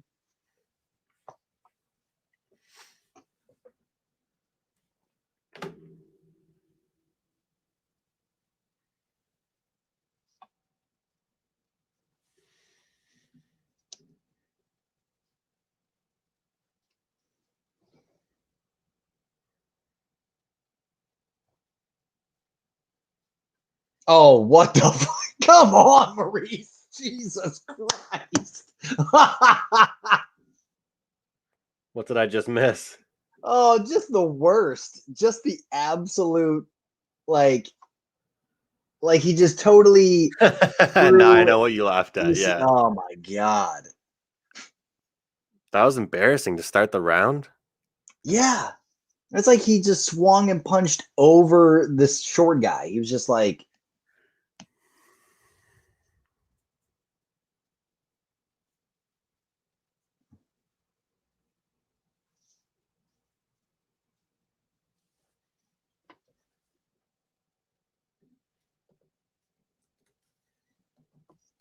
all right, here we go. We've got the countdown. He looked like Ben Askren there with that flying fist touching nobody. Yeah. Until he just grabs him. All right. Yeah, he's like, okay. Here we go. There you go, buddy. Get up. Try to stand up. Oh, come on. Don't you dare.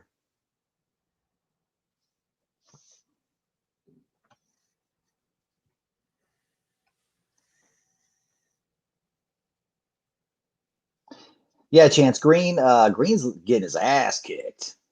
Well, he's not getting his ass kicked. He's just getting his ass laid on. Yeah, exactly. And but Greene he's just, dude.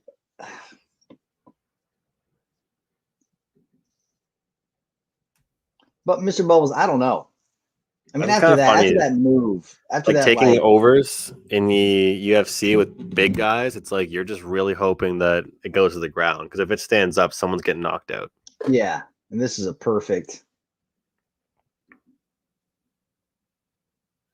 And who would have thought this would have been the situation where like Lima's like, yeah, I'm a ground game.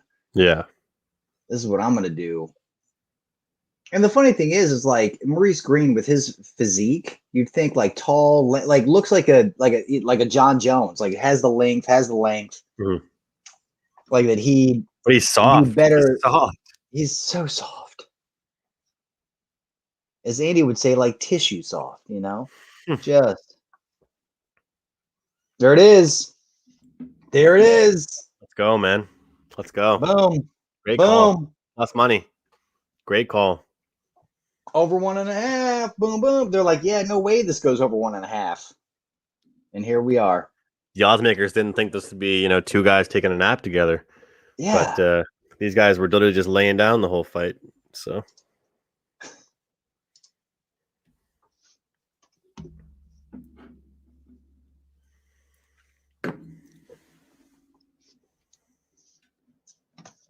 Man. I've got some Grader's ice cream. Okay. That's pretty goddamn good. Nice.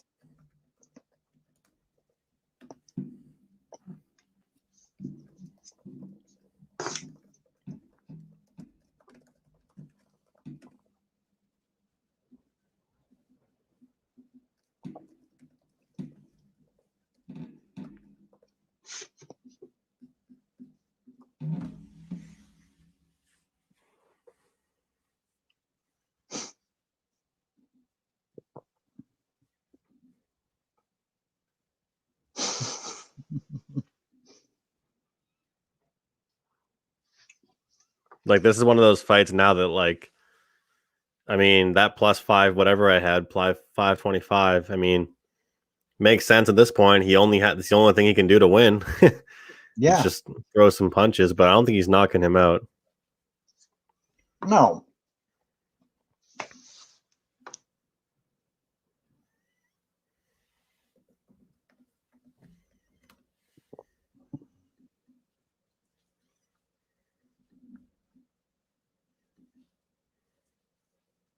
Which is terrible. The fact that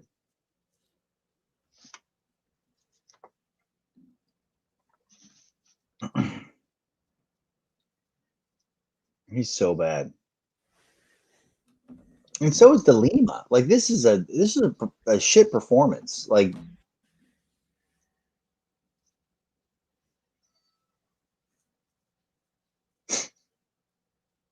Weird. was that? Well, He's just doing nothing. He's just doing Mm-hmm. absolutely nothing. Yeah, at the end of the round, he like threw a late punch and then Yeah. cuss words and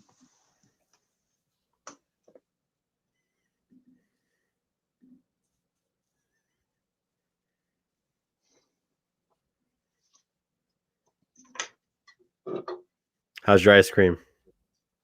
it's fucking delicious, man. And I'm Yeah, not a so fan ice of, like, cream is one of those things that, like, I see you eating it and I'm like, I want some. I'm gonna go get some. And I actually have some in the freezer too. So oh, yeah, it's a weakness, man. I shouldn't be doing this, but I'm gonna.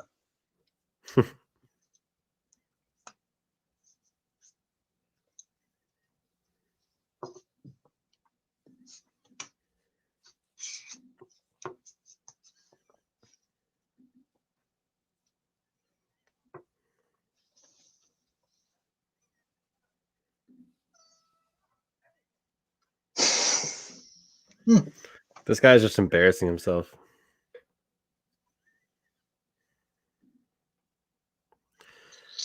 Oh, shut up, Maurice Greene. Come on, you're gonna sit there and That was a late shot though. it was, but he is milking it. This is the second. Yeah. This is happening more and more where these fighters are just milking. Like, who was it? The one chick who got upkicked.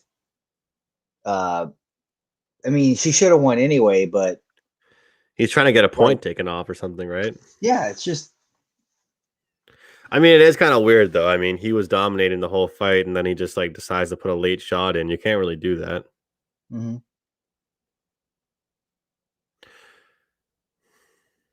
What was it, that fight? I had a pick on it, so I don't know why I can't remember these names. But what was it, the fight the guy won the belt off of Nathan, and he was being dominated the whole time? Oh, dude, I was livid at it was the last why can I think about it? Oh my god. Anybody in the chat room? I can't come on, somebody's got to help us out. It was the one where it was the barely legal knee. Yeah, he yeah. flopped back, and then they gave him the belt. Like, it was the most. I'm not gonna lie to you. I had a a winner in that, but I don't feel too good about it. I had a top pick too. dude. I had the other. Sterling and Jan. Sterling and Jan. Yeah. I had Jan retaining. Yeah. I mean, the fact that they gave Sterling the belt was crazy. Like, you can win a belt off something like that is bonkers. So I'm really excited for the rematch because he was getting his ass handed to him until that happened.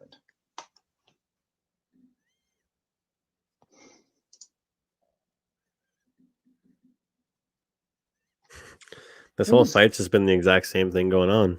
Dude, it's been terrible. This is called it. The sloppiest, stupidest, shittiest fight.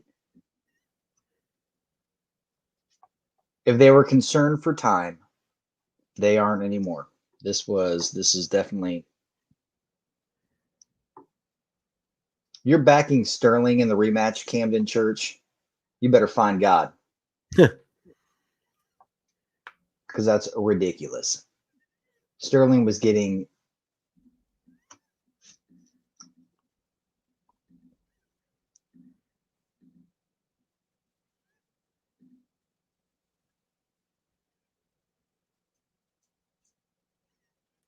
Dude, I mean, okay, so this puts Greene at 9-6. Andy, congrats to all of you that are still awake during this fight.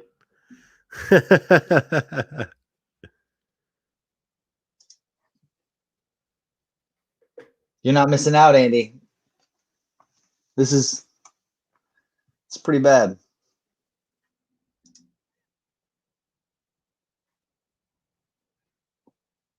Can we cut Greene mid-fight? Corbin says.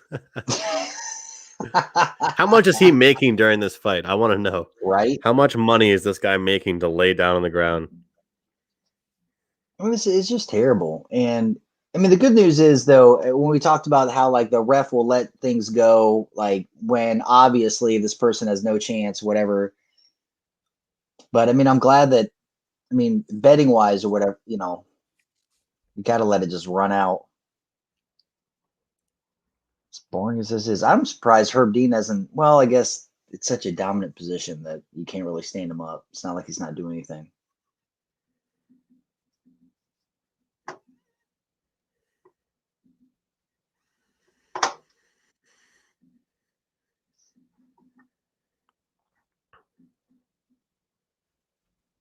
Yeah, that's what I'm saying, Alum. I was like, if they were worried about the show being like, oh, what are we going to do? We're gonna have to, you know, throw in some interview packages or whatever to fill the time. No, this is definitely making up for that. Yeah.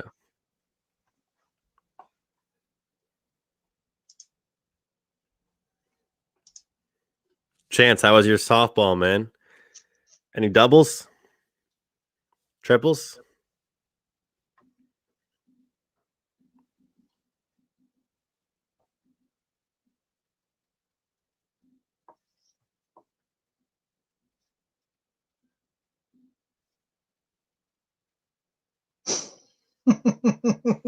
An over parlay? Yeah. The way this night's going. I had a friend, Nathan, that it was his first. He doesn't ever bet. He's like one of my only friends that will never ever like get into it on UFC and like put a few bucks down. And he was just taking unders, and every single fight that card was pretty much a knockout. And Wow. then on the last fight, this goes to show how you don't be a degen. He said, "All right, boys, I'm going to put all the money I just made on the last fight." And of course, that one went the distance. You gotta get out when you can, man. I mean, yeah, for sure. Oh, I've noticed a lot of bettors that have done that have changed up their game because the beginning of this year, towards the end of 2020, in the beginning of 2021, people were getting their asses handed to them in the UFC. Yeah. You know, like just like fights not going the decisions not going the right way, like yada yada. It was just, I mean, crazy. And so a lot of people that you might pay attention to or watch like had reduced their, you know, like, oh, I'm gonna make, you know, 6 to 8 bets per card. Now they're like everyone's kind of like dropped it back to like you were saying, just like, you know, a couple of solid what they really feel are gonna be something and then slowly building back up their confidence. Man, it's kind of. So, like, what do you do in the gym for like 3 months, 4 months beforehand to end up literally accepting bottom and not doing anything for 15 minutes? It's ridiculous. That's I don't know, man. That it kind of makes me emotional to think about Maurice Greene and the time that he spent to get zero better. Yeah. Like he looked better than he ever has. Yeah. But like if that was the culmination of whatever you did, Yeah.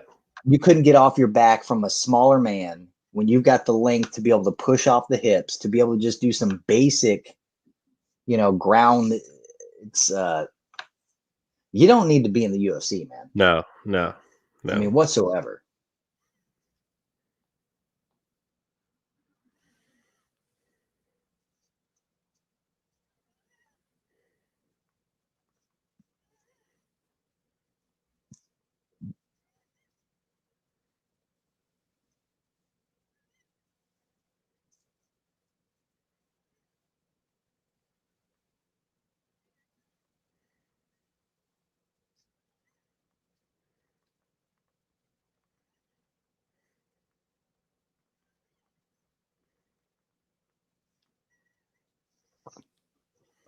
Man, He's like acting like he just won the World Series after he just won the easiest fight of his life. yeah, just put him on the. I mean, again, put him back on the fade list. I'm just like, who's the Lima going to fight next? Because whoever it is.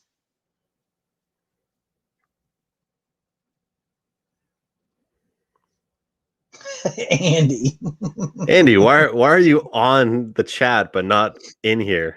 He's like at dinner on the chat, watching on YouTube.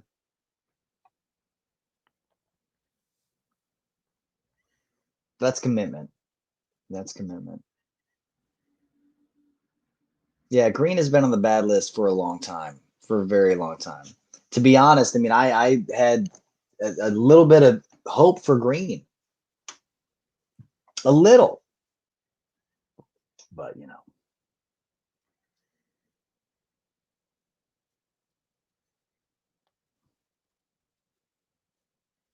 Yeah, Illuminati's for sure. He just, yep.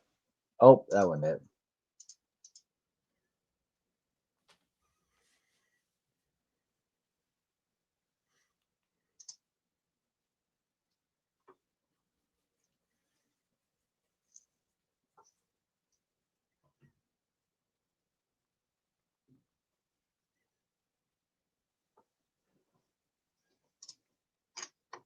What's coming up fight-wise? What we got?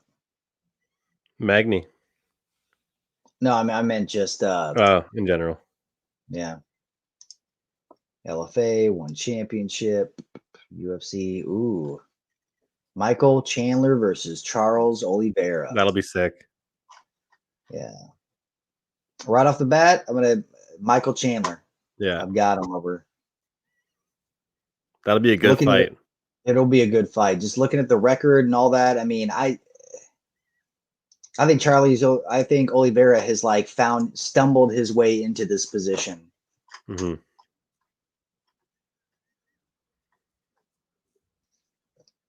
This next fight should be good.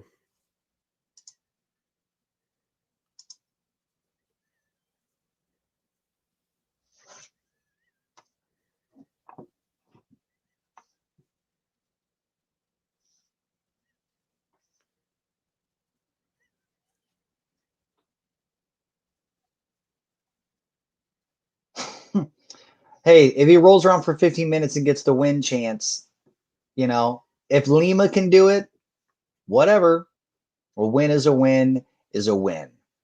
I'm just saying that Oliveira has fought nobody and then beat up Tony Ferguson and finds himself in the position that he's in. Kevin Lee, Jared Gordon, Nick Lentz, David Timur, Clay Guida. Come on, man.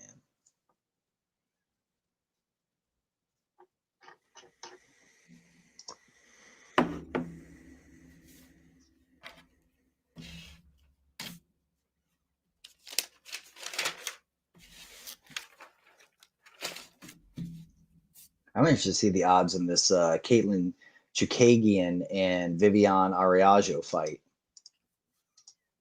It's crazy seeing how much they move from week to week. Yeah. I'm glad that Chukagian's still the favorite.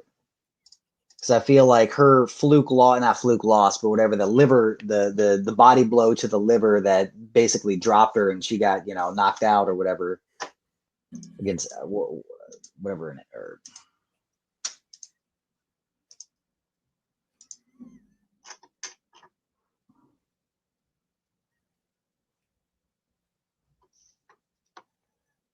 Yeah, Andrade.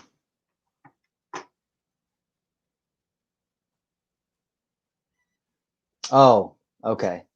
All right, Chance. My bad.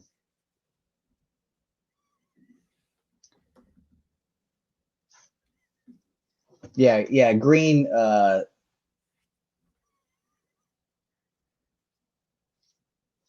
was really bad.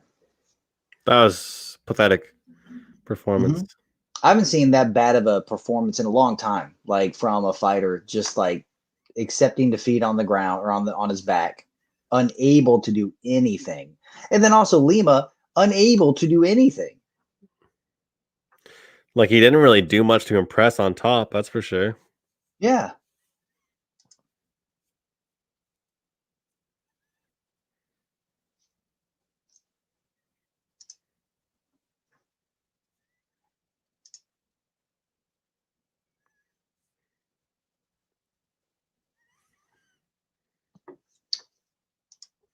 I mean, the way this night's been going, the fight goes the distance is probably a safe bet.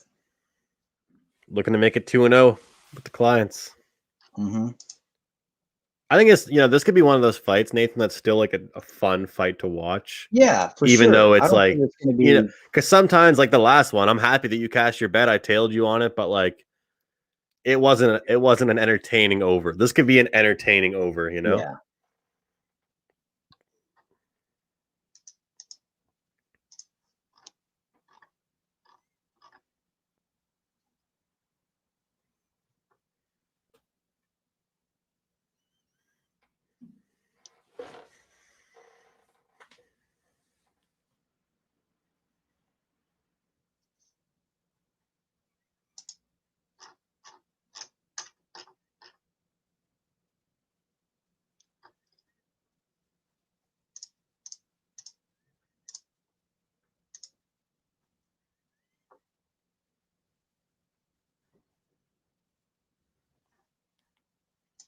No Magny. What are the odds on this bad boy?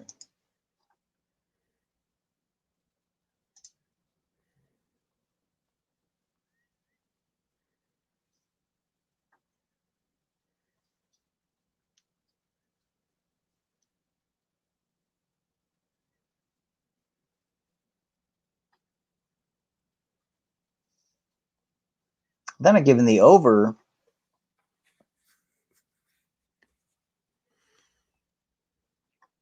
Oh, here we go. Over 2.5, 164.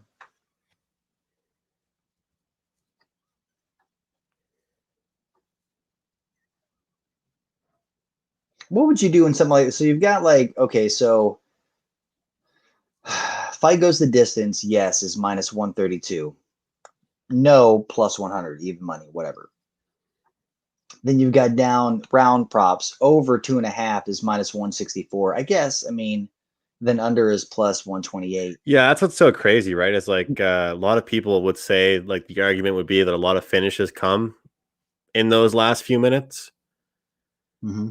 But to me, that bet, I compare it to this, and I know that I have some people out there that disagree with me, but like most people I know agree with this. It's like in baseball, betting plus 1.5, or hockey even. Betting plus 1.5 on a dog is like literally banking on your team to lose by 1. Like the amount of times that like you're gonna win that, with the amount of times a team is gonna keep it within 1 by just winning the fight outright or winning the game outright, you're going to make more money betting on the plus price. Like, I'm not going to turn a dog into a minus price just to secure that one run. So it's kind of like with betting it to go the distance versus like that over 2.5. Long term, I'm not going to sacrifice the the odds and stuff like that just for like the different. I'd rather just take the over 2.5, just because like for going the to chance the that something does happen. going to the distance could be feasible because you're saying, you know what, I'm willing to work with that extra couple minutes. But I think versus any other sport, any other comparison, UFC is the only sport I'm willing to lay big prices with, because you do your research and you're like, you know what, this is the pick I like.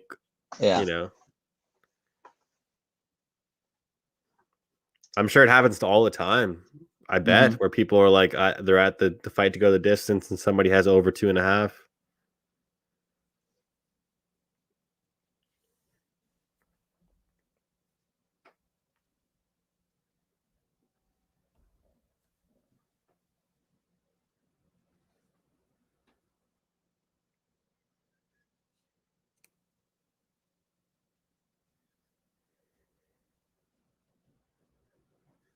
Wow. This is actually, all right.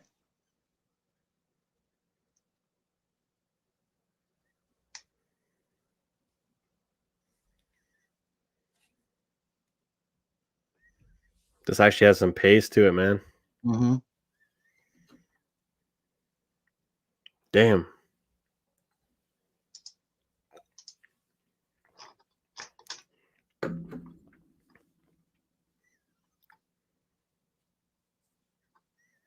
Magny's like, all right, let's get some control in this fight here. He's like, Yeah. let's settle down a little bit. Mm-hmm. Yeah, I don't like this distance thing. Let's say real close. Yeah, yeah.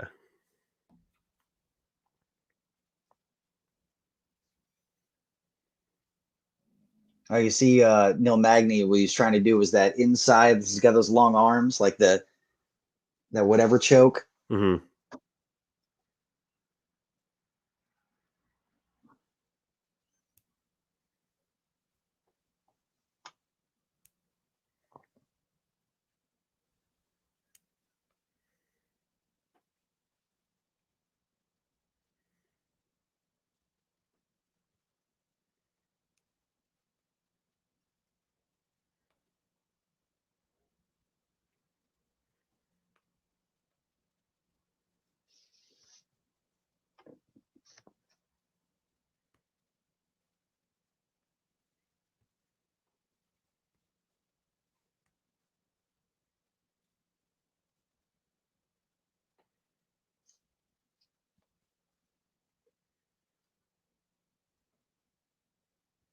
Definitely shocked by the action so far. Mm-hmm. I knew it'd be a good fight, but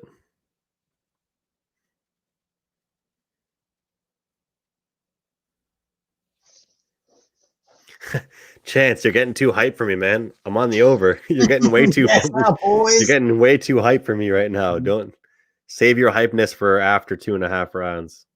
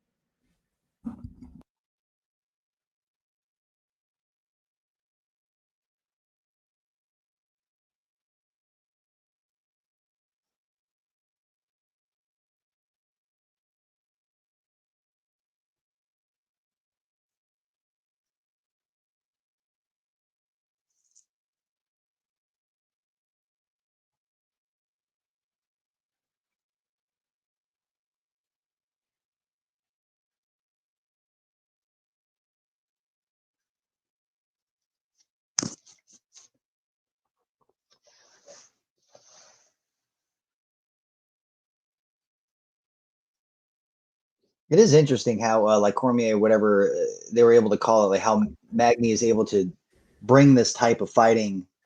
Like he just draws in, like because he's so long that the fighters want to be like, oh, I got to close the distance. But like Magny wants like the clinch action, like He doesn't wants even it mind it. Yeah, he doesn't mind it at all. It's like this is like what I'm best at. So, But really, he's so good with his legs. Like he's able to use his legs to, like, when they try and get close to him, he'll use his legs quite a bit. I like the way this is turned, though. The way that this fight is turned a little bit. Started off with some pace, though, man. Yeah.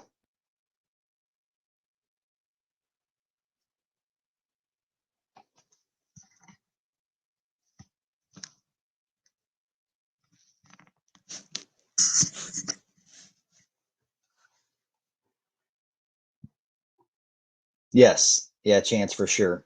Yep. It's his MO, man. He doesn't mind it, does he? Yeah, I wonder, like, why doesn't he just get a tattoo of the cage on his back? I mean, it's apropos. Like, it's already, they wouldn't need tracing paper or anything. They're just like, oh, like, it's already in his skin. Because he's long. Mm-hmm. So, like, people struggle to get him down.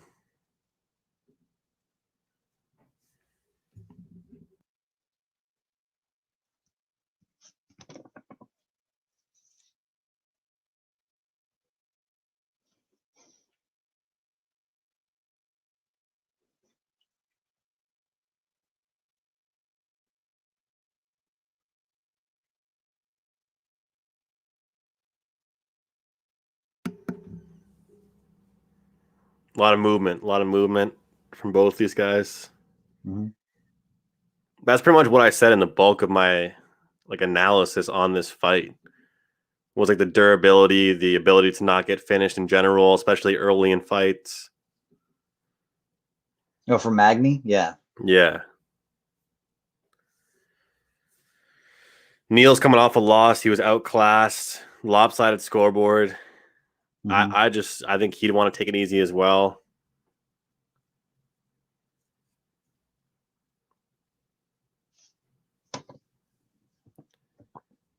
Magny's only been knocked out or TKO'd twice. Yeah. No, he is. I mean, it's definitely.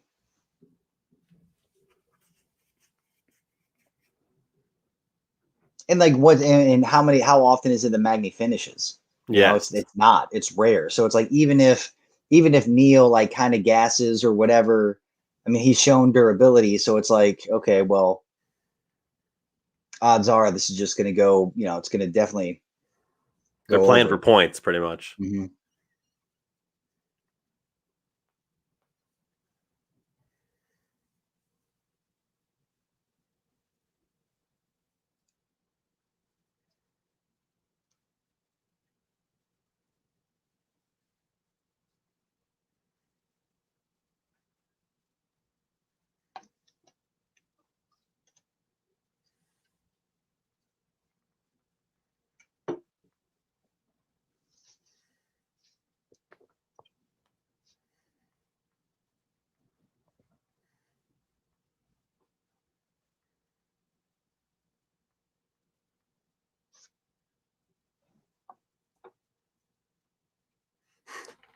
Magny cracks me up. Like he'll just throw the most meaningless kicks just to like establish separation. Mm-hmm. Neal wants it to be on the feet, though.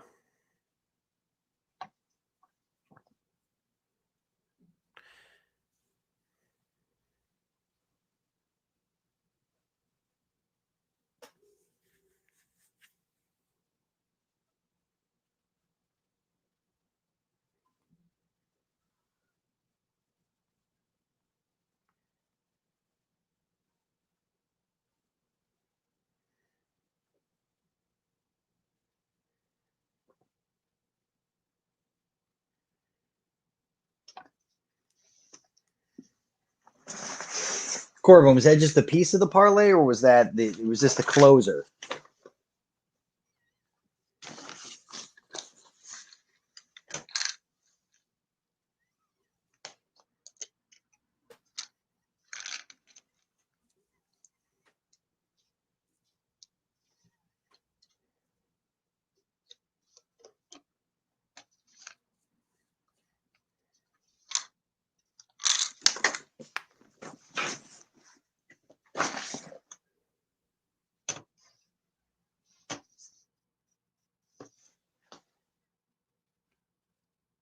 Nice.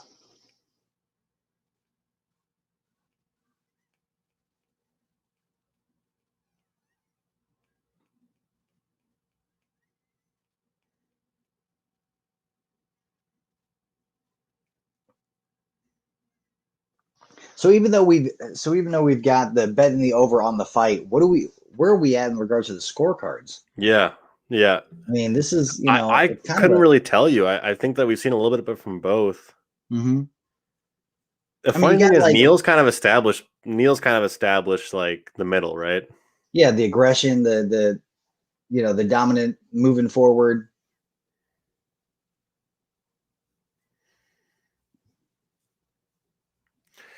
Tick, tick, But like tick. how many strikes are being called like when they're in the clinch and like Neal's like, throwing this, the side palms or stuff like that, like Exactly. Is Andy coming back, Nathan? I think I might head out, honestly, man, after this fight, if you don't mind. That's all right, man. No, it's all good. I mean, he should be coming back, but if he doesn't, like it's all right. I've left him solo plenty. It's give and take, right? Mm-hmm. Mm-hmm. How long have you guys known each other? We've known each other for quite a while. What was it? Well, I mean, like since high school. Wow. Yeah. We recently all went to go see Mortal Kombat in the theater, like a group of us from high school that went to go see the first Mortal Kombat in the theater. Yeah. Do you guys live near each other?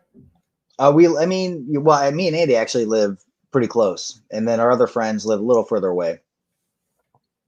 But yeah, man, we had a few drinks, met up at Applebee's, for those half price apps, and had a couple beers, and then we went to the theater, had some more beers, saw Mortal Kombat, full circle. It was a blast.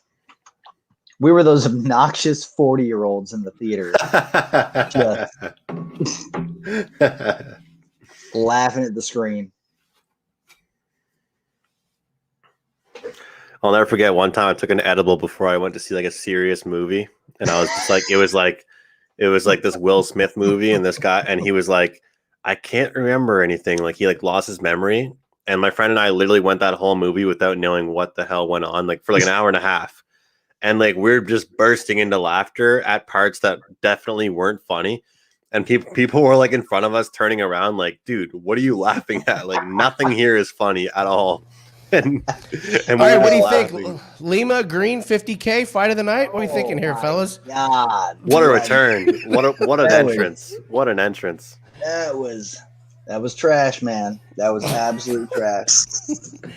I was having dinner with my friends, and my buddy's wife, who knows nothing about UFC, was like, it was up on the screen. She was like, people watch this? And I was like, I know, it's really bad. Yeah, really bad example. Really bad example.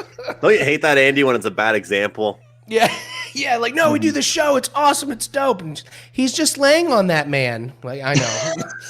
On that man. Why isn't that man getting up? Like, I don't think we can disagree. Just stand up. It's like when you go golfing. When you go golfing and the ball just goes in the water, and someone's like, "Hey, why'd you do that? Isn't this supposed to be fun? Like, aren't you supposed to get the ball on the green?" Yeah. Like, yeah, this is fun. This is supposed to be fun. This might be one of the worst UFC cards. Pretty bad. Well, honestly, Andy, most of the cards that I've joined you for have been awesome. So maybe I was just due. Maybe I was just. 3 fights canceled. I mean, just nothing you can do about that. 3 of the fights that you wanted to see. Bettable. Yeah. Hit the 4% play though, Andy. Oh yeah. Yeah. What was your 4%? Gillespie. Oh, Gillespie. Yeah. Yeah. We did hit the Lima Greene over. That was good. Mm-hmm. Never in doubt. I will say. No, the odds had it though. The odds are like, oh, well, you kidding me? This is never going to go to decision. You're always on that, Nathan. You're really good about knowing when it's just going to be a sloppy, heavyweight, just terrible fight. Terrible. Yeah. So, oh boy. Yeah, that was so funny. He's just laying on. There it is. Is this the over here? Yeah. Let's go, Nathan. There you go. 2-0 client night, baby. 2-0 client night. Let's go. Let's go. That's what I wanted to give out. How's this fight been? It looks kind of soft. Magny's won it. I mean. Oh, really? Mm-hmm. That reach getting the best of him? Well, it's the clinch game. It's that they were talking about. They were just saying it's like Magny's outstruck him, by a lot, and it's just because Magny draws him in like he's about to do right here. They get in the clinch. Magny just like, damn, look at those strikes. 50. Damn. Yep. I've never been a Geoff Neal believer.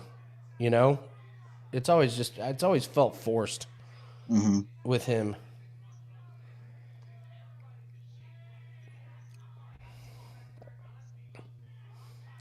Nice work, Andrew. Thanks. Congratulations, man. Thank you.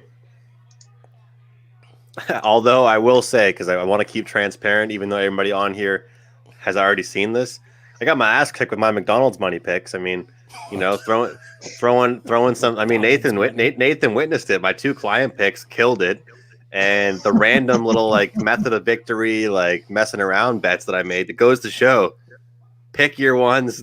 Pick your ones you put some serious money on. But I had an NBA prop last night that I gave out as a free play, and I was like, should I give this out as a free play or this should be a 5%? And then I did a free play, and then it hit easily, and I felt like a fucking idiot. Yeah, that's the word. You want free plays to hit, obviously, but at the end of the day, sometimes you're like, wish that was a bigger play. Yeah. Yeah, Jason, Hector, William. Good stuff, guys. Nathan, did you see that? What? Question from Camden. What was that? I did not see it. Is De Lima and Rodriguez parlayed? Should he leave it alone or hedge with Waterson?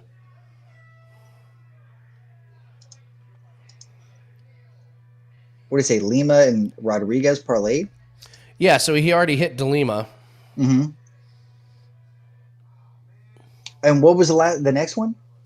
Well, so he's got so he has a parlay with De Lima and then Rodriguez. So does he sprinkle Waterson as a hedge? Yes. Think sprinkle a little bit? I think so. I mean, I think anytime you can guarantee yourself profit, you do it. That's that's always my opinion. Like, I love your friend Andrew that cashes out of those bets whenever he gets up. Some people say say hedging's for gardeners, but some people say that hedging guarantees money. So you got to think about it. Yeah. I always say, like, would you be happy if you made money off of that bet? And if the answer is yes, then do whatever it takes to. Let me tell you, this is just straight out of my heart right now saying this. I really think that when you're looking at scenarios like that, you ask yourself, is this a scenario that pops up often, or is this a rare occurrence to you? And if you're, have a good parlay on the line and you're, 4 for 5 or 3 for 4, whatever it is, and you don't make parlays often and you're like, you know what, I want to make money off this, then you hedge and you guarantee yourself some money. But if you're someone that, like, 7 days a week bets 5 singles and then bets 1 5-team parlay, then you might think to yourself, I want to win this one and I don't want to hedge it. You know what I mean? Yeah. So I feel like it depends on how often this scenario is occurring in your life that you're making this decision that I think should sway what you do. Because I think that if if 2 out of 3 times you're finding yourself winning those parlays and you're like, well, fuck, why do I keep hedging? Then that shows something to you. But if you rarely make these and you're 4 for 5 and you're going to tell yourself, I can make some money, then like Andy said and Nathan, make yourself some money. Yeah. Don't risk yourself not making any. But I think if this scenario pops up often, then tell yourself, like, hey, if I lose this, I'll be right. That's just my 2 cents, honestly. Yeah. I like to guarantee. I like to guarantee money. I always say you made the parlay for a reason, right? Did you make the parlay to make 400 or make the parlay to make 800? Yeah, you know what I mean. Like, I have said this forever. People screw up futures. Yeah, like people. Well, to me, futures are for hedging. I make futures to hedge. That's exact. But most people are like, nah, why would you hedge? I got 30 to 1. It's like, bro, you can lock in 15 to 1. Yeah, I have the Hurricanes right now 15 to 1 to win the Stanley Cup. And you're gonna make a bunch of money off that. They're like 8 to 1 right now, I think. Yeah. So you're good to go. I've done that in March Madness. I don't know how many times. If they make it out of the East, whoever they play in the conference finals, I'm hammering. I'm gonna bet on that team. Like, yeah. Well, guys, I still have one more bottle left. I think I'm gonna check out. All right. Hey, man, it's good having you. Good to see you guys. Thanks for having me on. All right. Thanks, Andrew. You're the best, man. See you guys. Thank you. It's a good man. Mm-hmm. Good man, that Andrew. I bet Lewis Hamilton at plus 110 and can cash out at plus money. He's minus 200. Illuminati's what plus money? What's the price? Because that's not a huge difference. I would let the race play out. That's not a big one.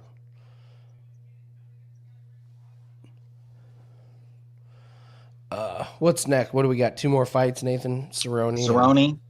All right. Well, we got some good ones on Cerrone here. Mm-hmm.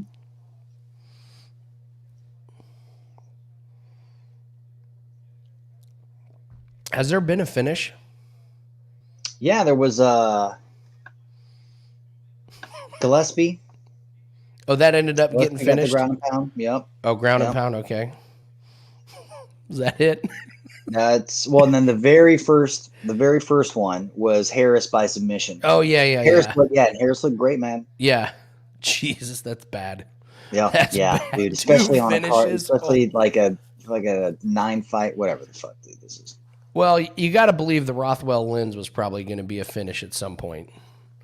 Someone was going to get tired. Inside the distance with the Donald Cerrone Alex Morono fight. So I mean, I mean, we liked that he was calling for the submission, and we liked the. What do we have? To not go the distance.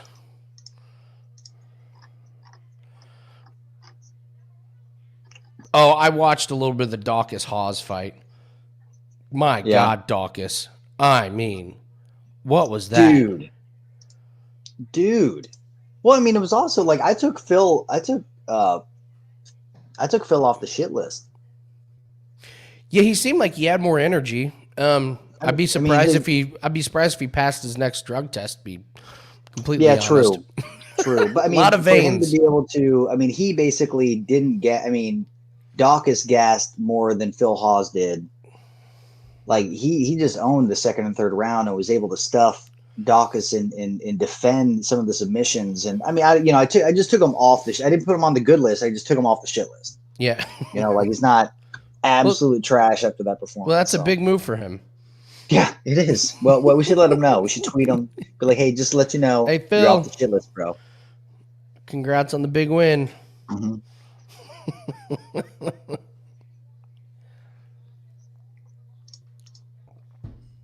All right, come on, Cerrone. Let's submit this guy. Yeah.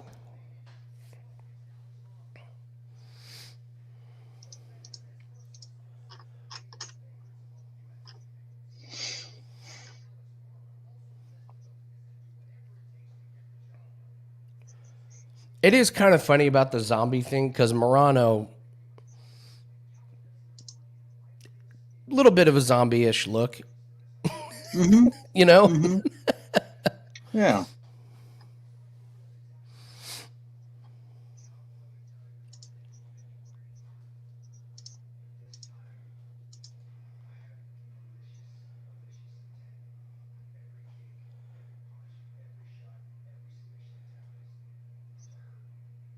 Damn, Cerrone is just...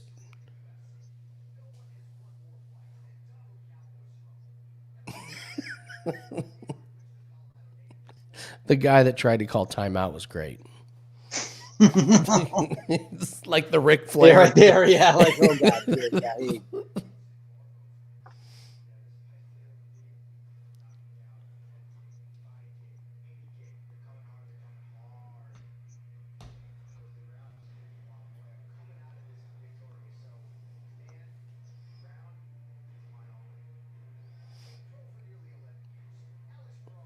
Did they say pro for 11 years?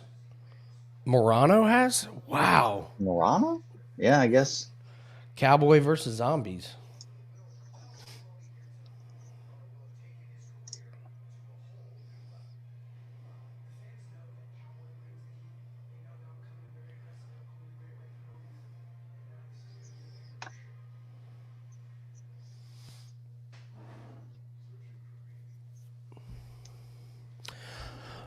Anything else? Any other big takeaways, Nathan? Or just Let me see. No, not really. I'm gonna look back here. This has been bad. I mean, well, it was honestly Gillespie. It was good to see him. I mean, I was worried about him going to the ground with Ferreira. Yeah, he did, and I mean, he did. And that first round was super sketchy, and it looked like Gillespie had gassed himself. Mm-hmm. But then he came back in the second and, like wasn't as gassed, kept to the same game plan. Actually, Ferreira was the one who, started gassing at that point. And so I was impressed. I was good. I mean, I thought that it was a very close fight. It was good. I still had Gillespie to win, but I thought it was going to be close. I didn't like his game plan, but him to implement it and then be successful after such a long kind of layoff.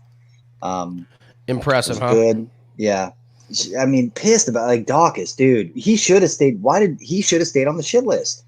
Like that was a pathetic performance. That was absolutely. I just looked for up shit. and saw him get taken down in the third round, like right at the beginning. I was like, well, that's over. It was Like- for shit, man. Was right How about did he- the not the right, but the Trizano, be fucking careful, the Trizano thing. Yeah.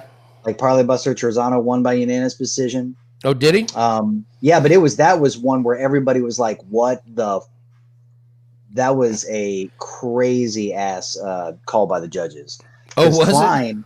Yeah, Klein had beat the shit out of him for the first 2 rounds, and then Trizano came in and won the third round pretty handily. But by any, it should not. Klein should have won that fight. But and then you were there for the Park versus Tafon, yeah, our loss there, but Horrible. yeah, Tafon. Horrible. I put him on the shit list. He's on the shit list. So Magny, he was the underdog. This has been underdogs, right? Mm-hmm. Let me see. Well, Harris was a favorite. No, Tafon was a favorite. Yeah, well, Harris was a favorite. Yong Park was an underdog. Trizano was an underdog. Hawes was an underdog. Gillespie was a favorite. And then Magny was an underdog. Well, but Lima was a favorite. What? Wait, Yeah, Lima was? I'm pretty sure Lima was a favorite. Okay. Oh, that's right. Yeah, he was. Yeah. He was a like mono- minus yeah. 170. Yeah, Magny was. So it's been split, man. Lima, Greene. Oh my God. Like, imagine who those guys fight next. Like, who are they going to give Lima? Maurice, Maurice whoever Green's done, Greene right? should fight. Yeah, I was going to say like it's probably in the backyard of somewhere in Florida because it is not. It should not be in the UFC. Yeah, Jason, he was on. Kyle was on Magny. Yeah, Kyle had more picks this card than he normally does, and I think 3/5 of them got canceled. Yeah, Trizano is going to get a step up, but I mean the thing is, like I thought.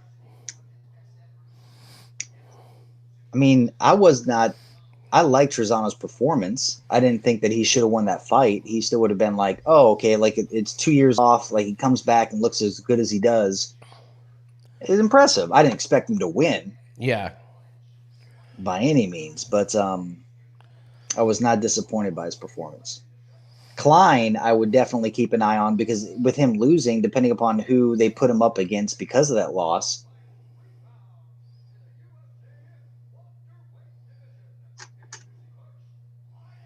Dude, yeah. Maurice Greene needs to fucking.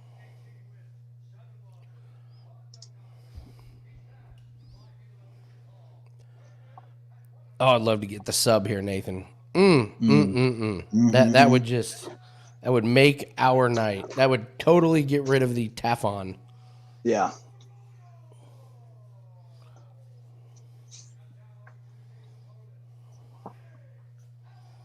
See, that's the thing I see is like Morono hasn't been finished that often, so I can see Cowboy Cerrone coming out there, hitting him to the head, kicking him to the body. Morono goes down and shells up, and then that's when Cerrone swarms him and gets the sub. Anybody who has shin tattoos is somebody you don't want to fuck with. Shin tattoo theory. Yes. You're right, dude. That has got to be. Dude, a shin tattoo?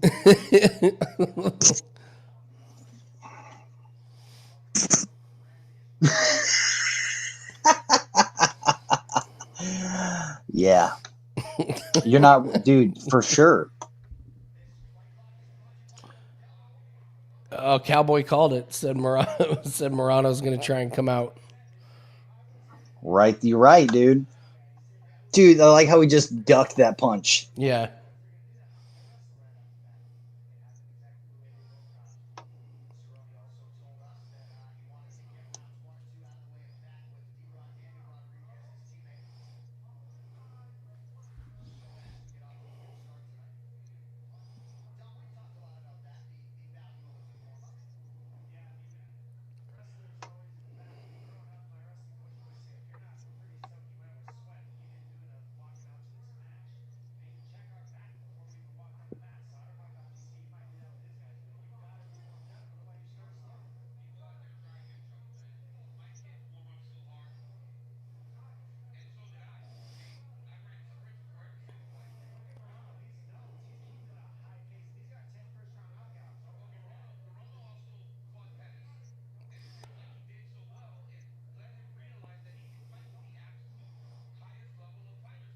Wow, Morono's kind of Mm-hmm. pushing the pace. Cerrone said he would, but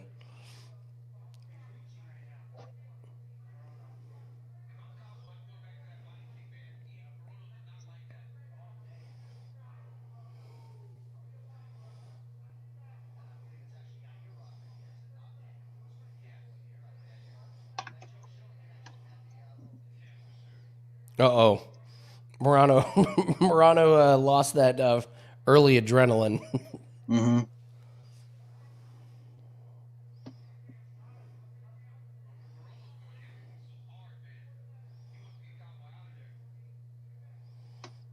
Man, Morono's like swinging for the fences. Yeah, he's gonna gas himself out. He Ooh, keeps there's trying to another one of throw those like that. He's fucking- getting a little too excited.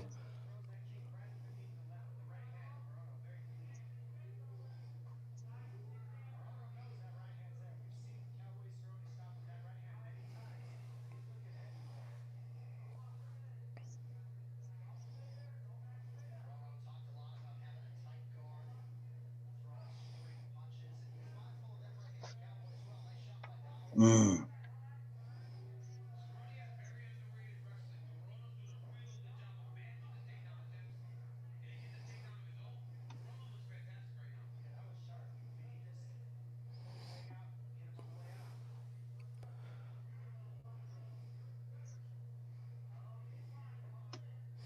So far, so good for Morono. I mean, it's an early storm that I think Cerrone said was coming.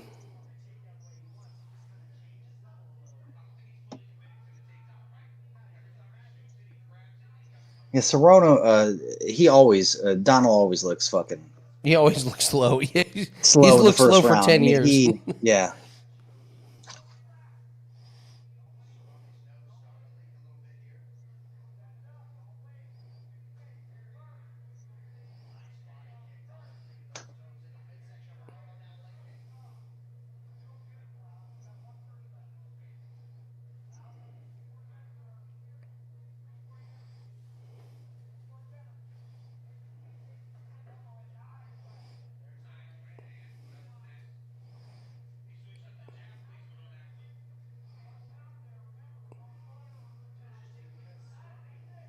Oh, Not a lot of good defense in this fight. mm-mm.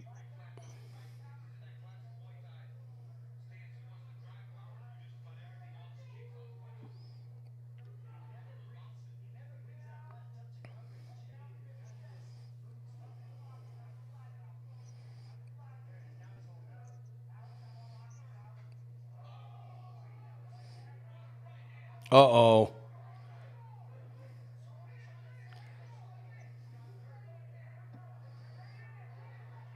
Glass chin, Nathan.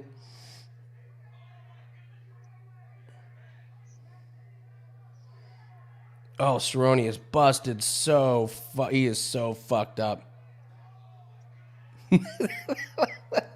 Well, that's a big hit on to not go the distance. Wow. So that's a winner. Finish him. Flawless victory.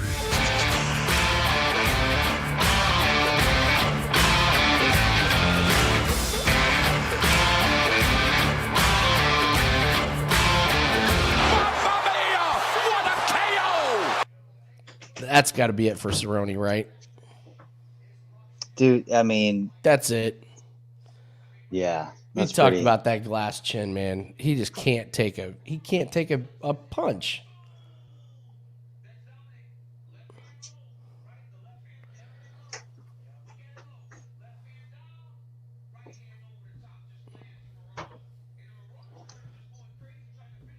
Man. I'm still stunned, Nathan, at the price we got that at. What did we lock that in at? I don't Hold even on. remember. Hold on. Let me look at this.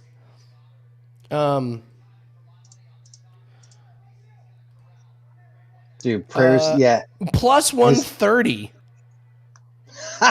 Plus 130 to not go the distance. Oh, Bubbles. You're right, Bubbles. Poor kid. No zombies. It's like No Daddy gets zombies. killed by a zombie. Daddy is a zombie now. Mm-hmm. Daddy's I like a how zombie. even they was like, I don't want to go out like this. I don't want this to be my last fight, man. Well, It might be. Dude, we get your ass kicked standing up by Morono. Yeesh. it's not a good sign. No, it's a And horrible Ronald's, sign. I mean, just winging it, just like with no fear of something coming at him. yeah, my heart goes out to Cerrone though. One of my favorites, and then to see him just again 6 in a row, dude. 6 in a row. Yeah, it's bad. And now you can't even say it's against like elite competition. Yeah, no. This is You can't be not. like VJS 0710. My I'm whole sorry to part. hear that, Dude, it's honestly that is better than losing by just barely one. Mm-hmm. All right, I'll be right back. That's good. Now I wonder.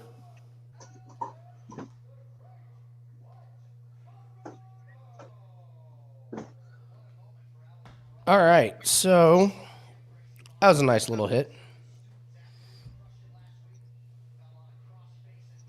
What's up, Katarina? Anytime. It's not been our best. It's not been our best night. It hasn't been UFC's best night, but it hasn't been our best night. But hi, Guinea Bear. Hi, pal. Hey, get it. What? Stop. Put it down.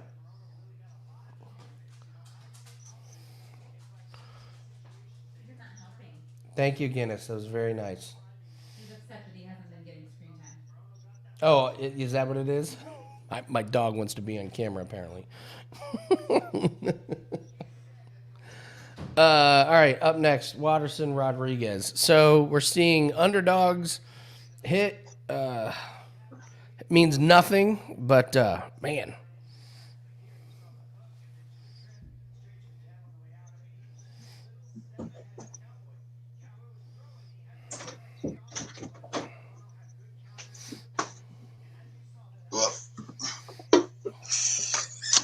Are we doing anything with this last fight, Nathan?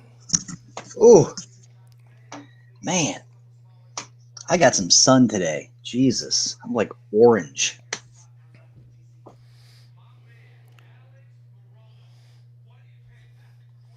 Someone today told me on all those free videos that I do for Twitter and stuff, they're like, "You look stoned every day." I was like, I release them at 9 a.m. I don't smoke. I'm He's not. just hungover. He's hungover. Yeah, I am not stoned. I am drunk. Yeah. Big difference. No, I get it. It's just kind of how I look on camera. Like, just whatever. Mm-hmm. I look like Trump's son.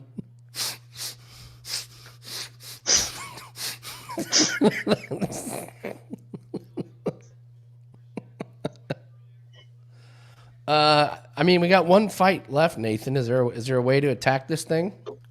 One fight left. Rodriguiz, Waterson. Bet the over. Think this one goes over? Yeah. And well, I mean, what is it? What are the over? What's the over? I mean, if it's over, All right, total rounds. Oh my God. To go the distance is minus 200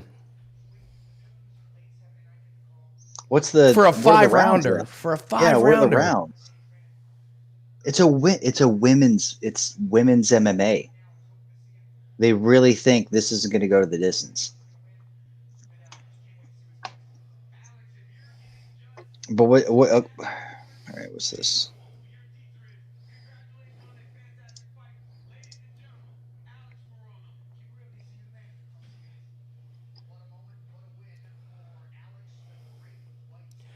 Hey, good for Morono, man. He came in with a plan. He executed. Mm-hmm. You know? I mean, I don't know. I guess maybe we just wait and live bet it and see what Waterson's doing, but I don't know. Yeah, I mean it's plus. Well, it's minus 200 plus 168.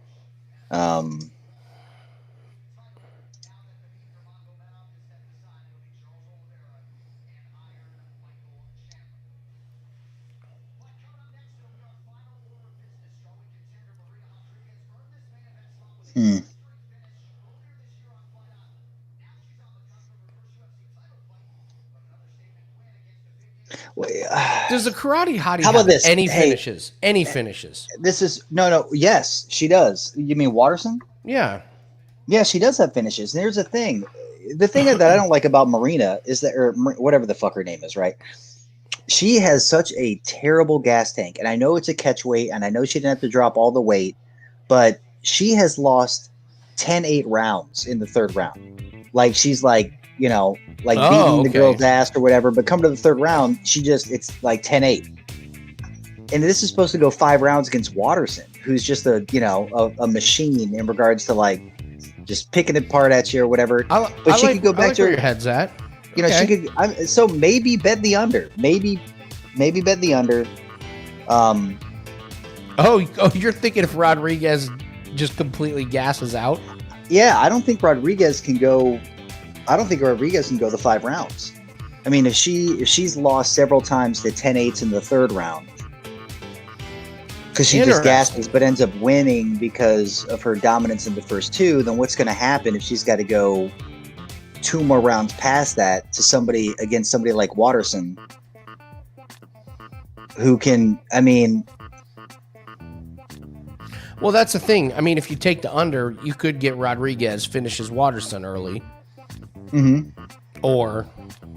Yeah. And the under right now is what? I mean, it's total rounds. The under is under 4.5 is plus 165. And then we don't have a horse to, in the race. We just got to make sure there's some sort of ending. So either Marina does what she does. Yeah, she does what she does, and she comes out there and like proves herself as this, beast of a woman that can knock anybody, has got the power. Or Watterson takes her time, waits for her to be gassed, and then submits her that she's done in the past. I mean, Watterson she's not that bad of a grappler. And Marina doesn't have a good ground game whatsoever. Like, she will just lay and pray for the next round because it stands on the feet. Like, she's like, the round has to start on the feet. So she's just like, I'll just wait for 3 minutes until I got to stand up again. Yeah.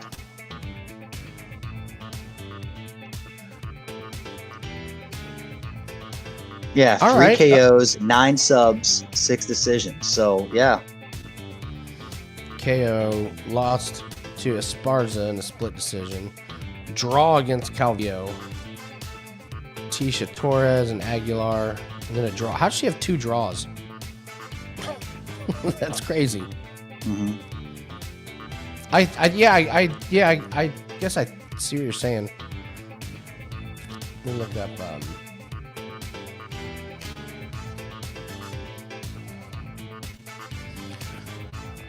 up something here.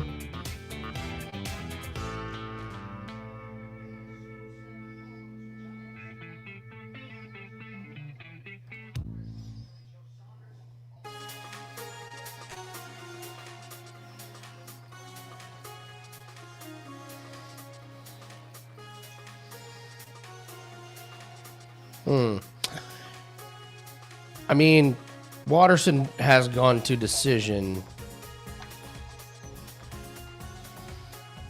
but she's gone to decision in 2 5-round fights. Mm-hmm.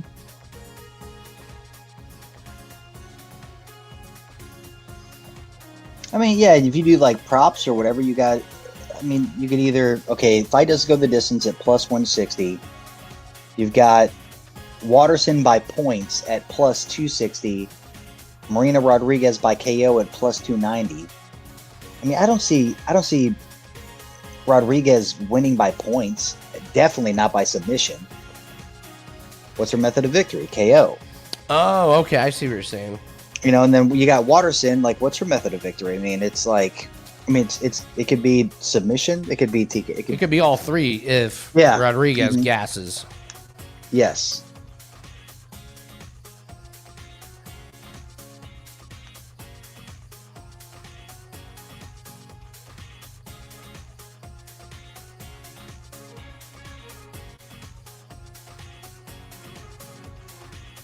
I think I don't know, Nathan. You what do you think the play is? Is it to go under? I think the safe bet is to go under. The safe bet is to go under, and if anything, if you wanted to hedge it with Michelle Watterson by points, that's plus 260. Oh, okay. All right. You know, I mean, like under the distance, we're getting plus money. Okay, if it doesn't go the distance, who wins by points? Watterson. She's gonna, she's got the gas tank. She's got the striking. She's got the keys. She's got the loud noises to like get the judges on her side. The keys. Cat. I'm a mom. Cat. Yeah. Did you know she's a mom? I don't know if they've mentioned that. Did you know that? Are you aware of that? Excuse me? I just guessed. That was What? She's a mom? No way. Moms don't fight. When? I don't know. I'm on the fence here, Nathan.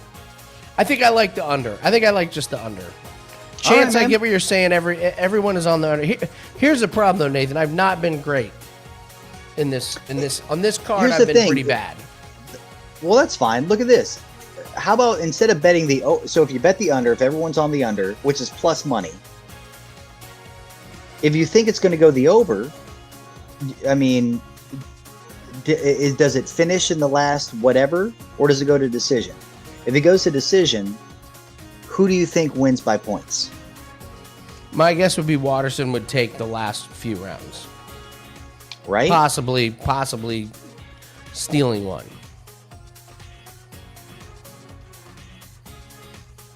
So, I mean, even if you don't want to bet the under, you bet the under, and then you hedge it with what you think the over is going to end up being.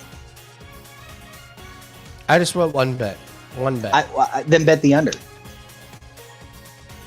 Okay. Sprinkle on the under. Nothing major. Yeah, why not? There it is. We're taking the under. Oh, I got to put the bet up. Sorry. Let me do it. Let me get up here. By the way, did everyone notice what happened to Koken after he made fun of prop bettors and props? Chance, did you notice what happened?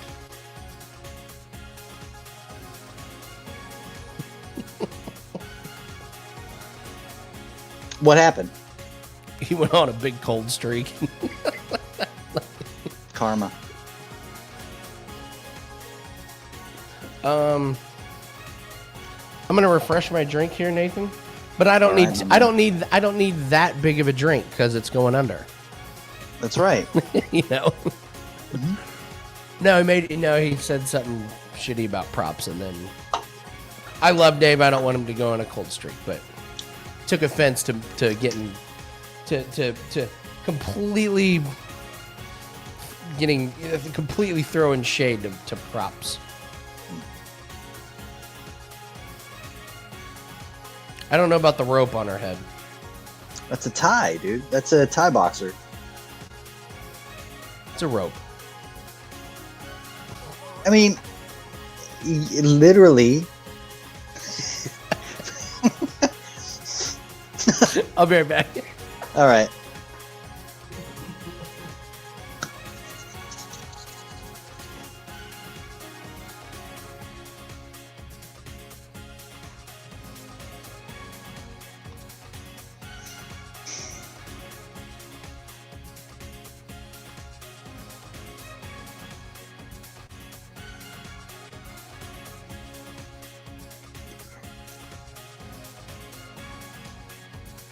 Yeah, most women's fights are over, but we're talking about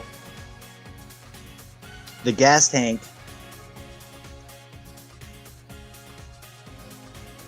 I mean, either way, that's why I said hedge it with Waterson by points. Like, if you think it's going to go, I mean, if you think it's going to go over 4.5, how do you think it ends? I would be blown away if Marina could, like, if she's going to win in points in a 5-round fight against Waterson. That would blow my mind.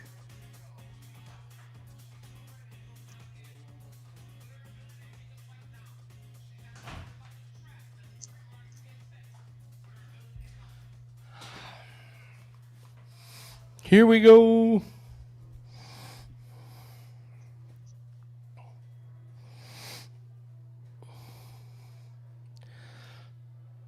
When's the Canelo fight? When's that fucker start? 11 midnight? Oh, dude, those boxing 4 fights in the don't morning? start till like I checked and they like just started an undercard fight.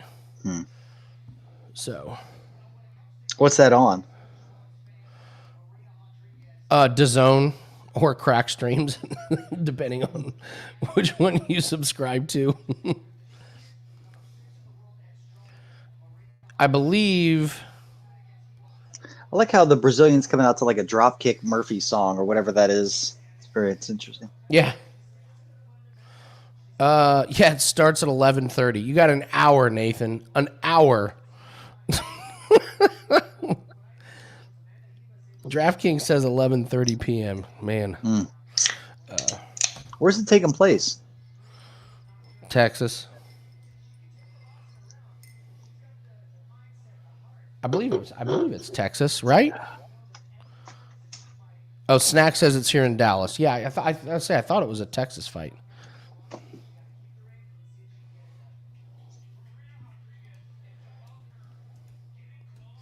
Dolan still has Arlington, Texas. Dolan still has his 5% play up. So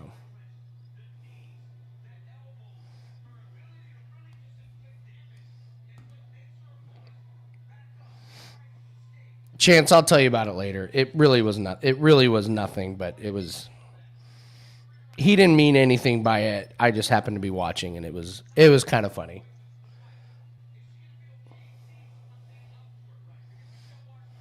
I see the cornerman, the cut man, whatever. He's got the bone headphones on. I was telling you about Andy. Oh, that's right. You were telling me about those. Mm-hmm.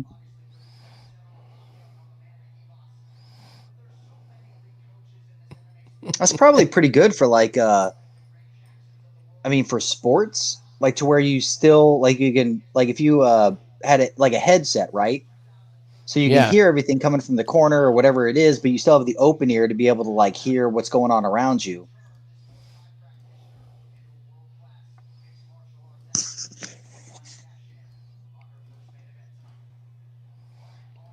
All right, ladies.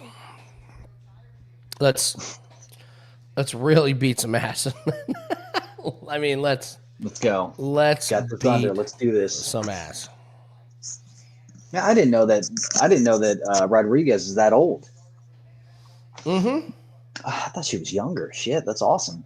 Yeah, they're both in their mid-30s. Old as fuck. That's great.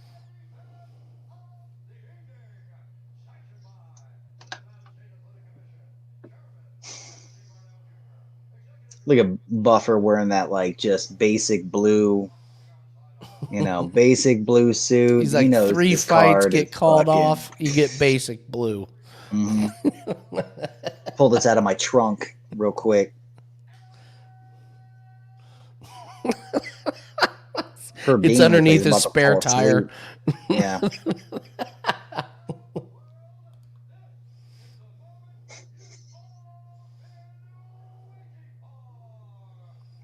I think I've said this before. Karate Hottie. She's all right. Dude, she's a looker for sure. Happy anniversary, Chance. 11 years.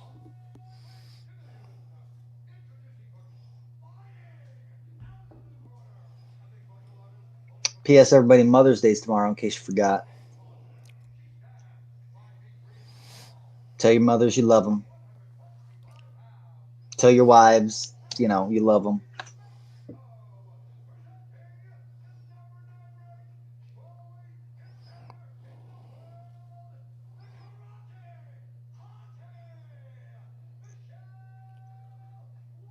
Surprised they didn't make Buffer mention that she's a mom. The karate, hot she's a mom. Michelle, who's also a mom.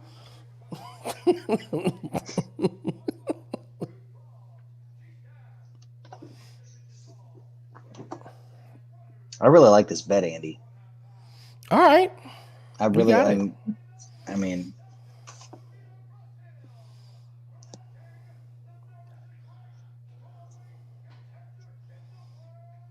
Did Andrew tell you? Did Andrew tell you our idea for $2 Tuesday on Wager Talk? mm-mm. Oh, I wish he would have. I'll let him explain it. It's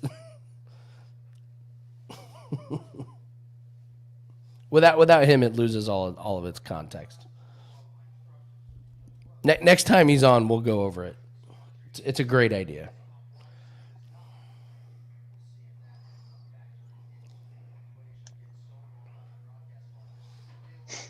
All right, let's knock someone out here.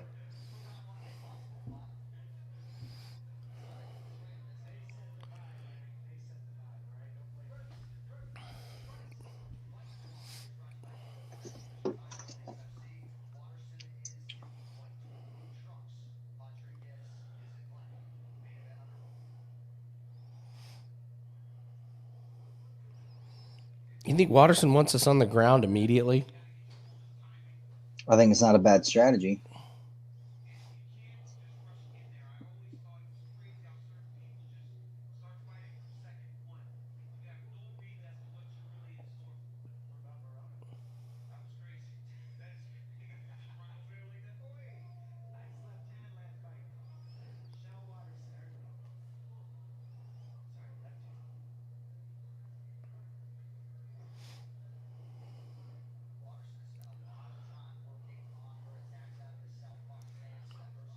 Oh, it's a good point, Katie. What Brazilian doesn't wear yellow shorts? That is not a good sign.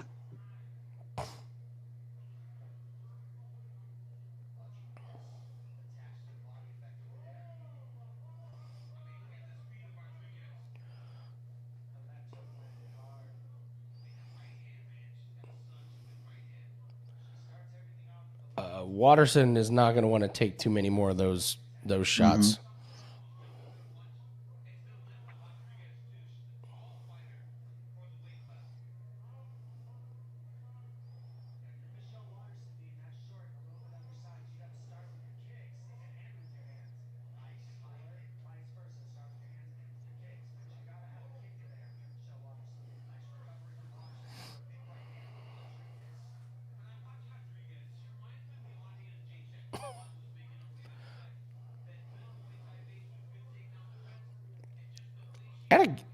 At a guy, William.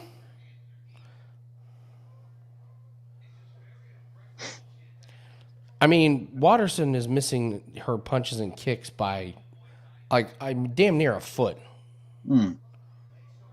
That's Waterson's MO, though. She typically will just throw things out there, throw punches out there just to be throwing something.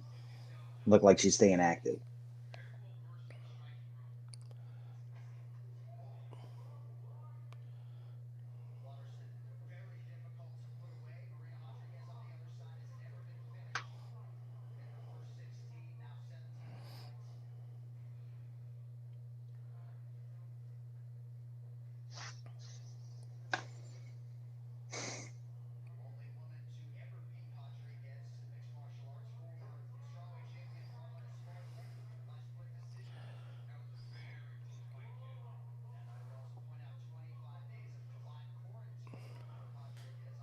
Good round for Rodriguiz. She's not expending a whole lot of energy, but she's landing some good shots. When does she gas, Nathan? Third round? Yeah.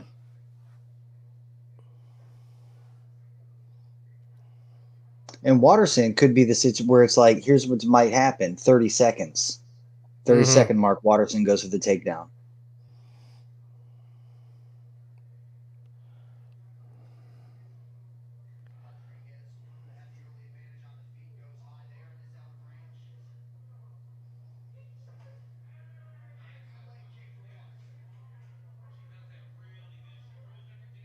Ooh, that was a great fucking leg kick from Waterson. Oh, it was awesome.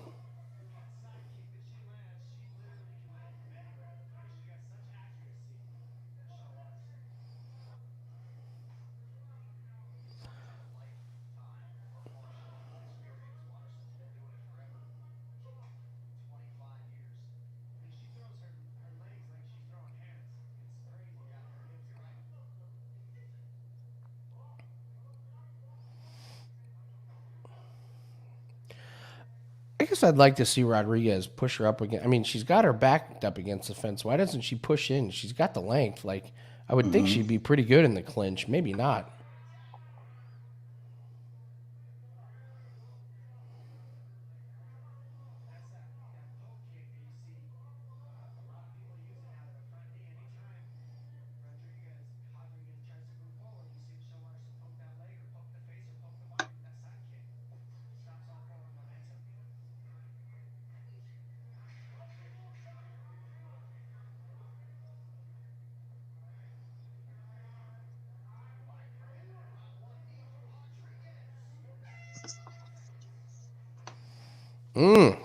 Good end of the round. It's pretty good. Waterson just walks off smiling. Dude, I like what I see from Waterson, man. She's gonna have to get inside more. She can't. I mean, She that's can't fine. stand on the perimeter. I think she's just taking her time. I think that she's getting the timing of, Rodriguez being able to avoid. Like you saw her, like she was able to like save the cage as soon as Marina came in. She just moved her head, did the side kick. She would come around with the spinning backhand. I think she's just kind of.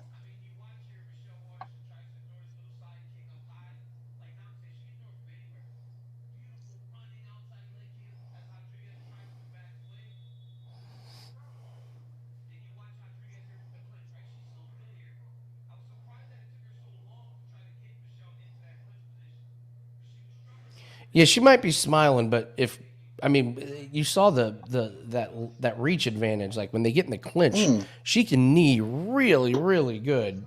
Yeah. Not gonna be smiling. Not gonna be smiling too much. You take a few of those.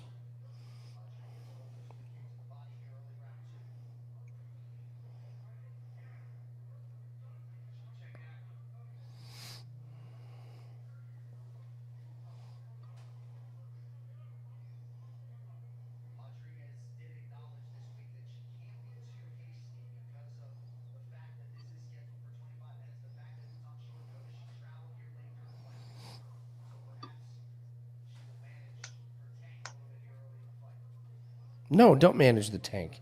Go all out. Just go all out. Come on, burn it. Burn that energy.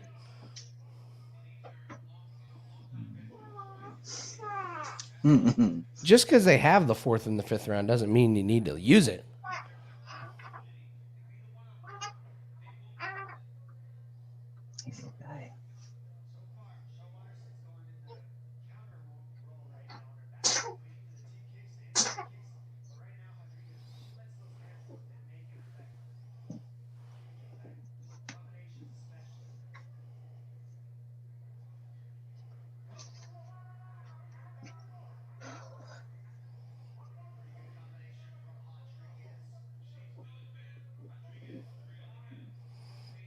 What's up with the pronunciation of her last name, Nathan? Am I missing something? What do they keep saying? Rodriguez. Was it? I mean, I guess I don't. Ooh, straight titty punch. That was a tit punch. That was a solid punch. Well, Rodriguez has gotten the best of the clinches, like for sure. Which I think Waterson would you would have thought Waterson would.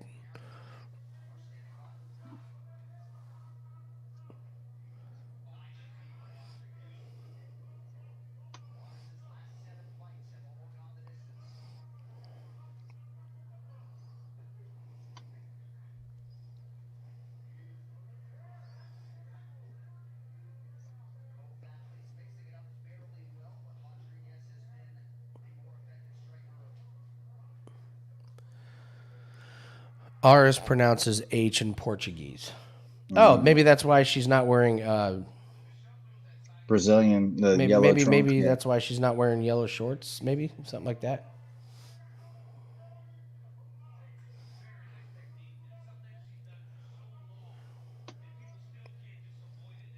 Thank you, Hugh.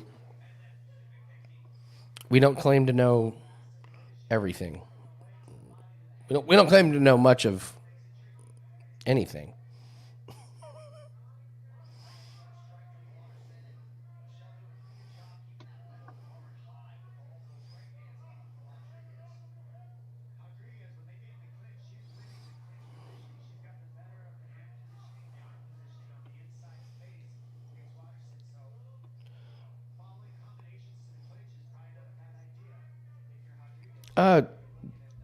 Correct me if I'm wrong, Nathan. Do I see Waterson breathing a little heavy? I saw Rodriguez breathe a little heavy, but Well, I mean, they both can, mhm. I guess.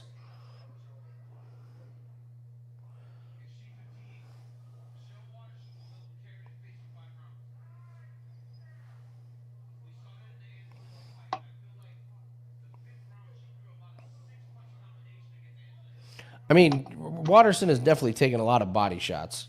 Like she's taken knees during those clinches.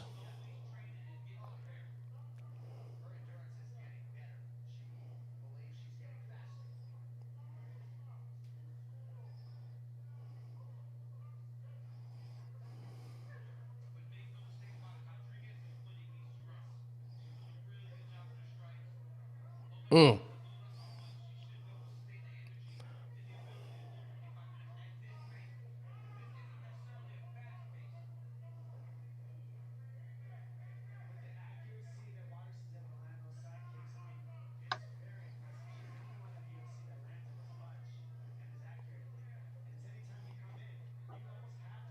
Uh-oh. Uh-oh.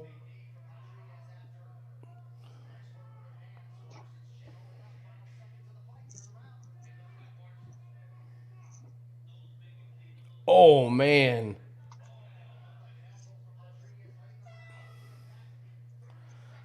That is some damn good clinch work. Damn good clinch work from From Rodriguez. Rodriguez. Rodriguez, sorry. But did Rodriguez blow her wad trying to come in I at the don't end think there? so. We're gonna see. I don't think so. I think she's damaged Waterson. Waterson's been damaged plenty. You saw her Oh, face against the on J-Tech I fight. agree, but Rodriguez is doing her thing. Like she's game plan. Yeah, look at that. Waterson's. I mean, I don't know where. Oh yeah, I'm, her oh, nose there we is go. fucked up. Her cheek is fucked up. Hey, yes, exactly, Katie. Knock a lady out, please.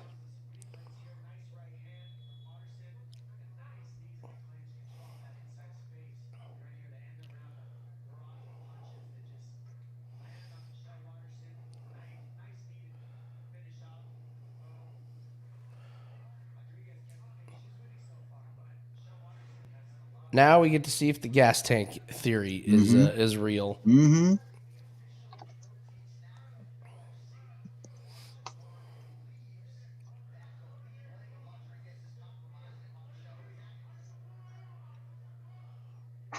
The lead leg of Rodriguez is compromised.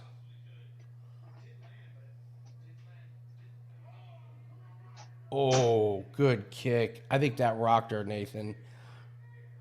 Unless they're right, the lead leg.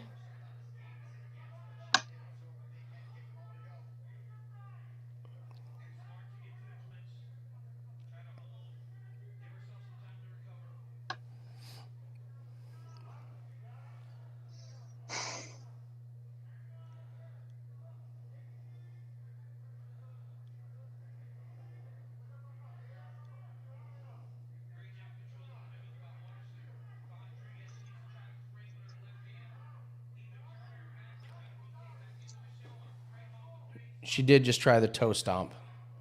Mm.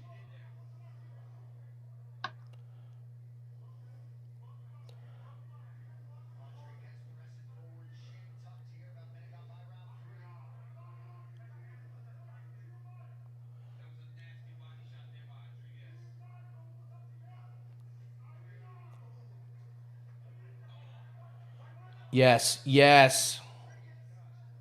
Let's go. Come on. Oh, damn. She is teeing off on her. Yeah. Oof.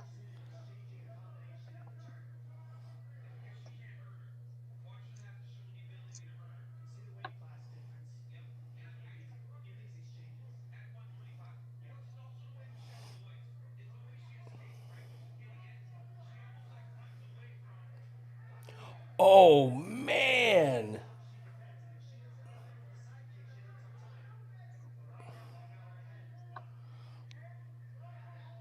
So, Rodriguez's leg is effed, Nathan.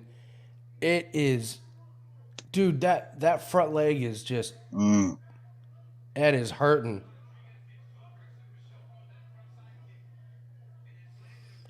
Surely one of them is going down, right? Surely why Rodriguez is going to chip away at this leg, or I'm sorry, Waterson is. Come on, yeah. Like, look at that. Like, Waterson, let's go. Or Rodriguez push her up against the fence and knock her into next week, please.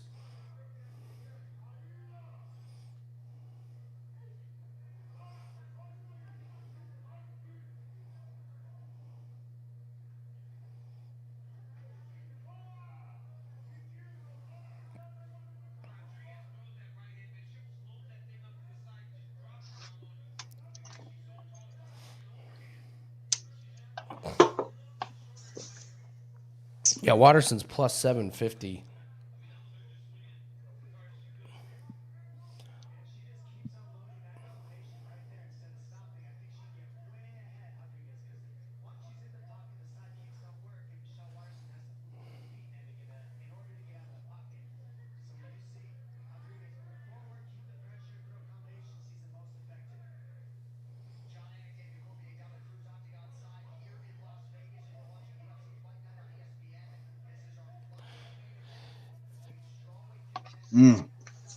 Yeah, you're starting to see Rodriguez get tired here.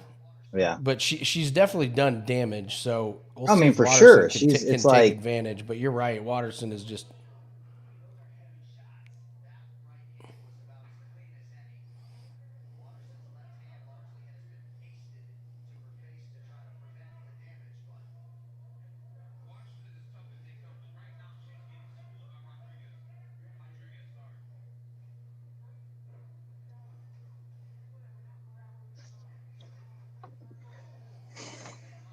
Come on, Rodriguez. Like, just knock come on, her just out, fucking man. either Just finish something her. happened. Like Her either Waterson's face is just tattooed.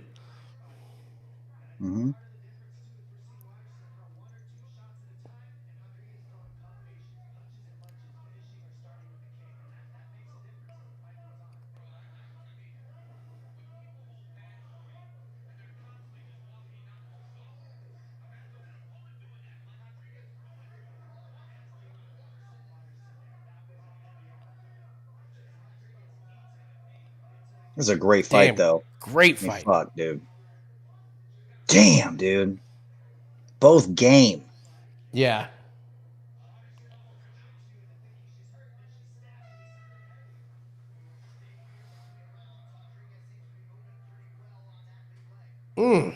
This is nuts, man. Mm-hmm. I want to hear what they're saying, if they say anything about her leg.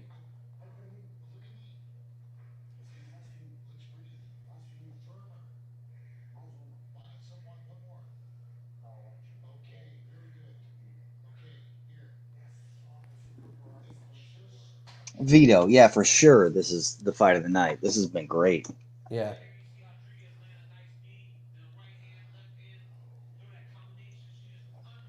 Greene and Lima are in their back like, fuck, you can punch?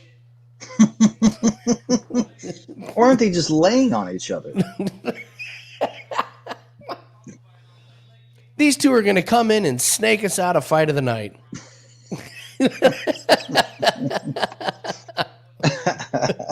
Damn it. Unbelievable. You know, you have something in the bag.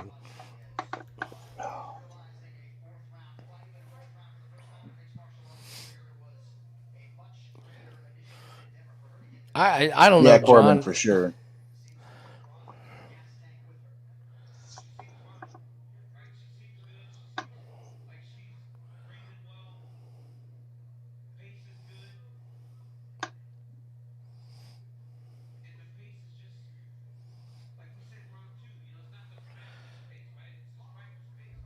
You're right, man. Waterson is just taking so many shots. Like, I feel like a lot of other women would have been down by now. Oh, for sure. Like, I mean, any other, I don't know any chick Yeah. who would have been able to take.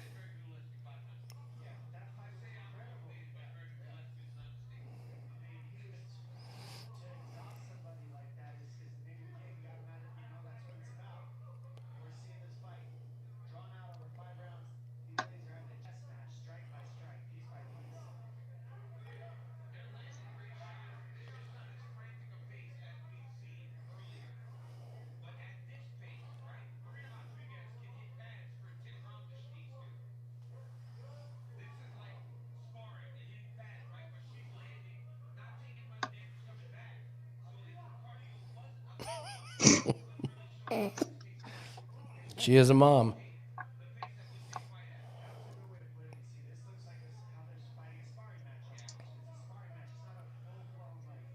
There you go, Rodriguez. I mean, I got to believe Rodriguez has got to be the one to finish this, you know? Mm-hmm.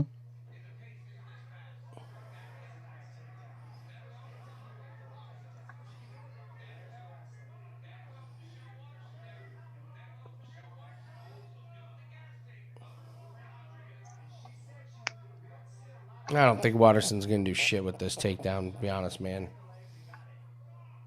Like, not a finish. Yeah, right? No, he's just going to lay on her. That's what I don't want to see. Lima and Greene are like, see? Mm-hmm. That there. That's fighting.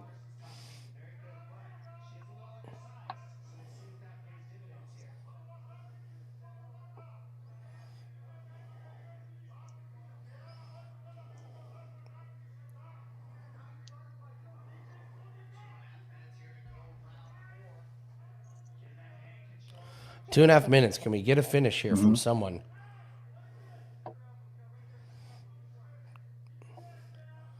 Can Waterson stun? Maybe a couple of elbows that surprise Rodriguez. Mush to the face. Because she can't be worried about points, right? I mean, she lost 3 rounds in a row. Yeah, like, come on, Waterson. Let's.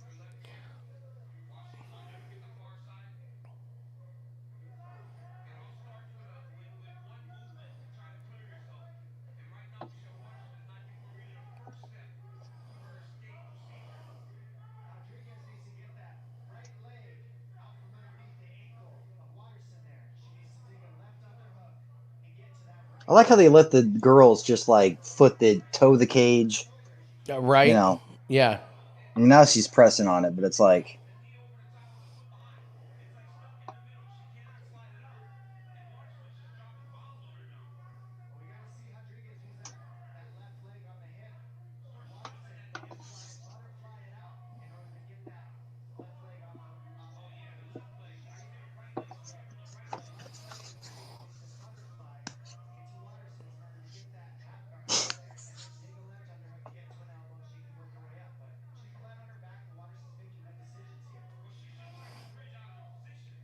This is what we didn't need for an under, you know?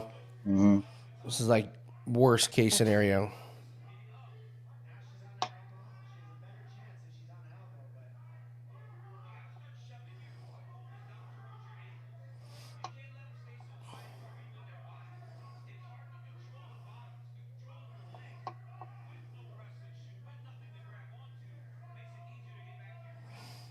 "30 seconds. Mm-hmm.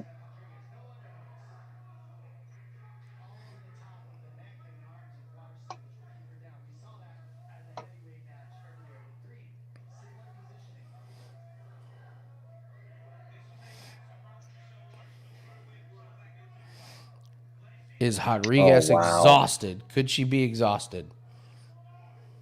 She doesn't look it, though.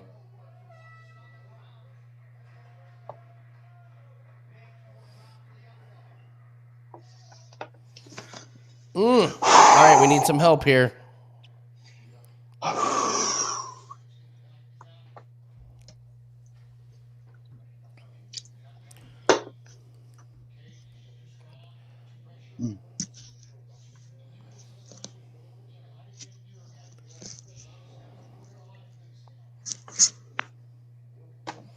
Do we get it? Do we get a finish here?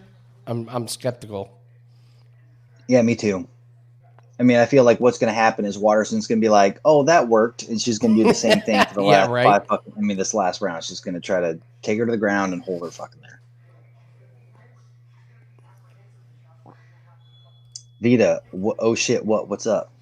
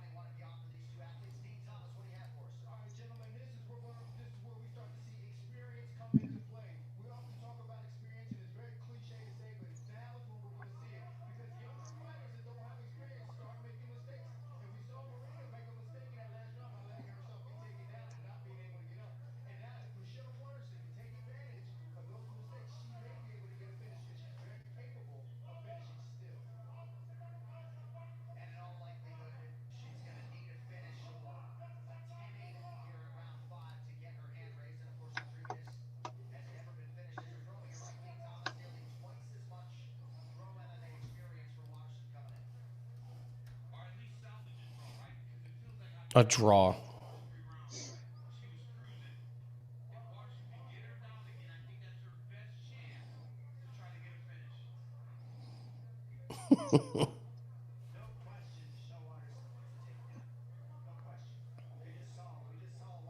Oh, come on.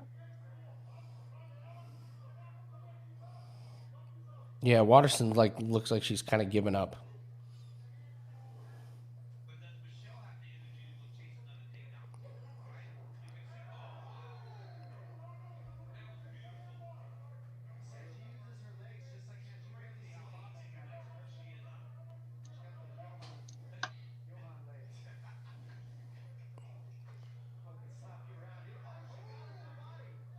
Uh-oh. Rodriguiz just took a massive. What are you doing? Just jump on her, man. What the fuck are you doing, Waterson? You just landed your best shot. Do you not know where, Man. what is happening here? Oh my god, Man. dude.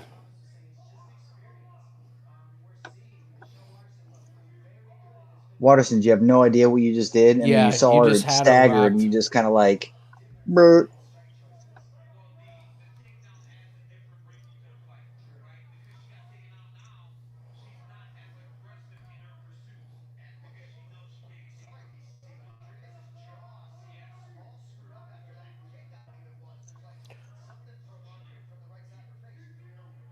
Is her jaw all broke?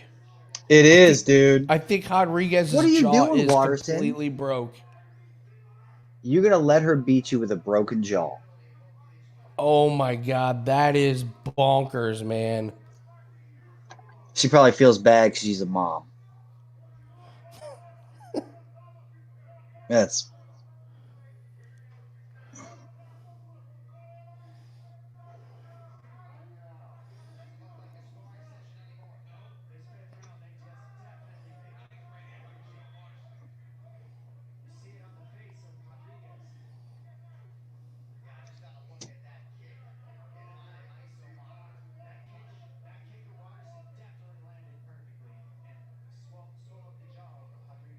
Is it swollen or is it broken? Dude, I think he broke it, and the fact that Waterson isn't taking advantage of it is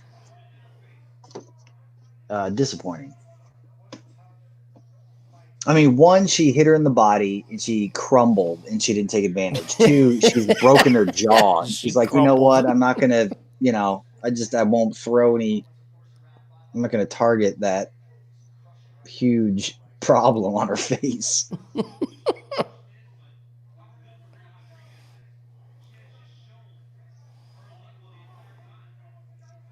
Goes the distance.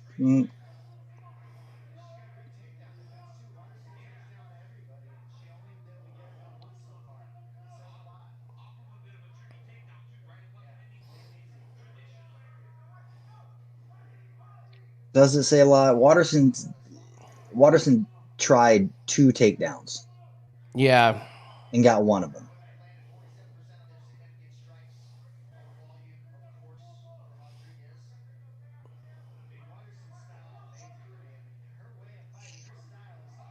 Oh, good kick. Mm.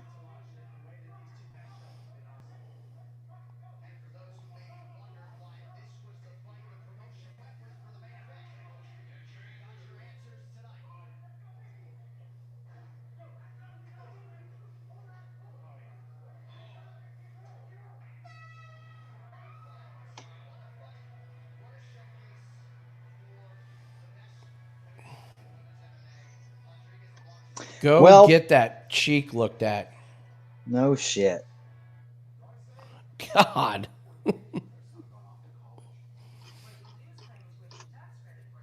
Damn, Nathan. We lost that one. Yep. Hey. A shitty card. Yeah. Damn it. Thought that, you know what? There's no chance, but what do we got next week? Next week's card's dope as shit.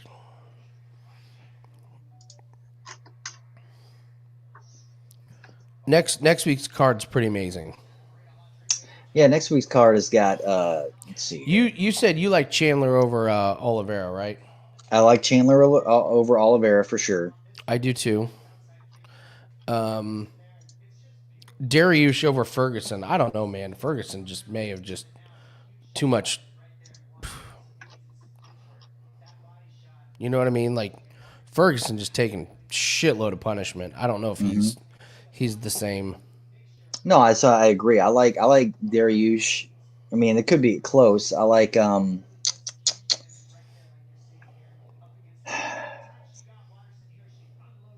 like Chikagian over Viviani, whatever, Araujo.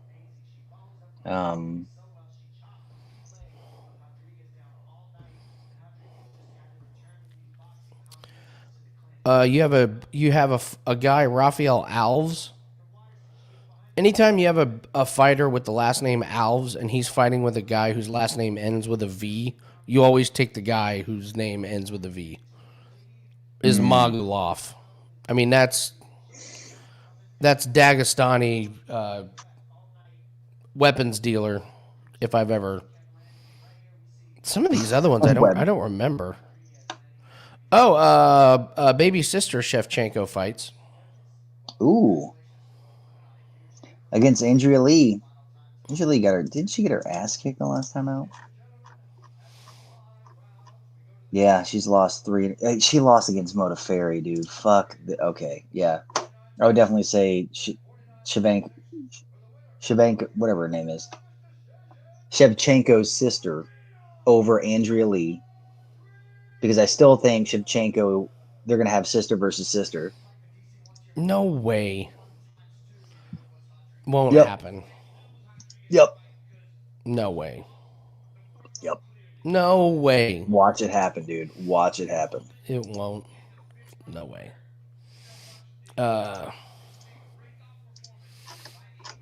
Yeah, some of these. I mean, that's a ton of fights next week. Hopefully half of them make it. Yeah, right. Jesus.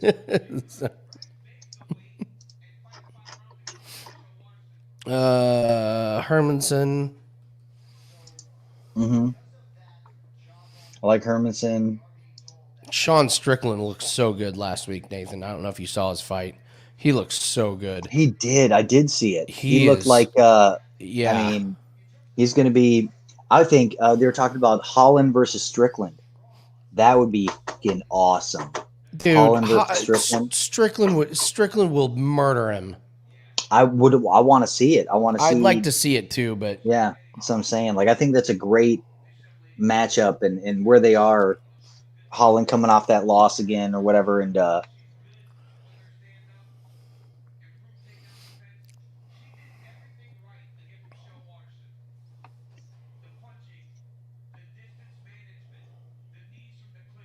yeah, thanks, Jason. Everybody here who share, like, subscribe, tell your mother. after Mom, you know, happy for Mommy's Mother's Day. Day, be like, Mom, you Yep. should probably watch this UFC stream on Saturdays. Make some money. We had an off night. Yeah. So it happens. It happens. We'll get him next week. Magny. Gina, Magny. Good fights next week. Mm-hmm. We'll have to go through Pickett, Wright, Schnell, Botrin. I'll have to look at Bontrin. Should Schnell be that big of a favorite? I can't remember. I can't remember Bontrin. Bontrin lost against Kara France and Ray Borg. Okay. Yeah. So I mean, honestly, we both like Chandler. Oliveira's good, but here, let me look him up. There was something about Oliveira. I think he fell into his position because before he beat Tony Ferguson, when Tony Ferguson looked like a shell of a man, like a dusty ghost. I mean, really. Yeah. No, you're right. Thought, and he didn't Kevin even Lee, finish him. And he didn't finish him. Yeah, no. Kevin Lee, whatever. Jared Gordon, come on now. Nick Lentz, all Whatever. right. I mean, he beat Jim Miller back in 2018. David Timur. I'm just saying, he beat Clay Guida. In 2018, and then he lost against Paul Felder right before that. So I just think that the level of competition in which, it's probably on par because you got the new guy coming over, but you got the energy, the hype. I don't know, man. I feel like Michael Chandler is going to grind out a win. I mean, yeah, beat Hooker. That was a great fight. Henderson knocked out Henderson. He knocked out Ben Harrison, came over, beat the shit out of Dan Hooker. Everyone had Dan Hooker. I mean, everyone, for sure. The debutante from Bellator, like, what's he going to do? And he came out and he put it on him. He put it on him. And then he came out with, dick swinging, calling everybody out. So I think it's going to be, I think it'd be interesting, man. I mean, yeah, he beat Pitbull. Or no, he lost against Pitbull, whatever. But